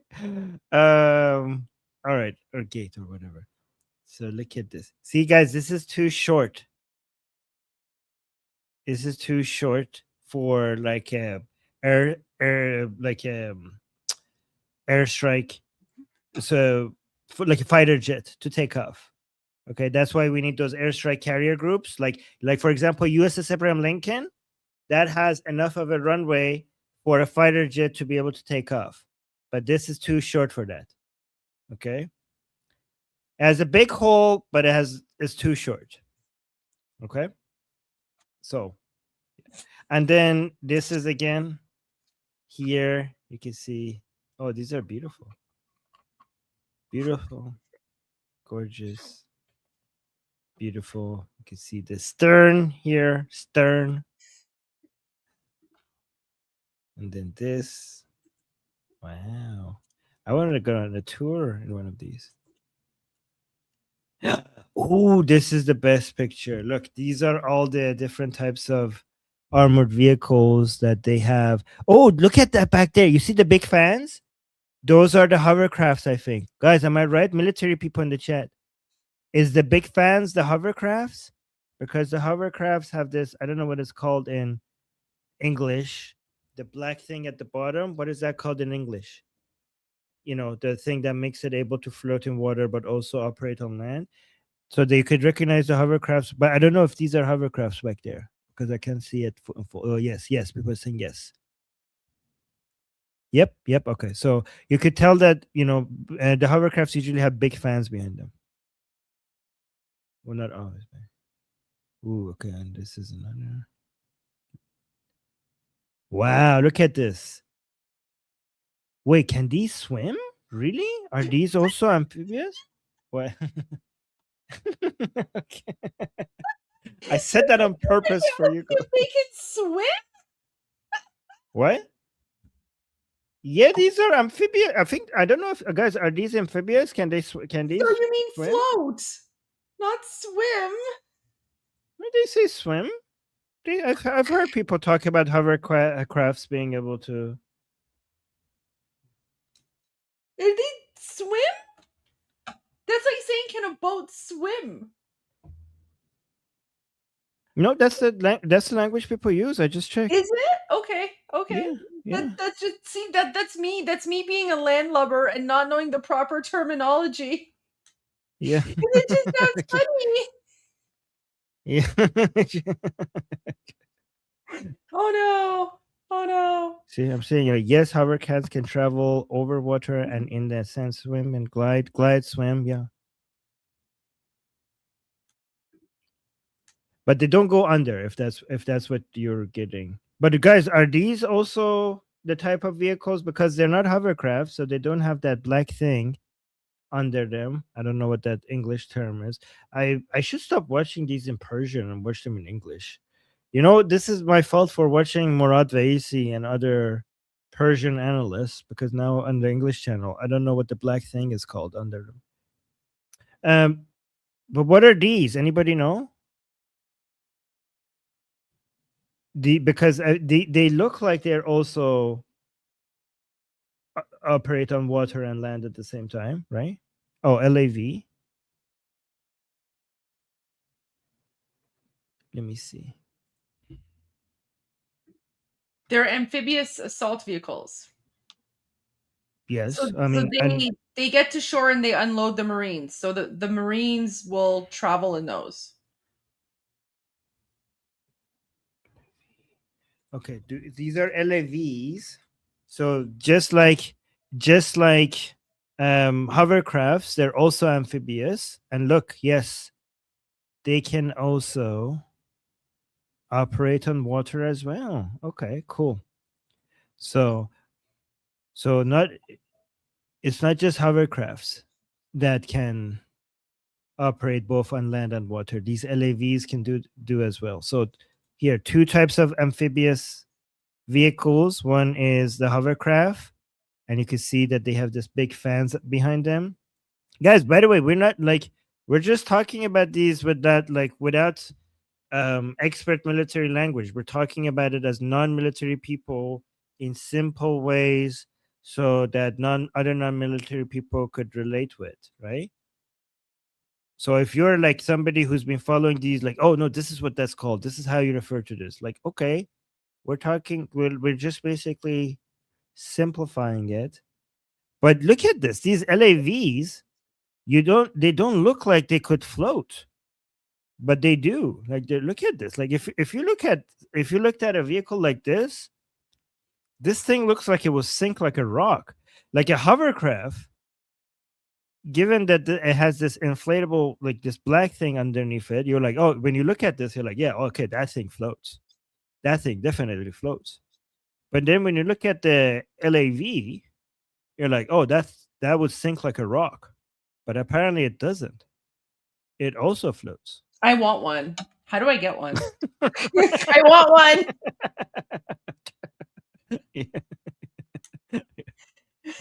Okay, good. Okay. Let's get going. Guys, Give Goldie super chats enough to raise money to get Goldie an LAV. How much does an No. LAV cost? No, that's fine. Okay, you know what? Why don't we go to the video? It's Oh, like Goldie, an LAV costs between $2 million to over $4 million per unit. oh, that's nothing. Yeah, okay. Go fund me. Yeah, GoFundMe. Guys, I'll start a GoFundMe so that I can buy an LAV. 840 feet long, 40,000 tons, designed to carry Marines, aircraft, and landing craft where no friendly port or airfield exists. The USS Boxer isn't a traditional warship. For $340 million, the Navy built a floating assault base, one hull doing what used to take several ships. In 2019, that hull entered the Strait of Hormuz, and what happened there exposed both its power and its limits. Steel plates stretch nearly 3 football fields from bow to stern. The USS Boxer, hull number LHD-4, stands as a product of American shipbuilding at Ingalls Shipbuilding in Pascagoula, Mississippi. Work began in April 1991 and finished with commissioning on February 11, 1995. From the dock, the ship is 840 feet long with a beam of 106 feet, and it dwarfs most vessels in the harbor. At full load, Boxer displaces around 40,500 tons, putting it in the same size class as a light aircraft carrier, yet it is built for a different kind of mission. Boxer's design is dominated by 2 defining features: a full-length flight deck above and a cavernous well deck below. I mean, to be fair, I would be interested in purchasing, like, a version of the USS Boxer, but only if it comes with the Marines, right? Like, you don't want the ship, like, you want the ship with the Marines, right? Oh, Like, Goldie's more obviously. interested in the Marines. Well, yeah, I wonder obviously. Who isn't? why. Okay, you. Flight deck is 140 feet wide and supports a mix of helicopters and tilt-rotor aircraft, giving the Navy and the Marine Corps a mobile airfield that can move anywhere on the ocean. Below, the well deck can be flooded to launch landing craft and amphibious vehicles straight into the sea, turning the ship into a floating garage and launch ramp for heavy equipment and Marines.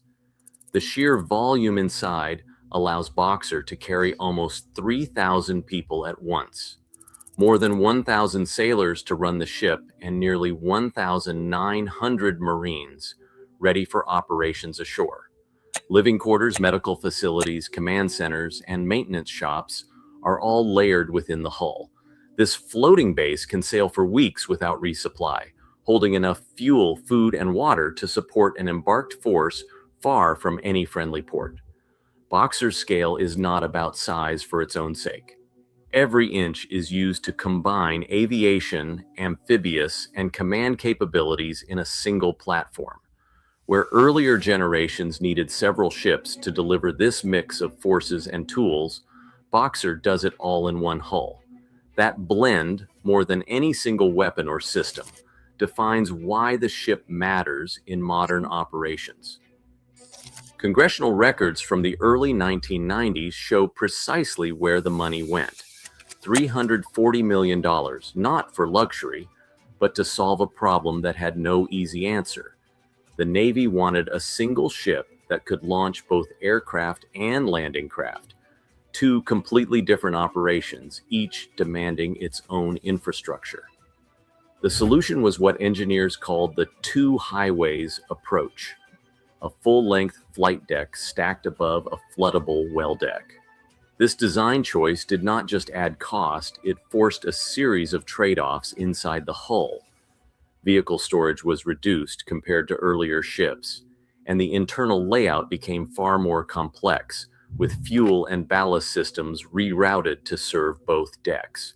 Dr. John W. Richardson, a senior engineer at the Naval Sea Systems Command, led the design team that pushed for this integration. He argued that the extra investment would pay off in flexibility, allowing the ship to handle missions that would otherwise need 2 or 3 separate vessels. To make it work, Richardson's team selected gas turbine propulsion, General Electric LM2500 engines, over the older diesel-electric models. These turbines provided the rapid acceleration and sustained speed needed to keep up with carrier strike groups, even as the ship's weight climbed. The final price tag for Boxer, including hull systems and the unique dual-deck design, reached $1.64 billion in 1992 dollars. But the $340 million design increment stands out as the cost of turning a single hull into a floating base for Marines, helicopters, landing craft, and command staff, a deliberate choice to buy capability, not excess. Boxer's 2 stacked highways became more than a blueprint.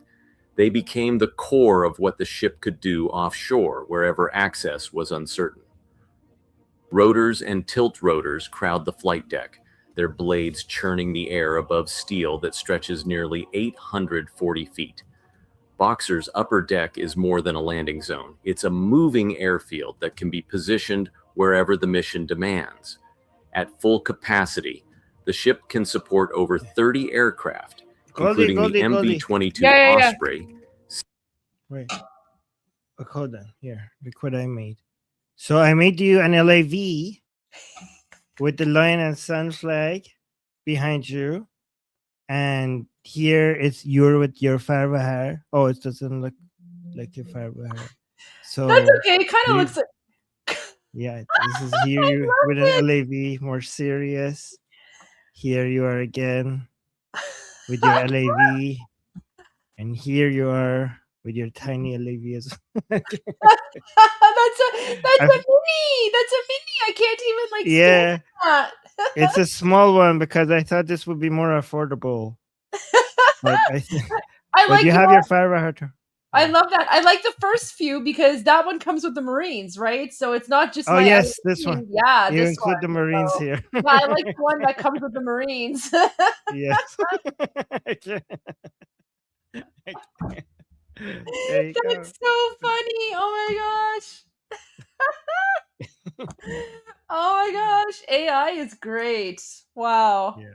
You'll have to send those to me. That's so funny. Okay, I'll send them to you. Okay.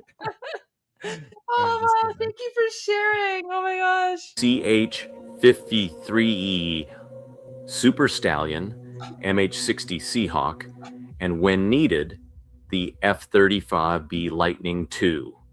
This mix gives commanders a toolkit for vertical envelopment, letting Marines bypass beaches and insert far inland, or evacuate civilians from disaster zones without relying on runways or ports.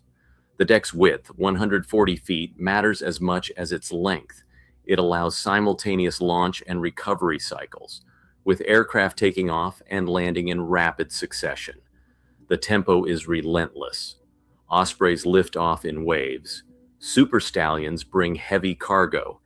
And Seahawks handle search and rescue, all in a tightly choreographed dance. Every sortie expands the reach of the Marine Expeditionary Unit, turning the ship into a nerve center for operations across hundreds of miles of coastline. Chief Aviation Maintenance Officer Lisa Huang, who has overseen Osprey operations during joint exercises, describes the challenge. Landing a V-22 on a hot, rolling flight deck while the ship is generating 70,000 shaft horsepower means the deck temperature can hit 55 degrees Celsius.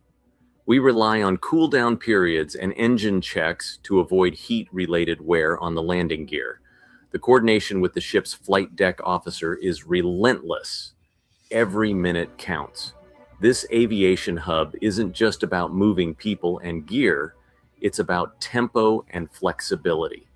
Boxer can launch a vertical assault, support humanitarian aid, or run medical evacuations, all without ever needing to tie up at a pier. The flight deck is the first half of the ship's promise. Reach, speed, and the ability to put Marines and supplies wherever they are needed, even when the coastline is closed. Below the flight deck, the well deck is where Boxer's sea lift power comes to life. This cavernous space can be flooded, letting 2 landing craft air cushion vehicles, or 1 landing craft air cushion, and a larger landing craft slip out and race toward shore. Each landing craft air cushion carries up to 30 tons of cargo at... Is that Armin what it's called? The air cushion? Is that the black thing that you were thinking of? You're on mute. Oh yeah. Oh, okay. Yeah, that's what they're called now. Okay, so now I know what to call them. Put Marines and supplies wherever they are I don't know. I'm just asking. needed, even when the coastline is closed. Below the flight deck, the well deck is where Boxer's sea lift power... Okay, so Armin, it's not called the hole. It's called the well deck. The well deck. Okay. Yeah. Which is a hole technically.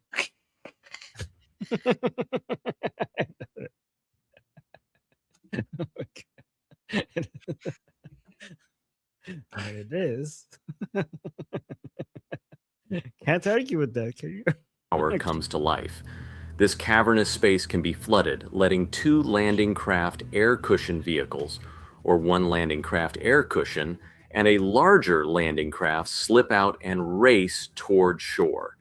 Each landing craft air cushion carries up to 30 tons of cargo at speeds topping 40 knots, fast enough to put armored vehicles, fuel trucks, or relief supplies onto a beach before defenders can react.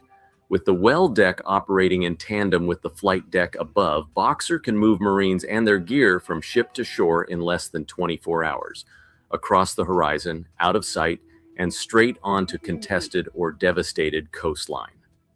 Oh, Armin, that's important. So they can they can do it while they're like beyond visibility from the coastline. Right? Like you don't have to be there. You're out of sight. So I think that's the advantage to the USS Boxer is when they're sending Marines or vehicles or whatever to the shore of like a hostile area, they can do it out of sight. Yeah, they can't be waiting for you, because if you're going to a port or somewhere that you already have, like if it was other ships, they would only have to land on places that are people are expected to land, so they could wait for you. But because there's so much shore and you could basically land anywhere, there is no way to wait for you, so you could just surprise people. Or relief supplies onto a beach before defenders can react. With the well deck operating in tandem with the flight deck above, Boxer can move Marines and their gear from ship to shore in less than 24 hours, across the horizon, out of sight, and straight onto contested or devastated coastline. Coxswain James Jax Ramirez, who has driven landing craft air cushion vehicles from Boxer's well deck, describes the process as a controlled surge. When the well deck floods and the ramp I don't know what you're talking about. Okay. drops, you are skidding out on a cushion of air loaded with everything from tanks to pallets of bottled water. The coordination between the ship's crew and the landing craft is tight. It has to be. A full Marine Expeditionary Unit, usually around 2,200 strong, can load up and launch from Boxer without touching a pier. The ship's cargo holds and medical bays are sized for both combat and disaster. During the 2010 Haiti earthquake, Wasp-class ships in Boxer's class moved over 5,000 tons of aid ashore, using landing craft air cushion vehicles and helicopters to reach areas cut off from ports. This is the United States taxpayer money being used to build such a magnificent machinery and equipment, like in such a way that the world has never seen, and they're using it to provide aid when there's disaster somewhere around the world. So by the way, guys, remember that wherever and whenever there's a major disaster around the world, the Americans are always the first to arrive in a major way, and they're always the last to leave. They're always the last to leave, and it's not even their citizens. And then they're like, "Oh, imperialist, evil imperialist." Americans. But this is what they use. This is what they use their military for. And they don't even have to. They don't have to, but they do. Medical bays are sized for both combat and disaster. During the 2010 Haiti earthquake, Wasp-class ships in Boxer's class moved over 5,000 tons of aid ashore, using landing craft air cushion vehicles and helicopters to reach areas cut off from ports. That blend of heavy lift, rapid launch, and self-contained support gives commanders the flexibility to respond to nearly any crisis, whether that means a beach assault, a humanitarian mission, or an evacuation. Boxer's value is measured not just in steel or dollars, but in the range of missions it can deliver, wherever access is uncertain. In July 2019, in the Strait of Hormuz, the Boxer crew tracked a fast-approaching object on radar, an Iranian drone closing the distance while ignoring repeated radio warnings. Electronic warfare operators activated the ship's jamming suite, aiming to sever the drone's control link. The drone kept coming. On the bridge, an order was given: bring the Mark 38 25mm gun to bear. 3 short bursts cut through the air. The drone dropped from the sky, debris splashing into the sea. United States officials called it a textbook case of defensive action, citing strict adherence to rules of engagement. Iran, for its part, denied losing any drone and accused the United States of fabricating the incident. The encounter underscored how quickly threats can materialize in these waters and how Boxer's layered defenses, from jammers to guns, must work in concert with its escorts to protect the ship and everyone aboard. Boxer's full value only appears when it sails as the core of an amphibious ready group. Alone, the ship lacks the long-range air defense and anti-submarine tools needed to survive in contested waters. That's why destroyers, cruisers, and submarines form a protective ring around it, each bringing specialized sensors and weapons. Data from Link 16 and other tactical networks let Boxer share radar tracks and targeting information with its escorts, closing the gap between detection and response. Without these layers, a single missile or submarine could threaten the entire mission.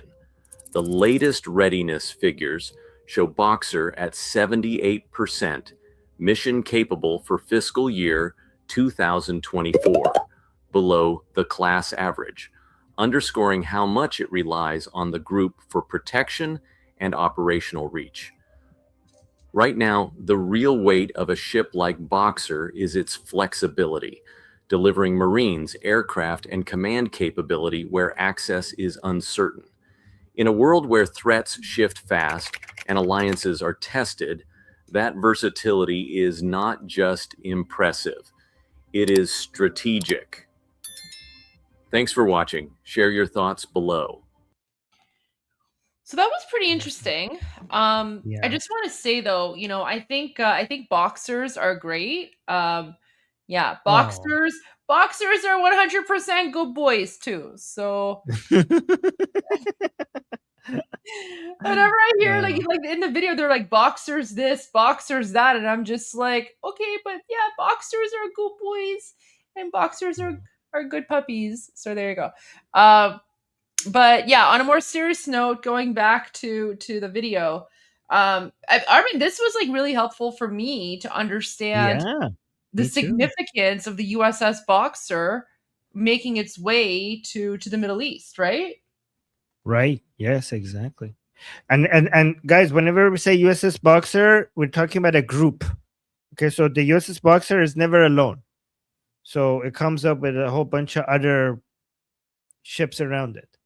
Neither the airstrike carrier groups or the amphibious assault groups, they don't travel around. That's why we call them, like, for example, we say the USS airstrike carrying group, because there's a central ship that is the most important one. For example, in this group, the USS Boxer is the most important one, but it's always surrounded by a whole bunch of other ships that have different responsibilities, and they all work with each other, and they move with each other, and they work with each other. So usually the group is named after the main ship.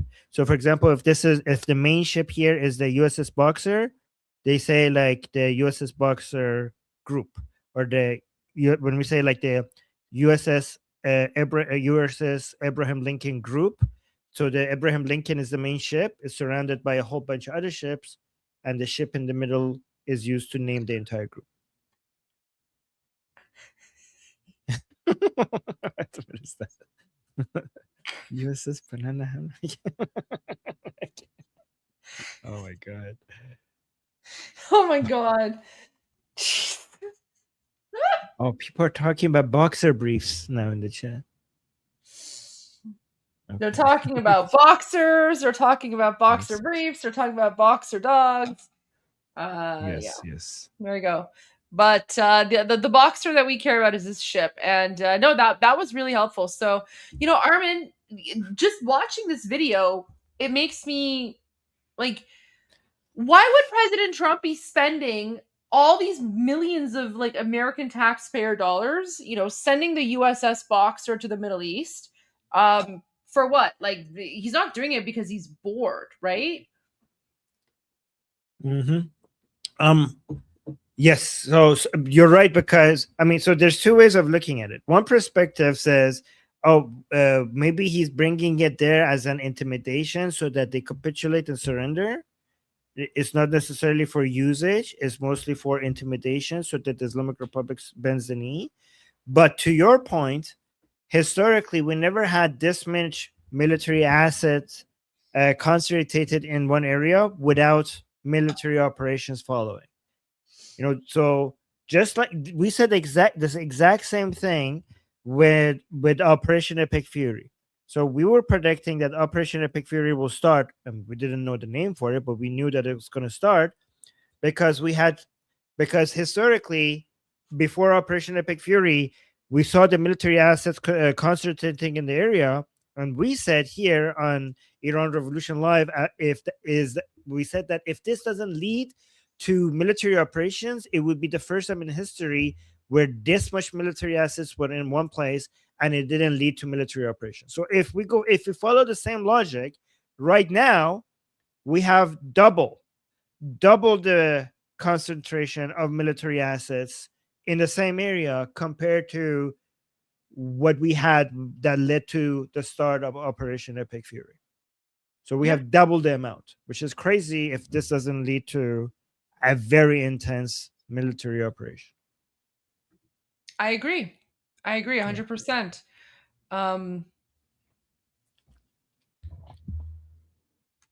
So I mean, yeah, that's pretty much all the news that I have right now. I don't know if you have anything new. If you don't, that's fine. But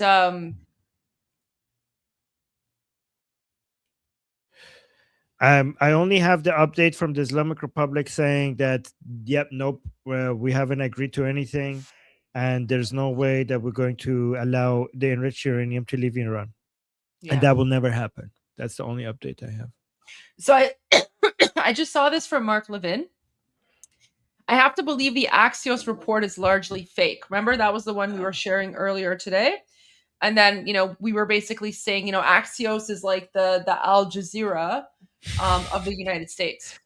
So Mark Levin, who's very close to President Trump, if the Axios report is close to accurate, the Iranian regime will survive, the Iranian people will face even more extensive brutality, and the Israeli government could fall in the October election, a disastrous result.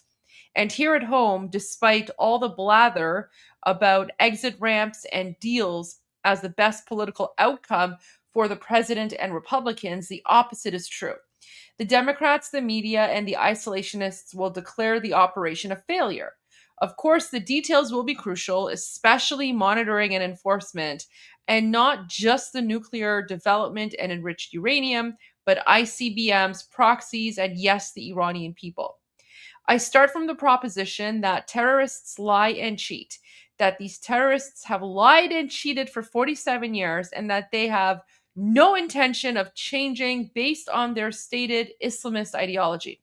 I also know that future presidents will not take military action to enforce an agreement based on our past history and internal opposition, which will only grow worse given the evolving nature of the Democrat Party and the influence of the Marxist Islamists.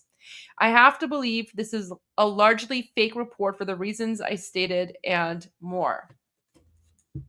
So, Armin, you weren't here, but during your discussion group, I actually shared Mark Levin's podcast from today, where he was talking about exactly this, the influence of the Marxist Islamist alliance in the United States, and how that's impacting everything. So yeah, pretty interesting and timely here. It's interesting. It's very interesting. Like we could analyze. Okay, go back for a second, because there was a part that. Okay, so one thing that I don't understand and I need to look into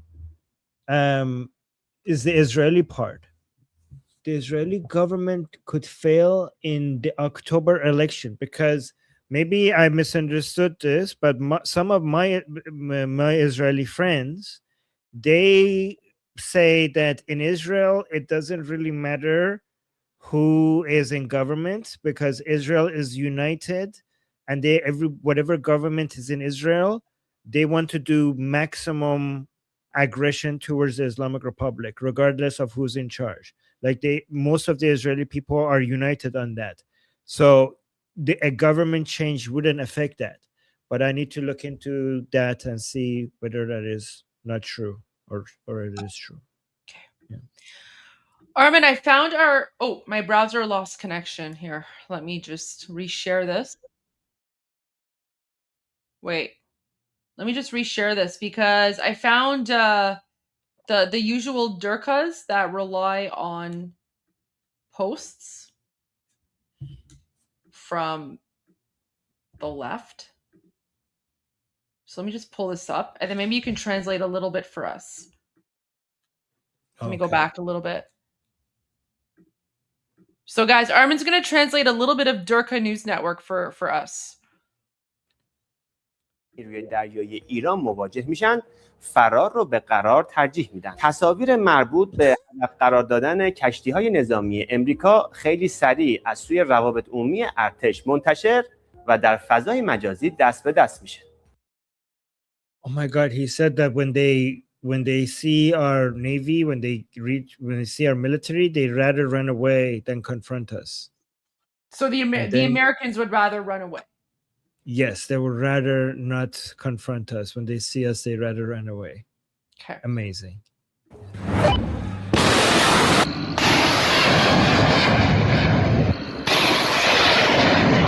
Oh wait, let me translate. Hold it, pause. Wait, I'm trying to pause. Okay, that says. I don't know if I'm getting the translation right, but it says. Okay, all right. We don't even know what they're shooting at. This is just like file footage of I don't even know what.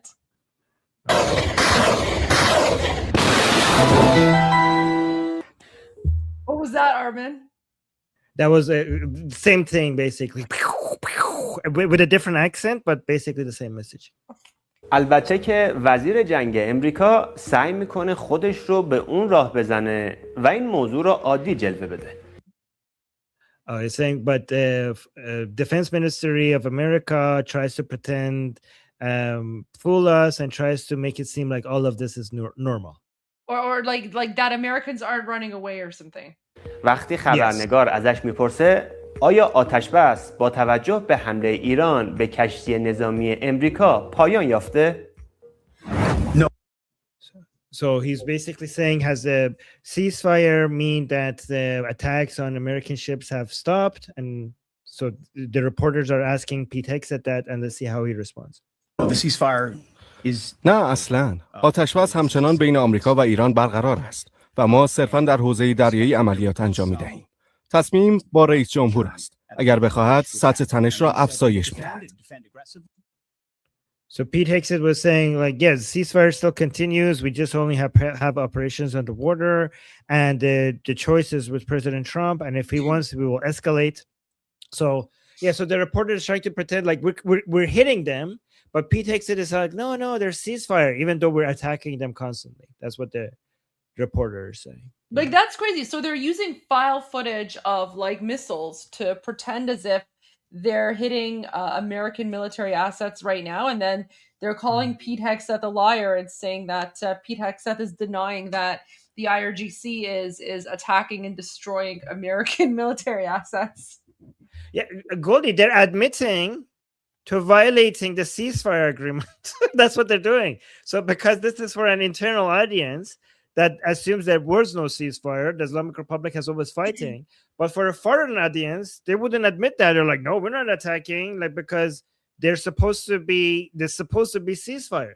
This is the Islamic Republic State TV admitting that they're violating the ceasefire. همونطور که در گزارش CNN هم قید شده بود، بازارهای بین‌المللی از جمله خود بازار امریکا همچنان فشار و التهابات ناشی از He's lying.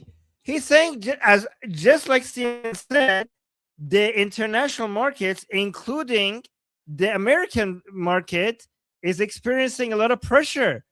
Guys, what is he talking about? We just hit record highs today. This is record highs of the S&P. What is he talking about? Look, oh my God. Look at that. Look at that rise. That is insane. Look at that. This is the 1 year, year over year. This is the 5-year chart. Look at this. This is the maximum. This is this is crazy. This is actually, we're in bubble territory. What are you talking about? If anything, it needs to come down. This is like bubble territory. We need a correction in the going down. Yeah, maybe the only problem with the markets is that it's going high too fast. The only problem with the U.S. market is maybe it needs to slow down. That's the only problem. What is he talking about? Unbelievable. Yeah, the pressure is on the other way. He's talking shit over. See, our viewers know shit over. He's talking shit over. Shit over basically means nonsense. Nonsense. Wow, guys, you know Sherover? Good job. Yeah, I taught them shit over. Like, Goldie, like, how could they represent reality? Like, this is the opposite of everything he's saying. What pressure? In fact, you need to this might be in bubble territory, that we need some correction. That's the only issue with the US market. Unbelievable. Unbelievable. Anyways, let's go back to this idiot. جنگ امریکا در منطقه خلیج فارس رو حس می‌کنند. سناتور امریکایی میگه ترامپ با اصرار به سیاست‌های فشار و تهدید که مشخص شده علیه ایران کارساز نیست، بحران اقتصادی در امریکا را عمیق‌تر میکنه. So he's saying a U.S. senator is saying that President Trump is using threats and pressure that has shown against the Islamic Republic, that has shown not to be effective, not to be working, but what it's actually doing is creating it has negative effect on the economy in the United States. In 15 months, more than any president in U.S. history. در 15 ماه گذشته در 10 نقطه از جهان عملیات نظامی داشتیم. اما آن She's saying in the past 15 months we have had 10 military operations in 10 different places in the world. جنگ‌ها برای مردم فقط در حد اخبار بودند و تاثیر ملموسی بر زندگیشان نداشت. He's saying, however, for the people here, this has just been like news, and it hasn't had any effect that they could feel in their personal lives. Armin, look at the caption underneath that. واشنگتن پست حملات ایران به پایگاه آمریکا بسیار دقیق بوده است. What? Are you kidding me? Do you want to translate? Did Washington Post? Yeah, saying Washington Post is they're quoting Washington Post saying that the attacks by the Islamic Republic on American bases have been very, very precise and accurate. Has Washington Post said that? That's so weird. Which senator is this? I'm assuming she's like a Democrat senator, right? Like, she's being quoted on Islamic Regime State TV to create anti-Trump and anti-American propaganda. جنگ با ایران اما متفاوت است. ما در یک بنبست گرفتار شدیم. Like the war with Iran is different though. We are trapped basically. We have hit a block. We have hit a wall. عملاً کنترلی بر تنگه هرمز نداریم چون تردد کشتی‌ها کاملاً متوقف شده است. وقتی قیمت بنزین در میشیگان به $4.99 میرسد و هزینه یک کود شیمیایی یا بلیط‌های هواپیما سر به فلک میکشد، مردم پیامدهای جنگ را به صورت واقعی لمس میکنند. Okay, that was very long. So I think if I remember correctly, she said that the ships are not going through the Strait of Hormuz, and gas prices are $4.99, and she mentioned one of the states, and people are now finally feeling. So basically, her entire message is that we have been involved in so many military operations in the past 50 months, but all of those didn't matter to the Americans because they didn't feel it, and it was just the stories happening somewhere else. But the war with Iran is now something that the Americans are feeling at home because gas prices are going up, and so it's actually affecting their personal lives, unlike the other wars. هیچ ترددی در کل تنگه انجام نمی شود و هزینه آن را مردم آمریکا می پردازند. Like, why is she talking like she's being like the way she talks is like so flirtatious for some reason. Like she's actually putting some effort in making it seem like more flirtatious than the way that woman is speaking. I forgot what she said, but at the end, but it's basically the same message. Basically saying like this war is like a waste of like Iranian. The war is like a waste of American taxpayer dollars, basically. آقای قالیباف نمیکنه؟ یه وقت اشوهی like I don't know. مثل جنده صحبت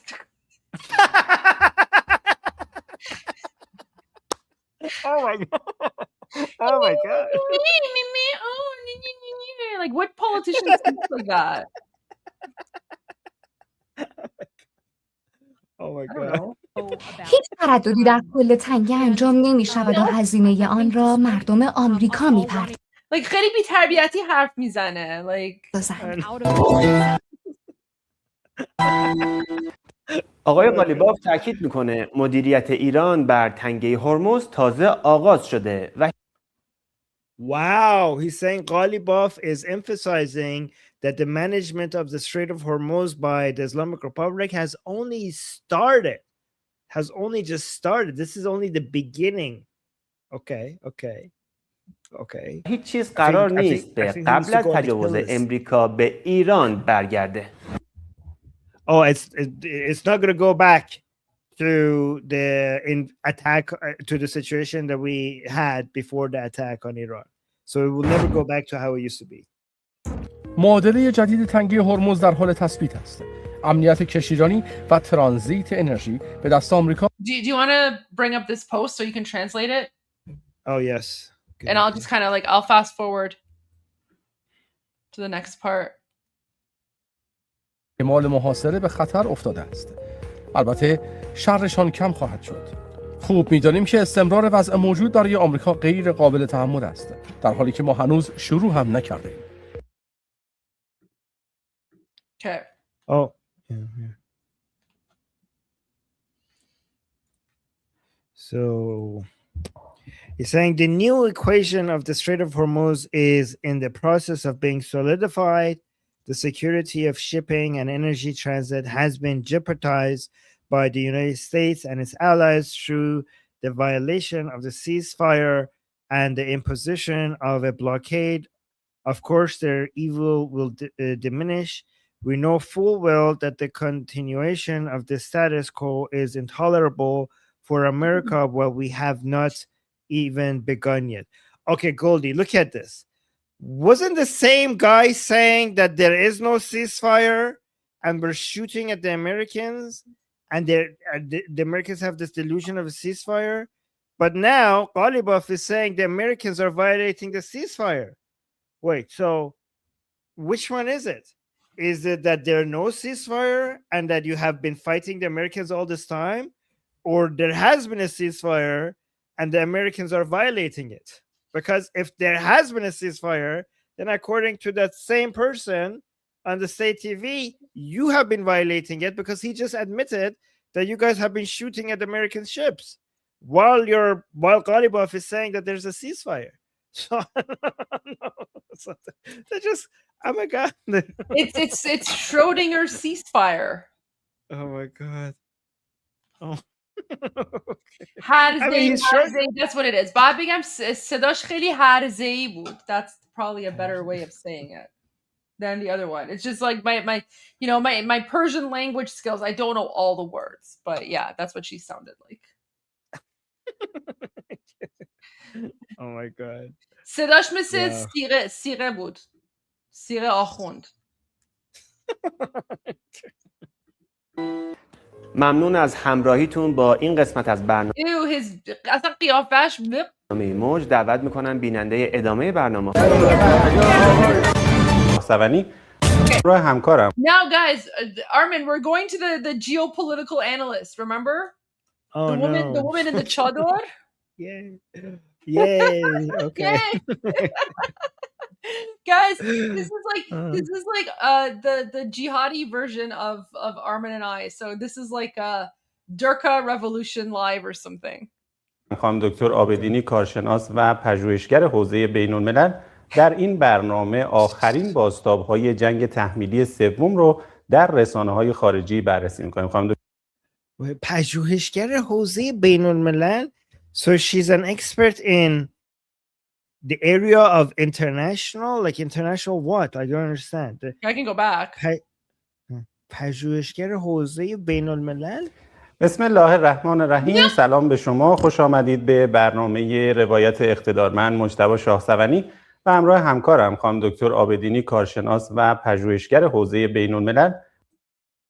پژوهشگر حوزه بین‌الملل چیه بین‌الملل؟ تجارت بین الملل، سیاست بین المللی، جنگ، همه چی بین الملل. Okay, so this lady she has a doctorate, she's a professional expert in international.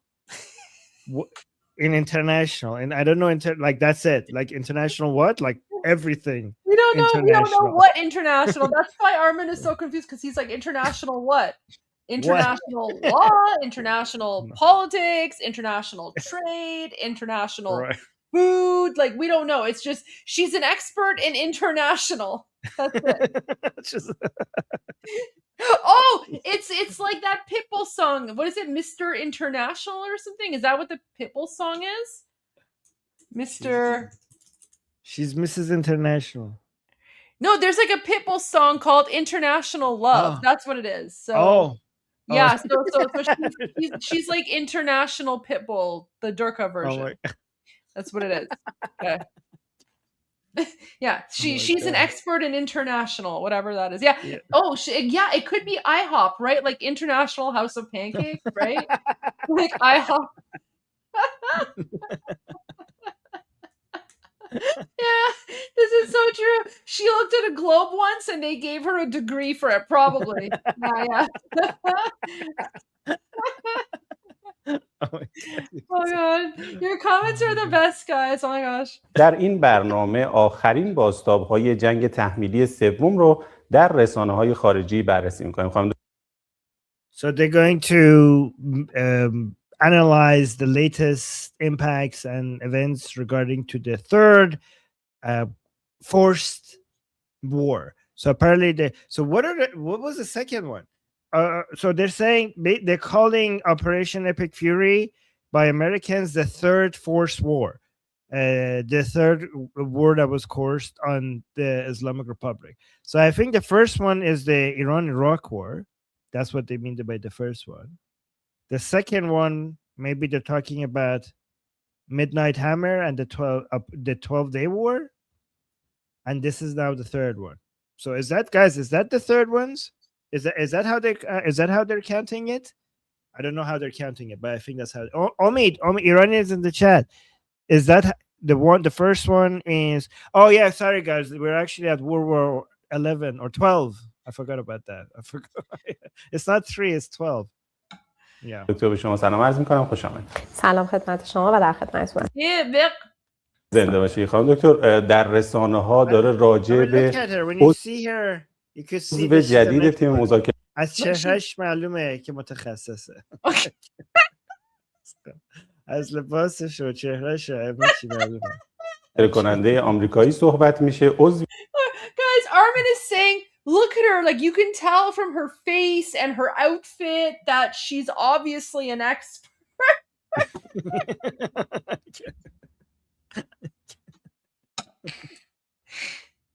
که به نظر میرسه مثل همون ویتکاف و کوشنر خیلی وابسته به رژیم صهیونیستی هست. Oh, who? He's saying somebody like Witkoff and Kushner is obvious that he's... Let me go back a little bit and I'll replay it so I don't interrupt with my laughter. شاهسوانی و همراه همکارم خانم دکتر آبدینی کارشناس و پژوهشگر حوزه بین‌الملل در این برنامه آخرین بازتاب‌های جنگ تحمیلی سوم رو در رسانه‌های You don't need to translate all this part. We'll just get. I'll pause after the Witkoff-Kushner part. خارجی بررسی می‌کنیم. خانم دکتر به شما سلام عرض می‌کنم، خوش آمدید. Yeah, here's what an expert looks like. سلام خدمت شما. Guys, this is what an expert in international looks like. Wait, look at the logo they had on the wall. I think I saw something. زنده باشید خانم دکتر. در رسانه‌ها داره راجع به عضو رسانه همراه همکارجی بررسی می‌کنیم. خانم دکتر به شما سلام عرض می‌کنم. What the hell? Oh my god. That's like... the name of the show. Oh, is that a rocket? Yeah, but it looks like something else. It looks like something else. No. I don't know. Look, that's the head right there. You can see the thing that coming out. That's the head of it. That's like the thing. That's like the head, and you can see that. Yeah. Guys, this is not very Islamic. این خیلی بی‌تربیتیه. خیلی زشته. Oh my god! Why did they do this? Missiles don't look like. Missiles don't look like that. No, they don't. They don't have that thing at the very top, but something else does. Oh my god. سلام خدمت شما و در خدمتتونم. زنده باشید خانم دکتر. در رسانه‌ها داره راجع به عضو جدید تیم مذاکره کننده آمریکایی صحبت میشه. عضوی که به نظر میرسه مثل همون ویتکاف و کوشنر خیلی وابسته به رژیم صهیونیستی هست. So they're saying apparently the Americans are introducing a new member of their delegation team for negotiation, and it seems this new person, I don't know who he's talking about, but saying this new person seems to be as dependent on the Zionist as the Witkoff and Kushner were. There is a new person. There's a new person. They added a fourth person to the team. Oh gosh, I forgot his name now.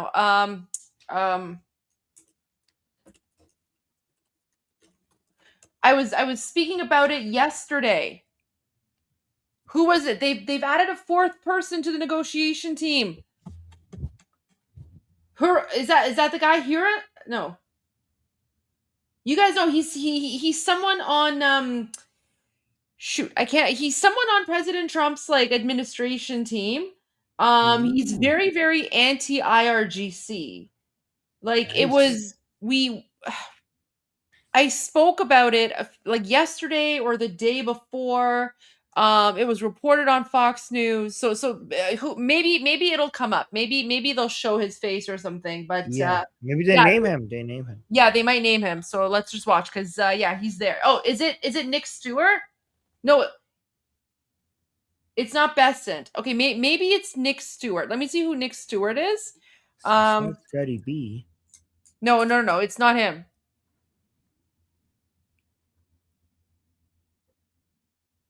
Yeah, it's this guy. I mean, I hate quoting Mario, but Nick Stewart, this guy, he's been added to the team. Nice. Okay. Yeah. Cool. And apparently he's very hawkish. So this is why they're probably speaking about him because they're nervous. بسم الله الرحمن الرحیم. خب میدونیم What the so what? That's not normal. Like when someone asks you a question, you don't start your response with Bismillahir Rahmanir Rahim and then go into your question. Like that's so retarded. That would be like, I would be like, hey, Armin, how are you? And then Armin goes, instead of saying, Bismillah ar-Rahman ar-Rahim, I'm okay. And then you say, we should do that with every single, like, start at the beginning of everything that we say from now on. Bismillah ar-Rahman ar-Rahim. Armin, I agree with you. Bismillah ar-Rahman ar-Rahim. Okay. Bismillah ar-Rahman ar-Rahim. Bismillah ar-Rahman ar-Rahim. رسیم کنیم. خانم دکتر به شما سلام عرض می‌کنم. خوش آمد. سلام Look, Goldie, that picture makes me think that we could protect ourselves with condoms. I think if we just cover them. Okay, در رسانه‌ها داره راجع به Yeah, this was supposed to be a family-friendly show. عضو جدید تیم مذاکره کننده That's the most آمریکایی family-friendly thing ever. That's how you control families. That's how you do family planning. Oh, okay. صحبت میشه عضوی که به نظر میرسه مثل همون ویتکاف و کوشنر خیلی وابسته به رژیم صهیونیستی هست. Okay, so that was what Armin said about how they've added a new member to the team who's very like pro-Zionist. And then now she's going to respond. بسم الله الرحمن الرحیم. خب میدونیم انتقادهای زیادی بود نسبت به تیم مذاکره کننده آمریکا. بسیاری میگفتن که ویتکاف و کوشنر اصلا به عنوان دلال شناخته میشن و خیلی طبیعی هست که از اونها توافقی در نیاد به خاطر اینکه اتفاقا Why is this blurry? صحبت میشه عضوی که به نظر میرسه مثل همون ویتکاف و کوشنر خیلی وابسته به رژیم صهیونیستی هست. بسم الله الرحمن. Oh, it's Max Blumenthal, of course. So they're quoting the communist jihadi. Max Blumenthal says the latest addition to Witkoff and Kushner's team, Nick Stewart, lobbied for Israel's main think tank in DC, where he worked to disabuse people of the notion that Iran's reformist leadership could be negotiated. Yeah, you cannot negotiate. You cannot negotiate with them. Yes. Trump's only policy toward Iran is conflict. Good. I'm glad. I want it to be conflict. I want President Trump to destroy them, exterminate them like the cancer that they are. Goldie, one of these days, they're going to show you these people in this show. One of these days, they're going to have your picture or your post as like the enemy displayed there. Like the Badge of honor. You. Badge of honor. Yes. اگه جرأت میکنین عکسمو بذارین اونجا. رحیم. خب میدونیم انتقادهای زیادی بود نسبت به تیم مذاکره کننده آمریکا. بسیاری میگفتن که ویتکاف و کوشنر اصلا به عنوان دلال شناخته میشن. So she's saying that there was many criticisms against Witkoff and Kushner. Many people were saying that these people are basically transactionary, like they're actually working like tradesmen, and that's why you can't rely on Witkoff and Kushner with negotiations. Like the results were you can never trust them to come up with a deal with them. و خیلی طبیعی هست که از اونها توافقی در نیاد به خاطر اینکه اتفاقا سود مالی اونها و منافع شخصی اونها در ادامه این جنگ هست. در نهایت یک نفر دیگه اضافه شده به این تیم مذاکره. So she's saying like because Witkoff and Kushner are like business people and their financial goals are in line with this war continuing. So obviously you're not going to be able to make a deal with them because Witkoff and Kushner are actually interested in the war to continue. Actually, she's wrong because the criticism against Witkoff and Kushner is the other way around. Not so international, lady. The people who criticize Witkoff and Kushner, they say that because they have financial interests in the Arab countries in the Persian Gulf, they are actually too flexible. And I'm not saying that, but the accusation is that they were trying too hard to come up with a deal because they were interested in ending the war, and people who wanted more aggression against the Islamic Republic were criticizing them. So she's doing the opposite of what the criticism is against Witkoff and Kushner. مذاکره کننده که خب نکته مهمی که راجع به او وجود داره اینه که او عضو بنیاد دفاع از دموکراسی ها به اصطلاح عضو FDD هست. This new guy is part of FDD? Wow, I like him now. I didn't know. We love FDD. FDD is great. FDD is a big supporter of Princess of Pahlavi. Yeah, well, King Reza Pahlavi's top political advisor, Saeed Qaseminejad, is part of the FDD. That's why the Islamic regime is freaking out. Oh, apparently former FDD. Former FDD. But he still has a connection, right? Yeah, so these people hate the FDD. These people, of course they do. But they hate, FDD is like really hawkish. So, and these people hate the FDD, and this guy apparently used to be part of FDD, and that's what she's referring to. که حالا اینطور که مکس بلومنتال خبرنگار آمریکایی هم Oh, they just called Max Blumenthal an American reporter. Yeah. نوشته گفته که این نیک سوارت یک فردی هست که بسیار مشهوره به اینکه نزدیک هست به رژیم صهیونیستی و اصلا عضو FDD هست. FDD اندیشکده‌ای در واشنگتن دی سی که بسیار هم در واقع شناخته میشه به اینکه لابیگری میکنه برای رژیم صهیونیستی و خب خود این هم So he's saying like the Max Blumenthal, she as an American journalist is mentioning that this new guy, he is part of FDD, which is like a pro-Israeli group that lobbies for Israel, and they're basically attacking him because of him being part of FDD and FDD being pro-Israeli. هم دوباره یک موجی از انتقادها رو به دنبال داشته. So they're saying this is why there's so much criticism against including this man.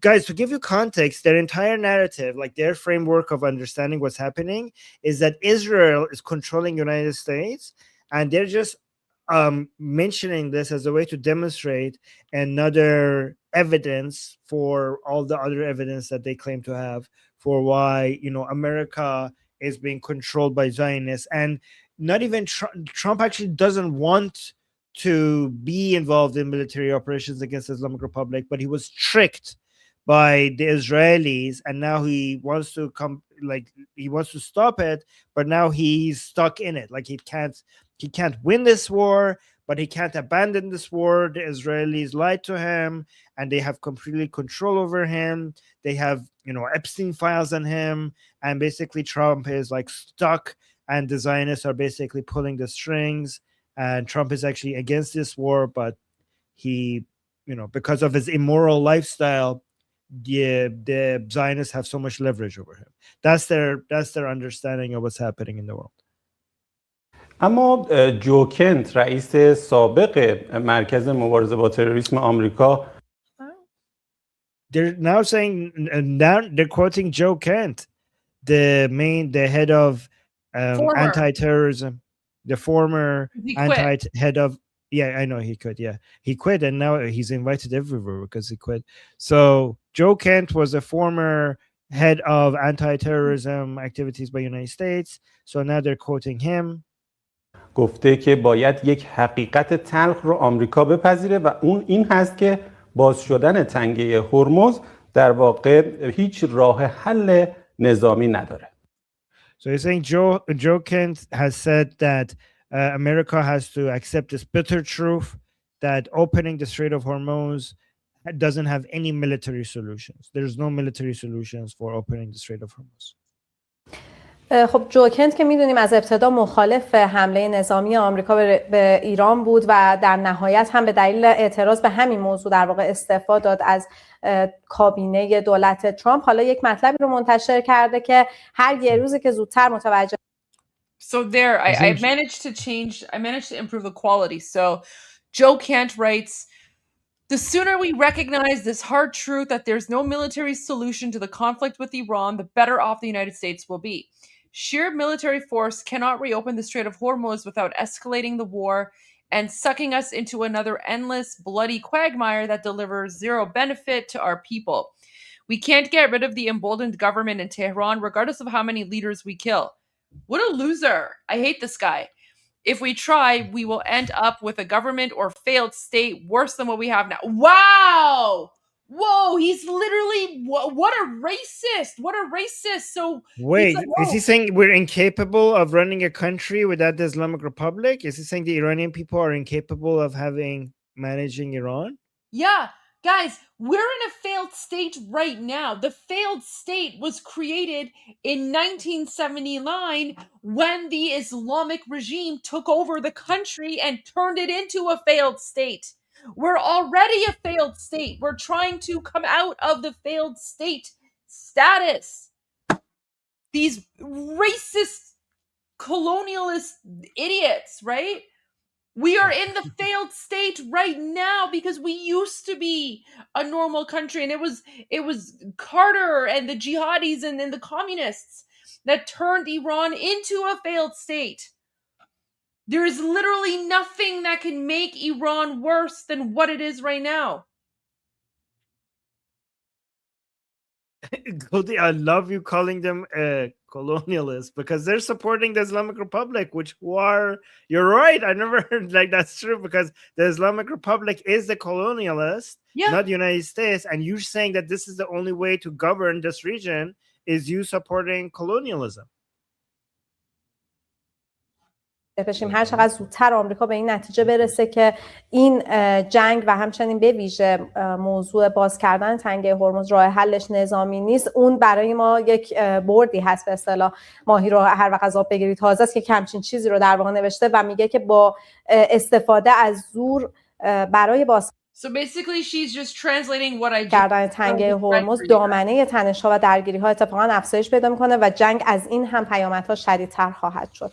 اما بسیاری از پژوهشگران دارن راجع به افزایش قیمت نفت صحبت میکنن و Oh my God. He's saying that so many people, so many of the analysts, so many researchers are talking about the increase in oil prices, which fell again, by the way. I don't know what he's talking about. He's not very up to date.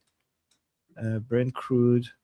Yeah, we're back in the 100 territory. It went to 120, and now we're back to 101. We finally hit 120, but then it dropped back $20. So, Armin, so there's a super chat on your channel. Armin, they're asking you what you have changed about your hair. It looks great, more curved and full. What? Wait, is this a joke or like a serious question? I don't know. Okay, well, thank you. I appreciate that. Okay. I mean, I put oil in my hair. I don't know. Oh no, I just got a haircut. I haven't changed anything. I just got a haircut. Is that it? I think we're joking about something.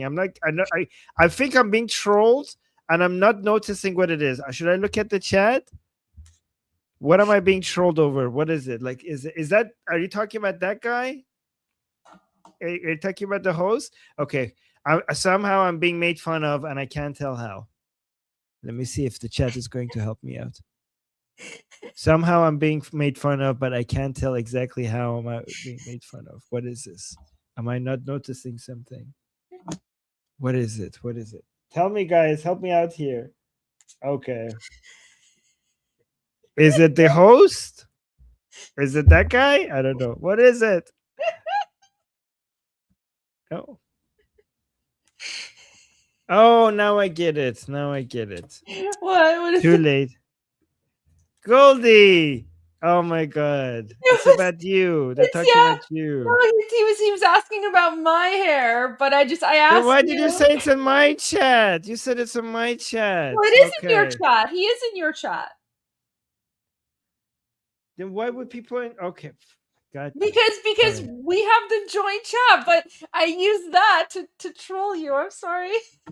It's okay. I knew I was being trolled. I just couldn't tell how. Okay, but it wasn't from him. It was totally I my know. fault. I was like, I I'm knew- being I knew the trolled here, question- but I have to figure out how I'm being trolled. Okay. No, But I at least I knew at least I knew I was being trolled. I just didn't know exactly how I'm being trolled. Okay. So okay, but to answer the question, so Uncle Leds, to answer your wife's question, I finally figured out how to use my Dyson Airwrap. So I figured out how to use the curl feature on the Dyson Airwrap. So I've just been practicing using the Dyson Airwrap curling feature, and I test out different ways of styling my hair every day. So That's what it is. That's why. So thank you. It looks great, more curved and full. Love it. Thank you. Yeah. So it's the Dyson Airwrap. I bought it a while ago. Didn't really know how to use it until a few days ago. I finally was like, you know what? I should look up how to use my Dyson Airwrap. And then I did, and so there you go. But tell your Goldie, wife your thank you for the hair compliment. your hair does look great. Okay. Thank but you. To be fair, so does mine. Okay. I know. Like, I know. I That- did get a haircut, and I do want some people to also recognize that. So, guys, I got my haircut recently for you guys. So don't just compliment Goldie's hair. I thought I thought that somebody noticed, but apparently not. So my hair also looks great. So No, your hair does look amazing. Your hair does look amazing. You have the best hair, Okay. but I don't know. I'm sorry. That was totally me teasing you. It was just too good of an opportunity to miss. Because Uncle DS didn't say like who the question was for. I obviously knew it was for me. Because it was coming from his wife, but it was just so easy to troll you and you fell for it. Oh my god, people are actually complimenting. Guys, I'm joking. But thank you. People are complimenting my hair. Okay, I'm joking. Thank you guys. Oh, you guys are sweet. And then Emil says, Amy L says, Goldie, I pray all your wishes come true. Thank you. Appreciate that. Thank you so much. So yeah, okay, so guys, there you go. So for all the ladies, it's the Dyson Airwrap. I figured out how to curl my hair. Honestly, it's like the best investment you can make. Dyson Airwrap, go for it. Like it's amazing. Like this hairstyle, it literally takes me like 5 minutes to do. 5 minutes. It took me 5 minutes. Okay. Well, then let me do the same. Okay, guys, for the guys out there, this is low fade. This is called the low fade cut, and it takes me every day. It takes me 3 seconds. 3 seconds to prepare. 3 seconds today. I mean, the haircut takes like longer, but after that, it only takes 3 seconds. What's my promo code? My promo code is Durka. Just whenever you're buying on the internet, just put in the promo code Durka. There you go. اشاره میکنم به این که هر زمان که رشد قیمت نفت به بیش از 50% رسیده، همزمان شاهد رکود اقتصادی شدیدی بودیم. Wait, he's saying the economy is going down, like the economy is going on like a nosedive in Iran. Call for hair tutorial. Okay, guys, I will do that for you guys. But Armin can do the hair tutorial. You know what? I would love an Armin hair tutorial. Yeah, okay. Oh my god. I should stop. I'm gonna stop. Okay. Sorry. Okay, who is Lucas Ekwueme? Is this guy even American? Who's this guy? Let me look him up. Oh. Lucas. Oh, there we go. No, he's German. So this guy is German. Okay. What's he saying? همین نمودار مشاهده میکنید که در واقع اومده حدوداً 50-60 سال اخیر رو دیده و گفته هر درصد رو هم به نظر کود اقتصادی نکته مهمی که یعنی در جدی سبب شده بود که قیمت شدید ایران برای در واقع مدیریت تنگه هرمز ایجاد کرده. به نظر میرسه علیرغم همه Ali Omidi. Okay, so this guy's like تفاضی هایی که داره انجام میشه، رسانه ها هم حتی پذیرفتن این برها جدیدش رو اشاره میشه داد شرق این رو امین امتی است که ما در آمریکایی هم دارن نسبت به جنگ ترامپ علیه ایران انتقاد میکنن و میگن که جنگ با ایران آمریکا رو به خاطر اسرائیل به نابودی کشونده. See, I told you that's their philosophy. It's saying they're saying the war with Iran has ruined America for the sake of Israel. This is some Nick Fuentes type stuff. Guys, it's not just the American leftists and isolationists that copy the Islamists. The Islamists also get inspired and copy the Nick Fuentes, Tucker Carlson, Anna Kasparian, Cenk Uygur. They copy their material. Like they copy each other's homework all the time. So they're quoting this guy. Yeah. They're quoting this guy who's an American, and he's literally like reposting like Oliboff. He's supporting Marjorie Taylor Greene, right? Like suppressed news, like literally every single bad person that you can think of. This account is like supporting, right? Like all the like Jew hating conspiracy Look at theories. look, he's covering the stock market. Like, guys, trying to show that the economy is bad and stuff. Like, everything shows that the economy is doing well. I don't know what you're talking about. Oh my God, they want to arrest the people in Axios. This is crazy. So, anyways, let's see what they say about this guy. So they post his. So they're sharing his tweet where he says Trump is destroying America to benefit Israel. دارن قیمت‌ها رو مقایسه می‌کنن به زمانی که دونالد ترامپ تازه بر سر قدرت اومده بود. Yeah, so they're comparing like, you guys, you see that chart? That's the before and after. So they're showing the before the war, before Trump came into office and after Trump came into office, right? So you could see, a barrel, what is Goldie, can you read those? Yeah, so it's saying when Biden left office, it was $3.13 a gallon. Now it's $4.59. Electricity was 17.5 cents per kilowatt hour. Now it's 22.7 cents. Oil was $70 a barrel. Now it's 124.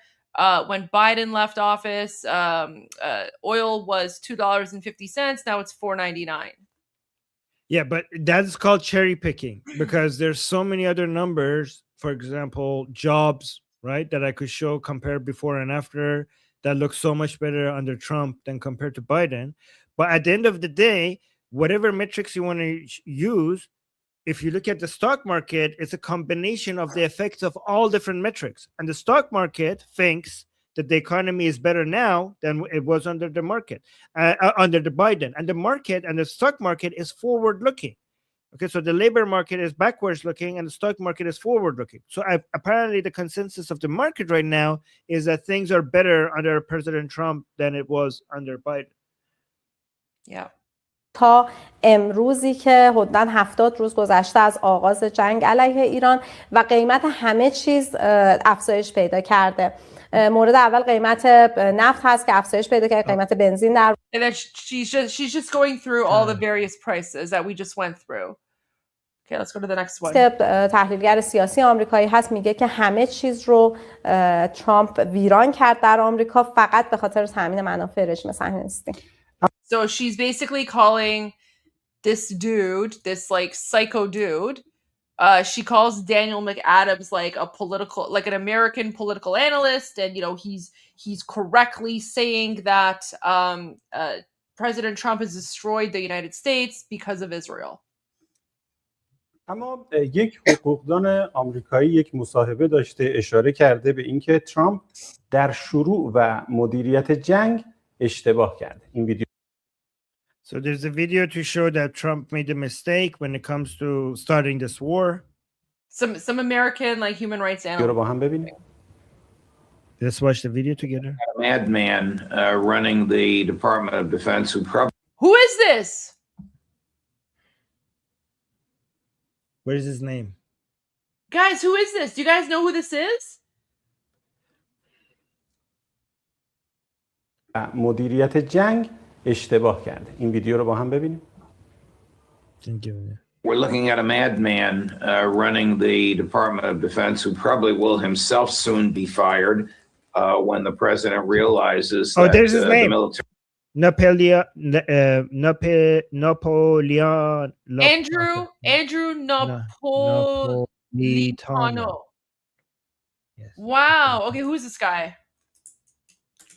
بازنشسته he's a judge. He's a retired judge. قاضی بازنشسته آمریکایی. Whoa. How much of a traitor do you have to be to your country? Wow. What a traitor to the country. Oh my gosh. Military strategy employed by Hegseth was a disaster, according to the. Wait, look, Armin, he's on Press TV. Or Press TV is sharing this. Press TV is the Oh my Islamic God. Regime's English channel. New York Times, the people around the president, except for Hegseth, opposed the war and condemned Netanyahu and Barnea's theories that this would be over in 96 hours. But none of them had the courage to say that to the president. I mean, who knows what the truth is? These people were interviewed after the fact, of course. But it is clear that this was a colossal disaster from the American perspective. Who ever heard of firing the chief of staff of the army in the middle of a war because he was intellectually honest enough to tell you that your plans are not going to work? That, of course, deters other people who want to protect and preserve their careers and the amount of their pensions, which, as you know, grows depending upon how long you're in office. That deters other people from speaking truthfully to the president. So the worst thing that can happen to this president is for his advisors not to speak truthfully because they fear the consequences of expressing their truthful opinions. I mean, look at this fellow, Joe Kent, the number 2 person in the intelligence community in charge of counterterrorism, basically said, Iran poses no threat whatsoever to the United States. There's no basis for this war. And if you start the war, I'm going to quit. And as soon as he started the war, he quit. He was not afraid to express his truthful and honest opinion. He saw the same intelligence materials that Trump did. He basically said, don't believe Israelis. They are not giving you an accurate estimation of the collective will and collective strength of the Iranian people. Once you start bombing the Iranian people, They're not bombing us. They're bombing the Islamic regime. The people of Iran want this, you traitor. they will unite behind their government. No, they won't. No one's uniting behind the Islamic regime. Guys, I hate it's so frustrating when I see these idiotic people and they're like, oh, rally around the flag, rally around the flag. There's no way after. Why don't you talk about the over 40,000 people the Islamic regime murdered in 2 days? Instead, they're talking about this idiotic rally around the flag narrative, which is never going to happen. Of the collective. One thing I've noticed is that I haven't seen a single person who claims that there's a rally around the flag effect in Iran because of the military operations. I have never seen a single one of them give us where they're getting this information from. Like, what is the source of this information? What have any of them seen that suggests that? I don't understand where they're getting this from. That everybody, so many of these people are claiming it, but they never say, like, okay, where are you seeing this? What is the source for this? Not a single one of them have provided a source for this information. The source is the Islamic regime, and they don't want to say that. And collective strength of the Iranian people. Once you start bombing the Iranian people, they will unite behind their government, whether they like the government or not. That's a historical That's fact. BS. That's a historical fact. What? Based on what? The government is not the same as the people. The Iranian people understand that it's not the Iranian people who are being bombed, it's the oppressors being bombed. He's like, this is a you know what he means is like, when he says this is a historical fact, what he's trying to say is that I don't have any proof for this, but because this has always happened in history, when you bomb a people, you have a rally around the flag effect. Therefore, this must be also what's happening here right now. But he doesn't understand that the historical comparison he needs to make, if you want to come up with something that happened in history that resembles what we're experiencing, is bombing the Nazis in France and what the French people would think about that. Would the French people in France think like, oh no, the Americans are bombing France, we are now having a rally around the flag effect, and we're going to feel more united with the goddamn Nazis? Like, is that how the French people think when they see, like, oh my God, American soldiers are coming to France? Okay, I'm against the Nazis, but if foreign soldiers come to my land, then I don't know, man. I'm gonna go unite with the Nazis against the Americans. That's the historical comparison you should be making. I agree. Like it's insane that they're making this comparison. Yeah, I agree. Like you never saw the French people rally around the Nazi flag. So why are they assuming that Iranians are going to rally around the Islamic regime flag? Yeah. And guys, if you say, well, the Nazis were foreign invaders and the Islamic Republic is a local military, we don't see them that way. They're foreign invaders. They're foreign invaders. We consider them foreign invaders. And why do you think they've had to bring in proxy terrorist groups from Iraq, from Afghanistan, from Pakistan, from Syria, from Hezbollah, Palestine, right? All these foreign invaders are inside of occupied Iran right now to suppress the Iranian people. They're holding us hostage. They're holding our people hostage. By the way, Goldie, I do have like these are the metrics that they're not showing. You know how they're like, oh my God, look, gas prices are up. This is up. Electricity costs are up. Okay. I told you they were cherry picking. Okay. But other than the stock market that we already saw how high it is right now. But here's some other numbers. Okay. We have the highest hiring rate in 2 years. The gross hiring rate jumped to 3.5% in March 2026. Representing 5.6 million new hires, marking the highest rate of hiring since February 2024. So people are not citing that number when it comes to the economy. We have surging business investment. Gross private domestic investment grew by 8.7% in Q1 2026. Specifically, business investment in equipment and structure surged 10.5%, hitting its fastest growth pace in nearly 3 years. And then we have stronger Q1 GDP growth. The U.S. economy grew at an annualized rate of 2% in the first quarter of 2026, outpacing the 1.6 annualized growth seen during the first quarter of 2024. And then we have positive real wage growth. Real average hourly earning, wages as adjusted for inflation, increased by 0.3% year over year in March 2026, maintaining a trend of worker paychecks actively outpacing inflation costs. So these are the economic numbers that they don't give you because they're cherry picking. Yeah. Plus lower taxes. Yes, thank you for that. It always happens. Nobody said that to the president of the United States. Now, maybe the vice because it's wrong information, because there is no rally around the flag effect, you idiot. president did, but now, of course, he works for the president and he's very much on board. So Trump is going to do everything he can to make himself look good, even though this has been a catastrophe, which will probably ruin the rest of his presidency because it will result in the Democrats controlling both houses of Congress, and they will make his life miserable the last 2 years of his term in office. همچنان بیننده برنامه روایت اقتدار از شبکه خبر هستید، اما حذف نشان تایید یا همون تیک آبی از حساب کاربری برخی از مقامات و مسئولان ایرانی با واکنش فعالان رسانه‌ای آمریکایی همراه بوده. Are you kidding me? Guys, they're they cut the internet on Iranians and they're complaining about losing their blue check marks.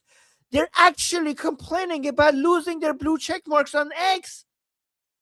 The audacity, they silence an entire nation of people from internet while their own people are on internet, and they're like, oh my God, we're being oppressed and censored because X just took their blue check marks.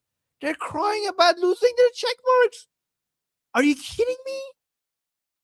The hypocrisy is unreal, and only these like disgusting Shia cultists can be this shameless, right? This shameless. There you go. Goldie, the people who are watching this in Iran don't have internet. And this is on state TV. Like, imagine sitting in Iran watching TV, and you're like, yeah, we have no internet anymore. And the TV is complaining that our officials who are active on X, unlike you, who doesn't have internet, our officials, they don't have any blue check mark anymore. Their accounts are still there, but we're being censored. You listen, you people who we have censored because we took the internet from you, we are being censored while active on internet because we have no more blue check marks. What? This is insane. Like the level of self-awareness is negative here. What are you doing? What? This is disgusting. Oh my God. I can't believe it. I mean, it's one thing to complain about it on X. It's another thing to complain about it on state TV. Wow. And then this idiot named Jeremy Scahill, like, who is he? Let's look him up.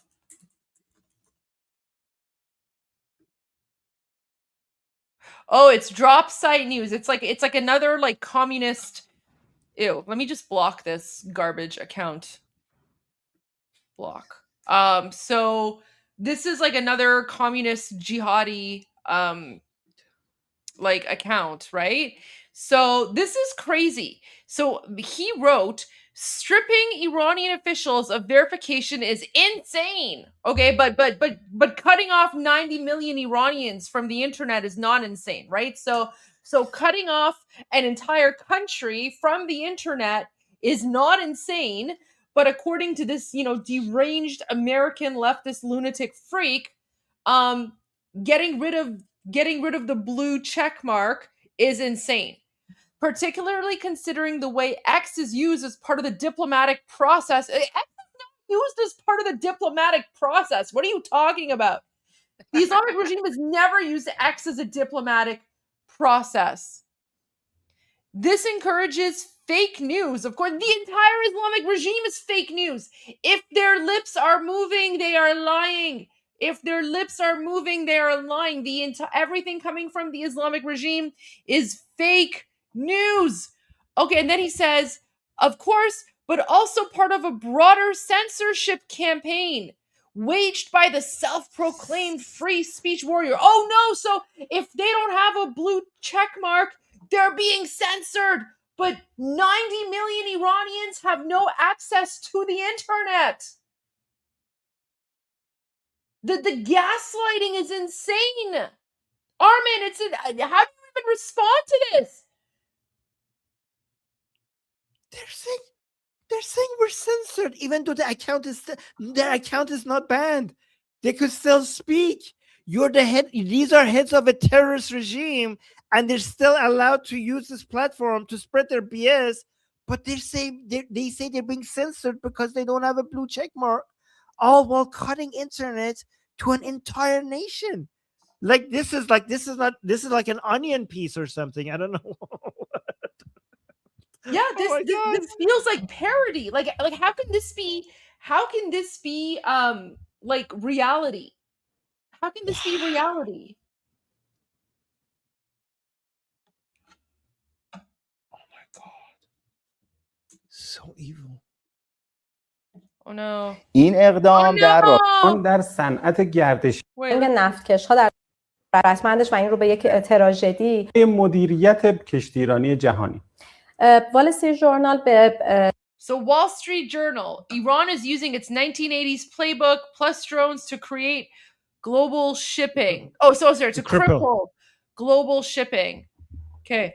I'm going to have to fast forward a little bit just because we're getting to the point, like after a certain amount of time, it skips through. So let me just go through the articles really quick that they're sharing. So Middle East Eye. Can I make a point? So they're trying to put the pro-regime propaganda using Western media, okay, to show to the Iranian people that look, even Western media agrees with the Islamic Republic narrative, okay. But I'm so proud of Iranians because every time they see stuff like this, when they see Western media attacking President Trump, the conclusion that they get instead, like I have to remind people every time because I'm so proud of the Iranian people. When they see this being shown by the state TV of the Islamic Republic, they're like, wow, look at this. In the West, you have so much freedom. Look at all of these attacks on the government. Look at all of this criticism on Trump. Look how free everybody is.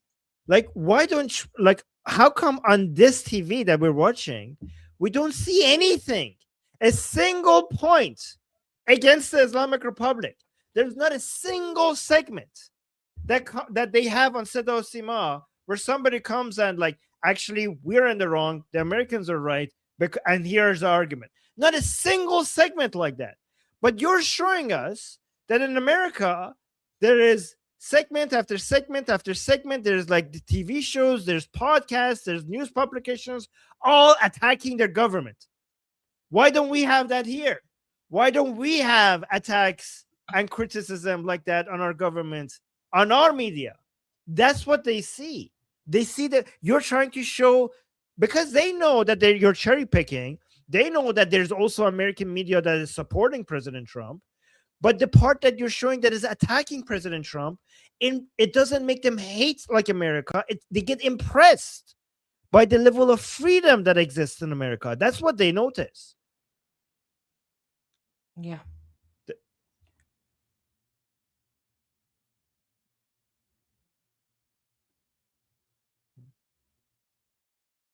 No, I agree with you. I agree with you, Armin. All right. So you're going to show us out? Oh yeah. No, I was just waiting for you to done.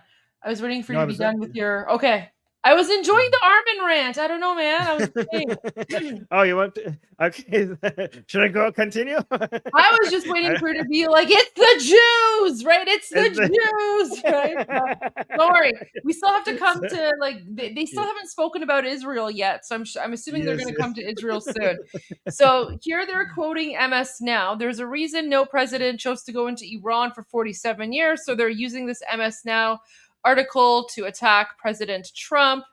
Oh, that was pretty much it. All right, so let's see if we can play this really quick. میشه که چرا در 47 سال گذشته رؤسای جمهور قبلی آمریکا حاضر به درگیری نظامی با ایران نبودند. متعدد صحبت‌های مقامات Okay, so what was that first part? So they're saying like they're going to analyze how the previous American presidents were not willing to attack Iran. So guys, let me tell you what the narrative is within the Islamic Republic, which is basically the same thing as Nick Fuentes and Anna Kasparian. And they think that all American presidents wanted to attack the Islamic Republic, but they knew that they couldn't defeat the Islamic Republic. But only President Trump was stupid enough to fall for the trick of Prime Minister Netanyahu. So they're saying Prime Minister Netanyahu tried to fool President Bush, President Obama, President Biden, and they were like, they all said no to Prime Minister Netanyahu. But President Trump, unlike the other presidents, was dumb enough for Prime Minister Netanyahu to be able to finally fool a president into dragging them into an unwinnable war. That's their narrative. قدیمی آمریکایی منتشر میشه که تقریبا در همه دولت‌ها مقامات صهیونیست می اومدن و تلاش می‌کردن آمریکا رو متقاعد کنن. There you go, Goldie. The Jews. It's the Jews. Like you said, see, we didn't have to wait long. It's the Jews. So it's the Jews. We knew that they were going to end with it's the Jews, and there you go. جنگ علیه ایران بشه ولی هیچ کس جز ترامپ این رو نپذیرفت. Yeah, nobody other than Trump accepted this. و MS Now به این نکته اشاره میکنه که حالا این روند قیمت‌ها و پیامدهای جدی که این جنگ داشته داره ثابت میکنه که چرا هیچ کس در آمریکا نمیپذیرفت وارد این جنگ بشه. بسیار خوب. Oh, look at that smug smile. She's saying that the increase in prices in the United States shows why other presidents, except this president, weren't willing to attack the Islamic Republic. Yeah. So basically, the Jews convinced President Trump to start this conflict. It's always the Jews. That's my other ringtone. So the Jews is yeah, so you could cut that part out as well. کارشناس و پژوهشگر حوزه بین‌الملل ممنون. What's that again? کارشناس و whatever حوزه بین الملل. کارشناس حوزه بین الملل. Yes. The area of international. Yeah, she's the international expert. We don't know international what. For all we know, it could be international sire, right? Like maybe she's like an international sire or something, right? Who knows? از همراهی شما بینندگان عزیز تا برنامه بعد خدا نگهدار. There you go, guys. So that's basically that was tonight's edition of Durkan. Like who's being platformed on Durkan News Network. So we had a U.S. senator, we had like a former U.S. judge. Oh, look, we even have a Hey Dad song for Armin. Look at this.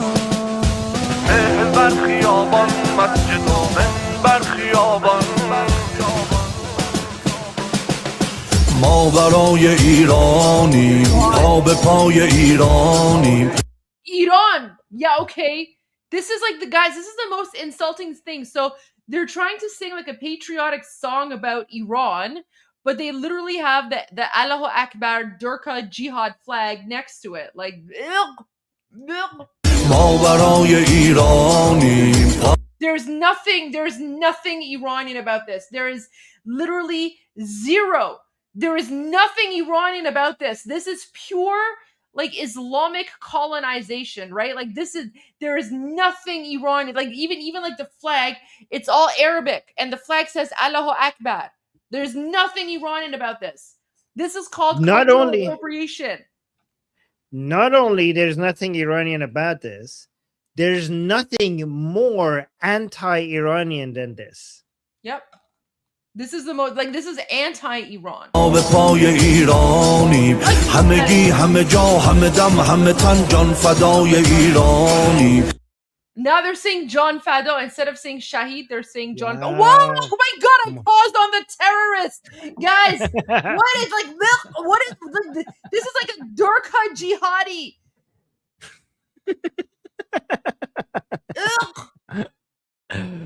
خاک تو سرتون میگین ایران. همگی همه جا همه دم همه تن جان فدای ایران. Wait, arrest her! That woman was showing too much hair. I know. Keep showing like guys, this is why we say that these people have to be eradicated from the face of the earth because they're like a cancer. They're a cancer. They come, they fester, and then they take over your civilization and they claim it's theirs.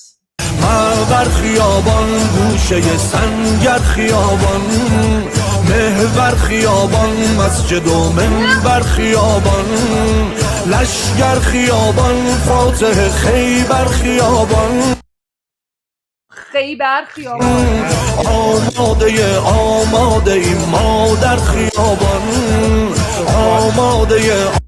So to any Israeli or Americans who are affiliated with the administrations of your respective countries who are watching, you see these people, if you want to boom them, you have our full support. You have our full support. You could hear, guys, the word that is constantly being repeated is khiyaban. Okay? You could see how much the Islamic Republic is trying to keep the pro-regime people in the streets. Khiyaban means streets. So it's constantly praising the pro-regime people who are in the streets. They're like, the people who are in the streets are this. Like they're calling the people of the streets. These are the people, the people who in the past 60 days are in the streets. They're coming up with so many songs on praising them. And for example, one of the words it said is Fateh Khaybar Khiyaban. So the people who capture Khaybar, Khiyaban. So Khaybar is basically the place where the Jews were. Basically the conqueror of the Jews. Who are the conqueror of the Jews? You guys, the streets. The streets are the conqueror of the Jews. And the reason that they're putting all this like propaganda now out about like, stay on the streets, go to the streets is because, Petito told us that, the streets are emptying out. A lot of people are not going to the streets anymore. So the Islamic regime is desperate to try and encourage people to go back out onto the streets. So they're creating like this like Durka jihadi propaganda. ایرانی یک تن یک لشکر ایرانی Armin, this is what we were doing. This is what we were doing during the Woman Life Freedom movement when they were murdering like Iranians. Iranian university students were painting their hands red, and they put like red like they put the red hand all over the university dormitories where the Islamic regime had murdered Iranians, and now they've even taken that from us.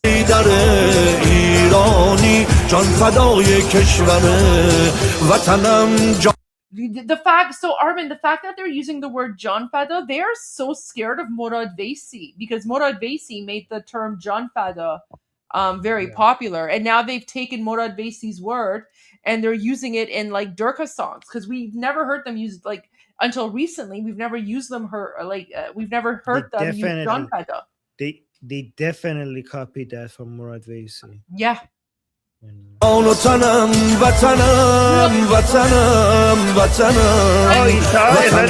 Goldie, you saw another thing that they copied from us. You saw the mobile phones lights in the night. Yeah. جان و تنم وطنم وطنم وطنم وطنم جان و تنم وطنم وطنم وطنم وطنم جان و تنم وطنم وطنم وطنم. The front line, look at this. It says the front lines are the streets. So you guys in the streets, you are the front line. You're the front line in this war. I don't know how much more of this like Durka jihad propaganda I can see. What is this? Oh my god, they're worshipping a rocket! No, Armin, they always like doing this. they like doing like Look this. At this! The rocket's coming out of his head! Like, what is this? Yeah. This is so dystopian. It's headed for the Jews. That missile is headed for the Jews. Jeez.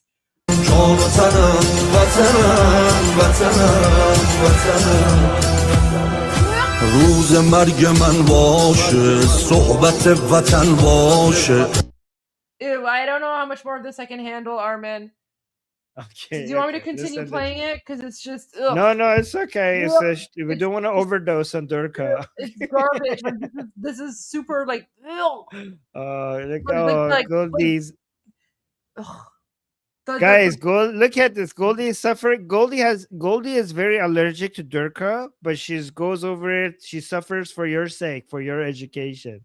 So this is her sacrifice for educating you guys. It is. But I mean, but you know what? The fact that they're going this far, Armin, it shows how desperate they are. Like they're amplifying the propaganda so much, right? Yeah. My gosh. All right. We need to de-Durkify a little bit. So you know, by the way, this is one of the best words that you have came up with, Goldie. Like de-Durkify is like genius. It's like a genius. Like it's genius. Like you're so creative. I love it. We should make it a thing. I mean, I just, you know, like it just kind of came up. I don't know. I kind of came up with it, but I always use this video to de-Durkify. Look at this comment in Persian. خواهشاً شهید بشید سریعتر به خواستتان برسید. خب برو بمیر. خب برو بمیر. Yes, exactly. Armin, you should play the خب برو بمیر. Oh, yeah, okay. Wait, send the version. You should share the version that I sent you. Yes, okay. Wait, I have to scroll up. I should save that. Scrolling up, downloading it. Oh. Okay, I think I found it. Okay. I hope it works. Oh, yep. Found it. Sorry, guys. Give me a second. Okay. Oh, why is it downloading so slowly? What the fuck? Oh. Okay. You show us the Durkify video while I do this. What?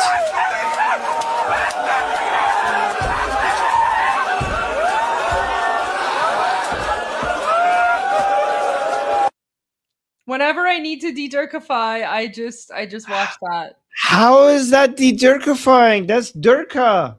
But it's like crazy Durka, so it makes me laugh. Okay. But okay, here's my de-Durkifying video. Wait, let me remove this. Okay. Where's the, what do I have? Oh, remove. Okay. So look at this. اینجوری اسمشو گذاشته بود رستم مینداخت بالا یواشاش خودش هم ازش میترسید. جمهوری اسلامی هم میگه که ما تاباوری داریم، مقاومت داریم مقابل آمریکایی‌ها، نمیدونم فلان کارو کردیم، یواش یواش خودشون هم باورشون شده.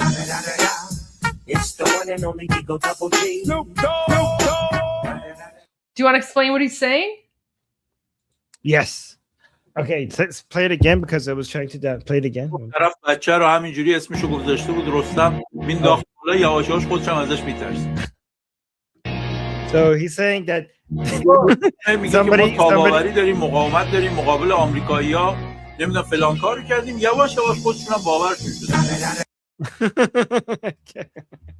So he's using a story to show that these Shias started believing their own lies, right?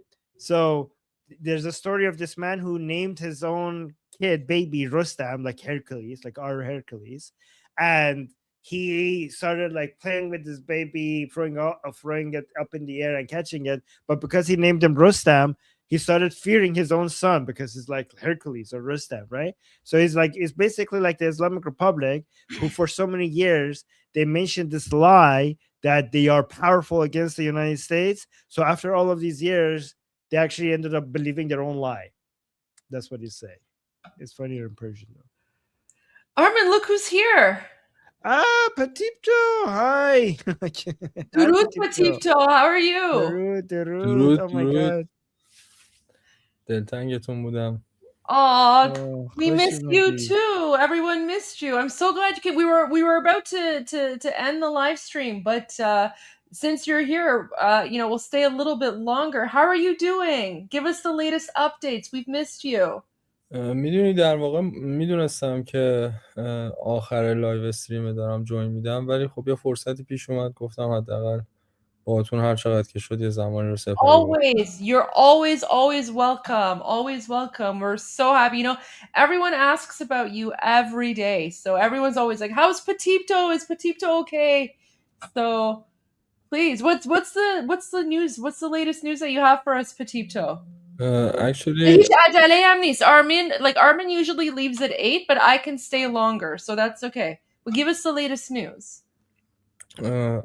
I'm trying my best to do my job, and first of all, I want to mention I feel a deep connection with your audience.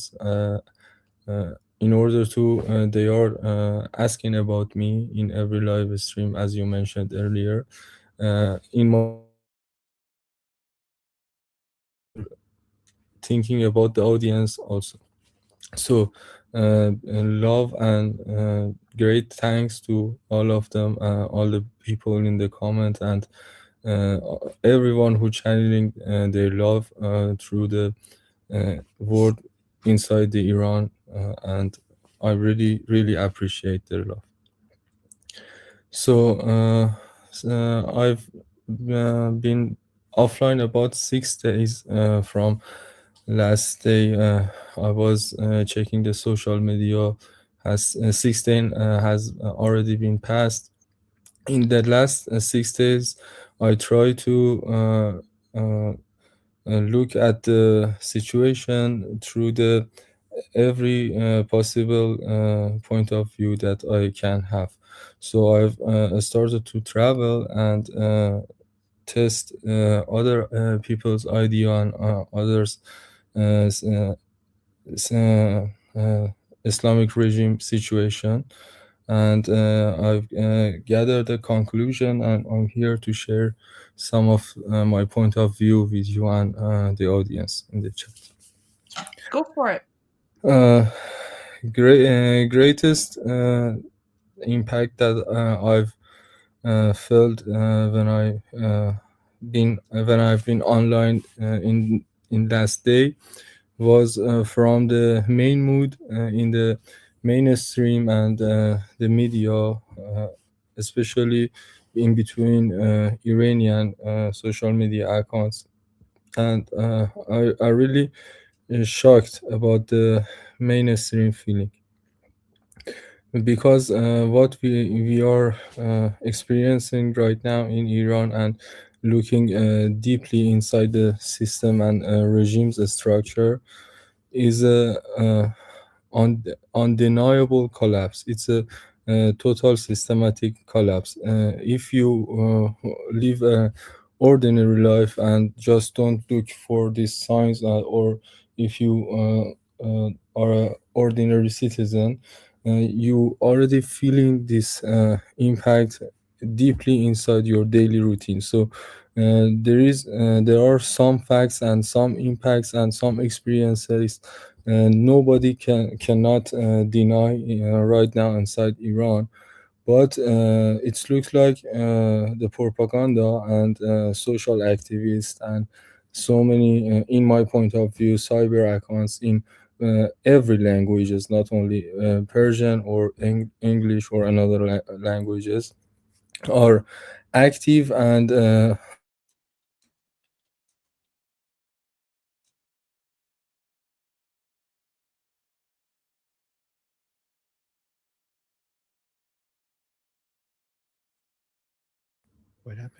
آرمین ببخشید من از کجا قطع شدم؟ من یه پینگ قطعی دارم. 5 ثانیه فقط. آره آخر صحبتم کجا بود؟ همین فقط 2-3 ثانیه بود، خیلی چیز نبود، خیلی کم بود. فکر می‌کنم داشتم میگفتم که این چیزی که این اکانت های سوشال مدیا، سایبر اکانت یا مثلا پروپاگاندا یا هر چیزی که مینستریم مود رو داره تعیین میکنه، داره پروژکت میکنه، انگار یک رفتار سیستماتیک و سازمان یافته است که خلاف این چیزی که ما داریم مشاهده میکنیم و نشون بده. به صورت خلاصه همین ویدیو مراد ویسی که شما نشون دادی در واقع لپ کلام بود، مخلص کلام بود.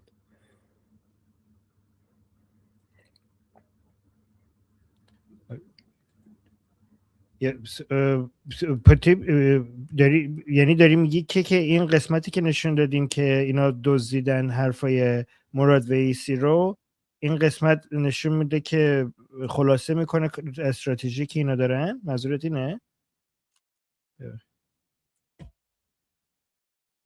پتیپتو؟ تیپتو؟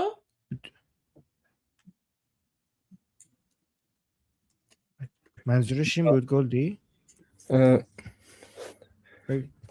ببین به صورت خلاصه بخوام بگم، یعنی در واقع بخوام جلو ببریم بحثو، میتونیم در مورد چند تا از فکتایی که من مشاهده میکنم صحبت بکنیم که هم خلاف این چیزی که مینستریم داره میگه ثابت بشه که هیمنه نظام. در واقع در مینستریم به صورت خلاصه داره نشون میده که جمهوری اسلامی و در بطنش مجتبی خامنه‌ای ترامپ رو شکست داده و دارن این تصویر رو از طریق سوشال مدیا پروژکت میکنن. درسته. حالا من میتونم فکتایی بهتون ارائه بدم که با چیزایی که توی ایران داره رخ میده که اصلا این خلاف 100%، غلط 100%. Yeah, okay. So mainstream media is trying to show that the Islamic Republic has defeated Trump, and Potipto has some facts to show us that this is completely wrong. پوتیپتو فقط به من یک کوتاه میتونی بگی که چقدر این، چون من یه هارد ددلاینی دارم که باید برم، چون باید یه جا قراری دارم. چقدر من بگم من یه 5 دقیقه دیگه وقت دارم، ولی گلدی هم جا هست میمونه باهات. فقط آره ما از این 5 دقیقه بهترین استفاده رو میکنیم. ممنونم ازت. اوکی. منم باید برم. فردا صبح مسابقه ساعت 6 صبح مسابقه دارم با یه رسانه اسرائیلی. واقعا شرمنده. نه دشمن. بگو فکتاتو بگو. اوکی. مسئله اول و مسئله غیر قابل انکار، چیزی که هر روز داره شدیدتر و شدیدتر میشه، مسئله اقتصادیه. یعنی در واقع اون اتفاقی که جمهوری اسلامی داره نشون میده به عنوان قدرت توی منطقه، اگر وجود خارجی داشته باشه حداقل باید اقتصاد پایدار داشته باشه، چیزی که بازار داره خلافش رو هر روز نشون میده و بزرگتر هم میشه. درست؟ So Potito is saying that the economy in Iran is getting worse and worse every day, and if anything that the Islamic Republic said was true, they should have been able to demonstrate some economic stability, but the economic situation shows that everything is the opposite of what they claim. برخلاف اون چیزی که در حال حاضر جمهوری اسلامی داره سعی میکنه به دنیا مخابره بکنه که امتیازهایی داره از آمریکا میگیره یا فرصتهایی توی این مذاکراتی که داره به وجود میاد برای خودش و بقای خودش به وجود میاره، اتفاقی که در حال حاضر توی جمهوری اسلامی باشی تصمیم گیری سیستماتیک رو داریم. جمهوری اسلامی از روز اول بر مبنای توسعه وحشت و بولی کردن توی منطقه به وجود اومده و از ترسی که به وجود آورده تونسته گسترش پیدا بکنه. اما چیزی که در حال حاضر ما شاهدش هستیم و داریم میبینیم از باقی مونده جمهوری اسلامی یه سابمیشن کامله، در واقع شده عروسک دست آمریکا و اسرائیل. پس خلاف وجودیت جمهوری اسلامی، تئوری وجودی جمهوری اسلامی داره رخ میده. متوجه منظورم هستی؟ Yeah. Okay, so the Islamic Republic has this doctrine for its survival, and what's happening right now is violating that doctrine completely. So unlike what the Islamic Republic says that the negotiations or whatever is happening is an opportunity for them to survive, what the Islamic Republic uses is threats and threats of terror to be able to spread it across the region. However, what the negotiations are doing right now is causing the Islamic Republic to submit completely to the Americans, which basically violates that doctrine that they had for their survival. درست گفتم اینو؟ خیلی دقیق، ممنونم. در ادامه این مبحث من وقتی امروز سوشال مدیا رو چک کردم دیدم مینستریم دارن در مورد این موضوع صحبت میکنن که آره جمهوری اسلامی اورانیوم رو داد و بقای خودش رو گارانتی کرد به صورت خلاصه. اما با توجه به فکتایی که قبلتر گفتم و اتفاقی که الان تو سوشال مدیا داره میفته، باید بدونیم که وقتی اورانیوم رو از جمهوری ترور اسلامی بگیری، یعنی بزرگترین سلاحی که بهش فکر کردن، ترسناکترین سلاحی که بهش فکر کردن رو ازش بگیری، پس عملاً ابزار وحشتی براش باقی نمیمونه که بخواد دنیا رو ترور کنه. پس از اینجا به بعد ما شاهد خلع سلاح شدن و تسلیم تدریجی جمهوری اسلامی هستیم. این پروسه 1 هفته، 1 ماه یا چند ماه طول بکشه بستگی به متغیرهای متفاوتی داره. پس انتظار من از سوشال مدیا این بود که این پوینت رو دیده باشن، نه اینکه بلافاصله تبدیل شده باشن به اینو به صورت نقادانه میخوام بگم تبدیل شده باشن به ابزارهای پروپاگاندای رژیم. دوست دارم از خودشون بپرسن که وقتی یک مودی رو توی سوشال مدیا دارن انتقال میدن که خلاصش میشه برتری جمهوری اسلامی، قدرت جمهوری اسلامی یا پیروزی جمهوری اسلامی، دارن به کدوم جبهه کمک میکنن؟ ممنونم. Okay, so Padipta is saying in social media, what he's observing is that people are suggesting that the Islamic Republic is giving up its uranium and it will survive because of this. But what the social media has to realize is that if you take the enriched uranium away from the Islamic Republic, you have taken their most fearsome tools for terror away from them. And by doing that, given that their doctrine is to spread and survive by spreading fear, you are disarming them by taking their most important tool away from them. And by doing that, that means that one way or another, it might take longer, it might take short, it might take less time or more time, we don't know, but one way or another, it's going to end them. And social media should have done better by realizing this, and people on social media being active, they should have been asking themselves what are they doing by spreading the mood that this is helping the Islamic Republic. By doing that, they're actually helping the Islamic Republic. So they have to decide which side they are on. درست گفتم؟ عالی گفتی. و جمله پایانیم هم اینه که در واقع وقتی دارن در مورد رئیس جمهور ترامپ صحبت میکنن یا در مورد باقی سیاستمدارا صحبت میکنن لازمه به خودشون یادآوری بکنن که ما شاهد یک نمایش نیستیم که رضایت عمومی لازم باشه که شروع به نقدهای حالا بیرحمانه میکنن. ما در واقع در نقش پیاده نظام یا سطح اول باید بدونیم که در کدوم جبهه هستیم. سرزنش کردن نفرات اول این جبهه از شاهزاده رضا پهلوی بگیر تا باقی افراد برای هر دو تا سایت میگم بازی کردن تو تیم دشمنه. ممنونم از همتون.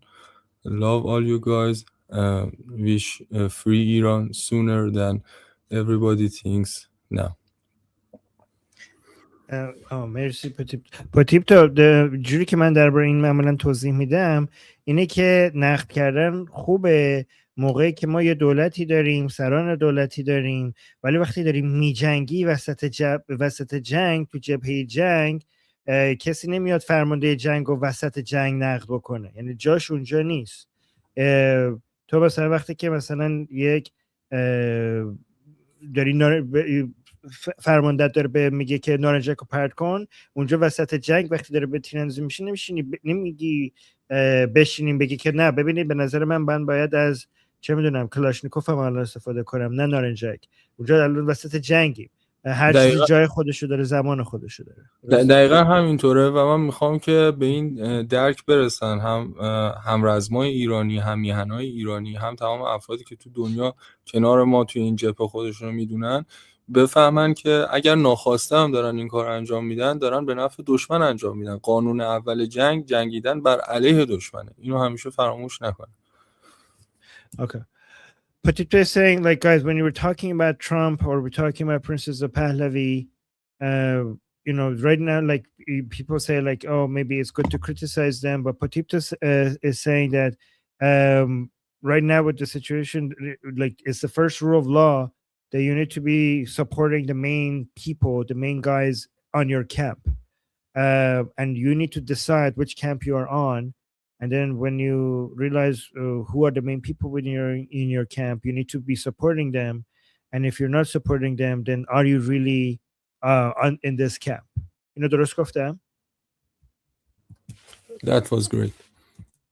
Oh, thank you, Patipto. Thank you. Great points by Patipto as usual.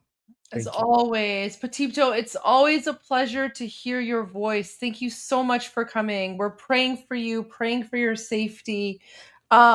We're getting some messages. People are saying, stay indoors because who knows what's going to happen in the next few days. But like we're praying for you, praying for your safety. And always a pleasure when you come join us. You're an important part of the community, and this is your channel as well, so we're just so happy that you're safe. Thank you, Goldie. That is my pleasure also, and I always be very happy to spend my time and share information with you guys, and always sending love from bottom of my heart to all of you guys and everybody in the chat. So پاینده ایران and Javid Shah. Thank you so much, Javid Shah. And people are saying thank God Patipto is safe, and then love from Israel to Patipto. Patipto, you're getting love from Israel as well. Love that. Okay, so before we finish, because guys, I do have I have an interview tomorrow morning. I have to wake up at 6 a.m. to get ready for that interview, so I have to go to bed early. But before I go, so Armin, King Reza Pahlavi's comms account posted this, so I just wanted to share this really quickly. So there is an international rally being held on Sunday, May 10. It's called A Nation Held Hostage. So in response to the nationwide internet blackout, mass arrests, and relentless execution of protesters, we stand with the people of Iran. So global gathering of Iranians on Sunday, May 10. So, check your cities for events or posters.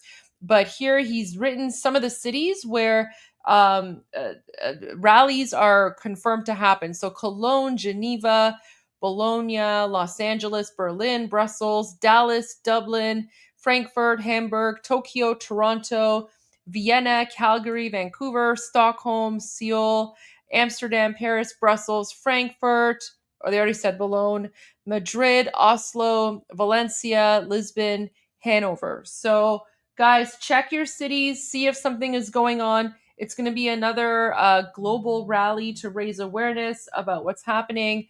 Sunday, May 10. Time is going to be depending on whatever the local rally is. I know it is Mother's Day, but if you can make it out, would be helpful and important to do so. So I'll try to bring more information about this tomorrow if I can with posters. I'll put a call out to Iranians to share their posters. Maybe we'll make Armin read the posters in German again. Who knows? So no. There you go. So, but guys, until then, thank you everyone for joining us for day 130. Yesterday was day 129. Tomorrow is going to be day 131. Is that how numbers work? Yeah. And Armin, do you want to finish it off? Yes. Yeah. Well. Okay. Yes. I'm Israel Chai. Long live America. God bless America. Javid Shah. Payande Iran. Payande Iran. See you guys tomorrow. غرق انقلاب است.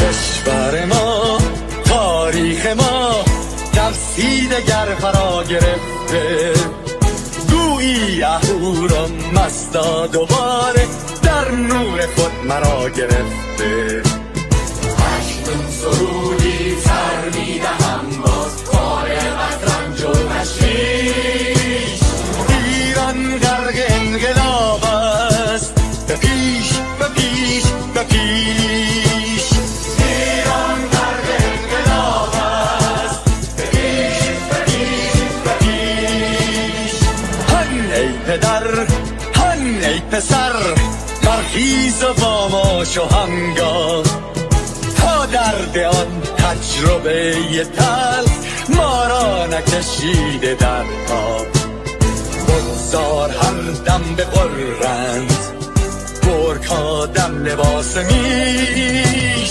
ایران غرق انقلاب است به پیش به پیش به پیش ایران غرق انقلاب است به پیش به پیش به پیش ای کارگر ای برزگر راحت قانون ادامه دارد در این زمان که پرتو یزدان از هر سو بر تو میبارد پس پیش به سوی آزادی از بحر خزر تا کیش ایران غرق انقلاب است به پیش به پیش به پیش ایران غرق انقلاب است به پیش به پیش به پیش خلقا به پا بحر دفاع از استقلال و آزادی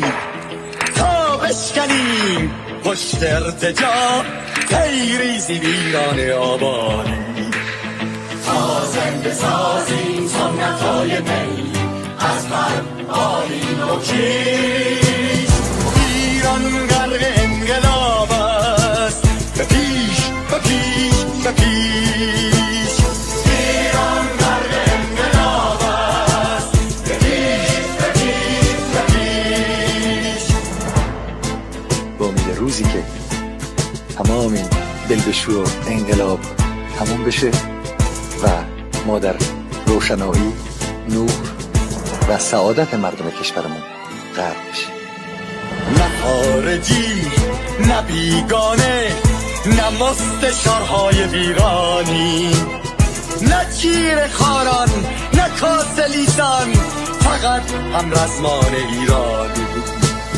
ما با شرافت میهنی بسازیم بهر فرزندان خویش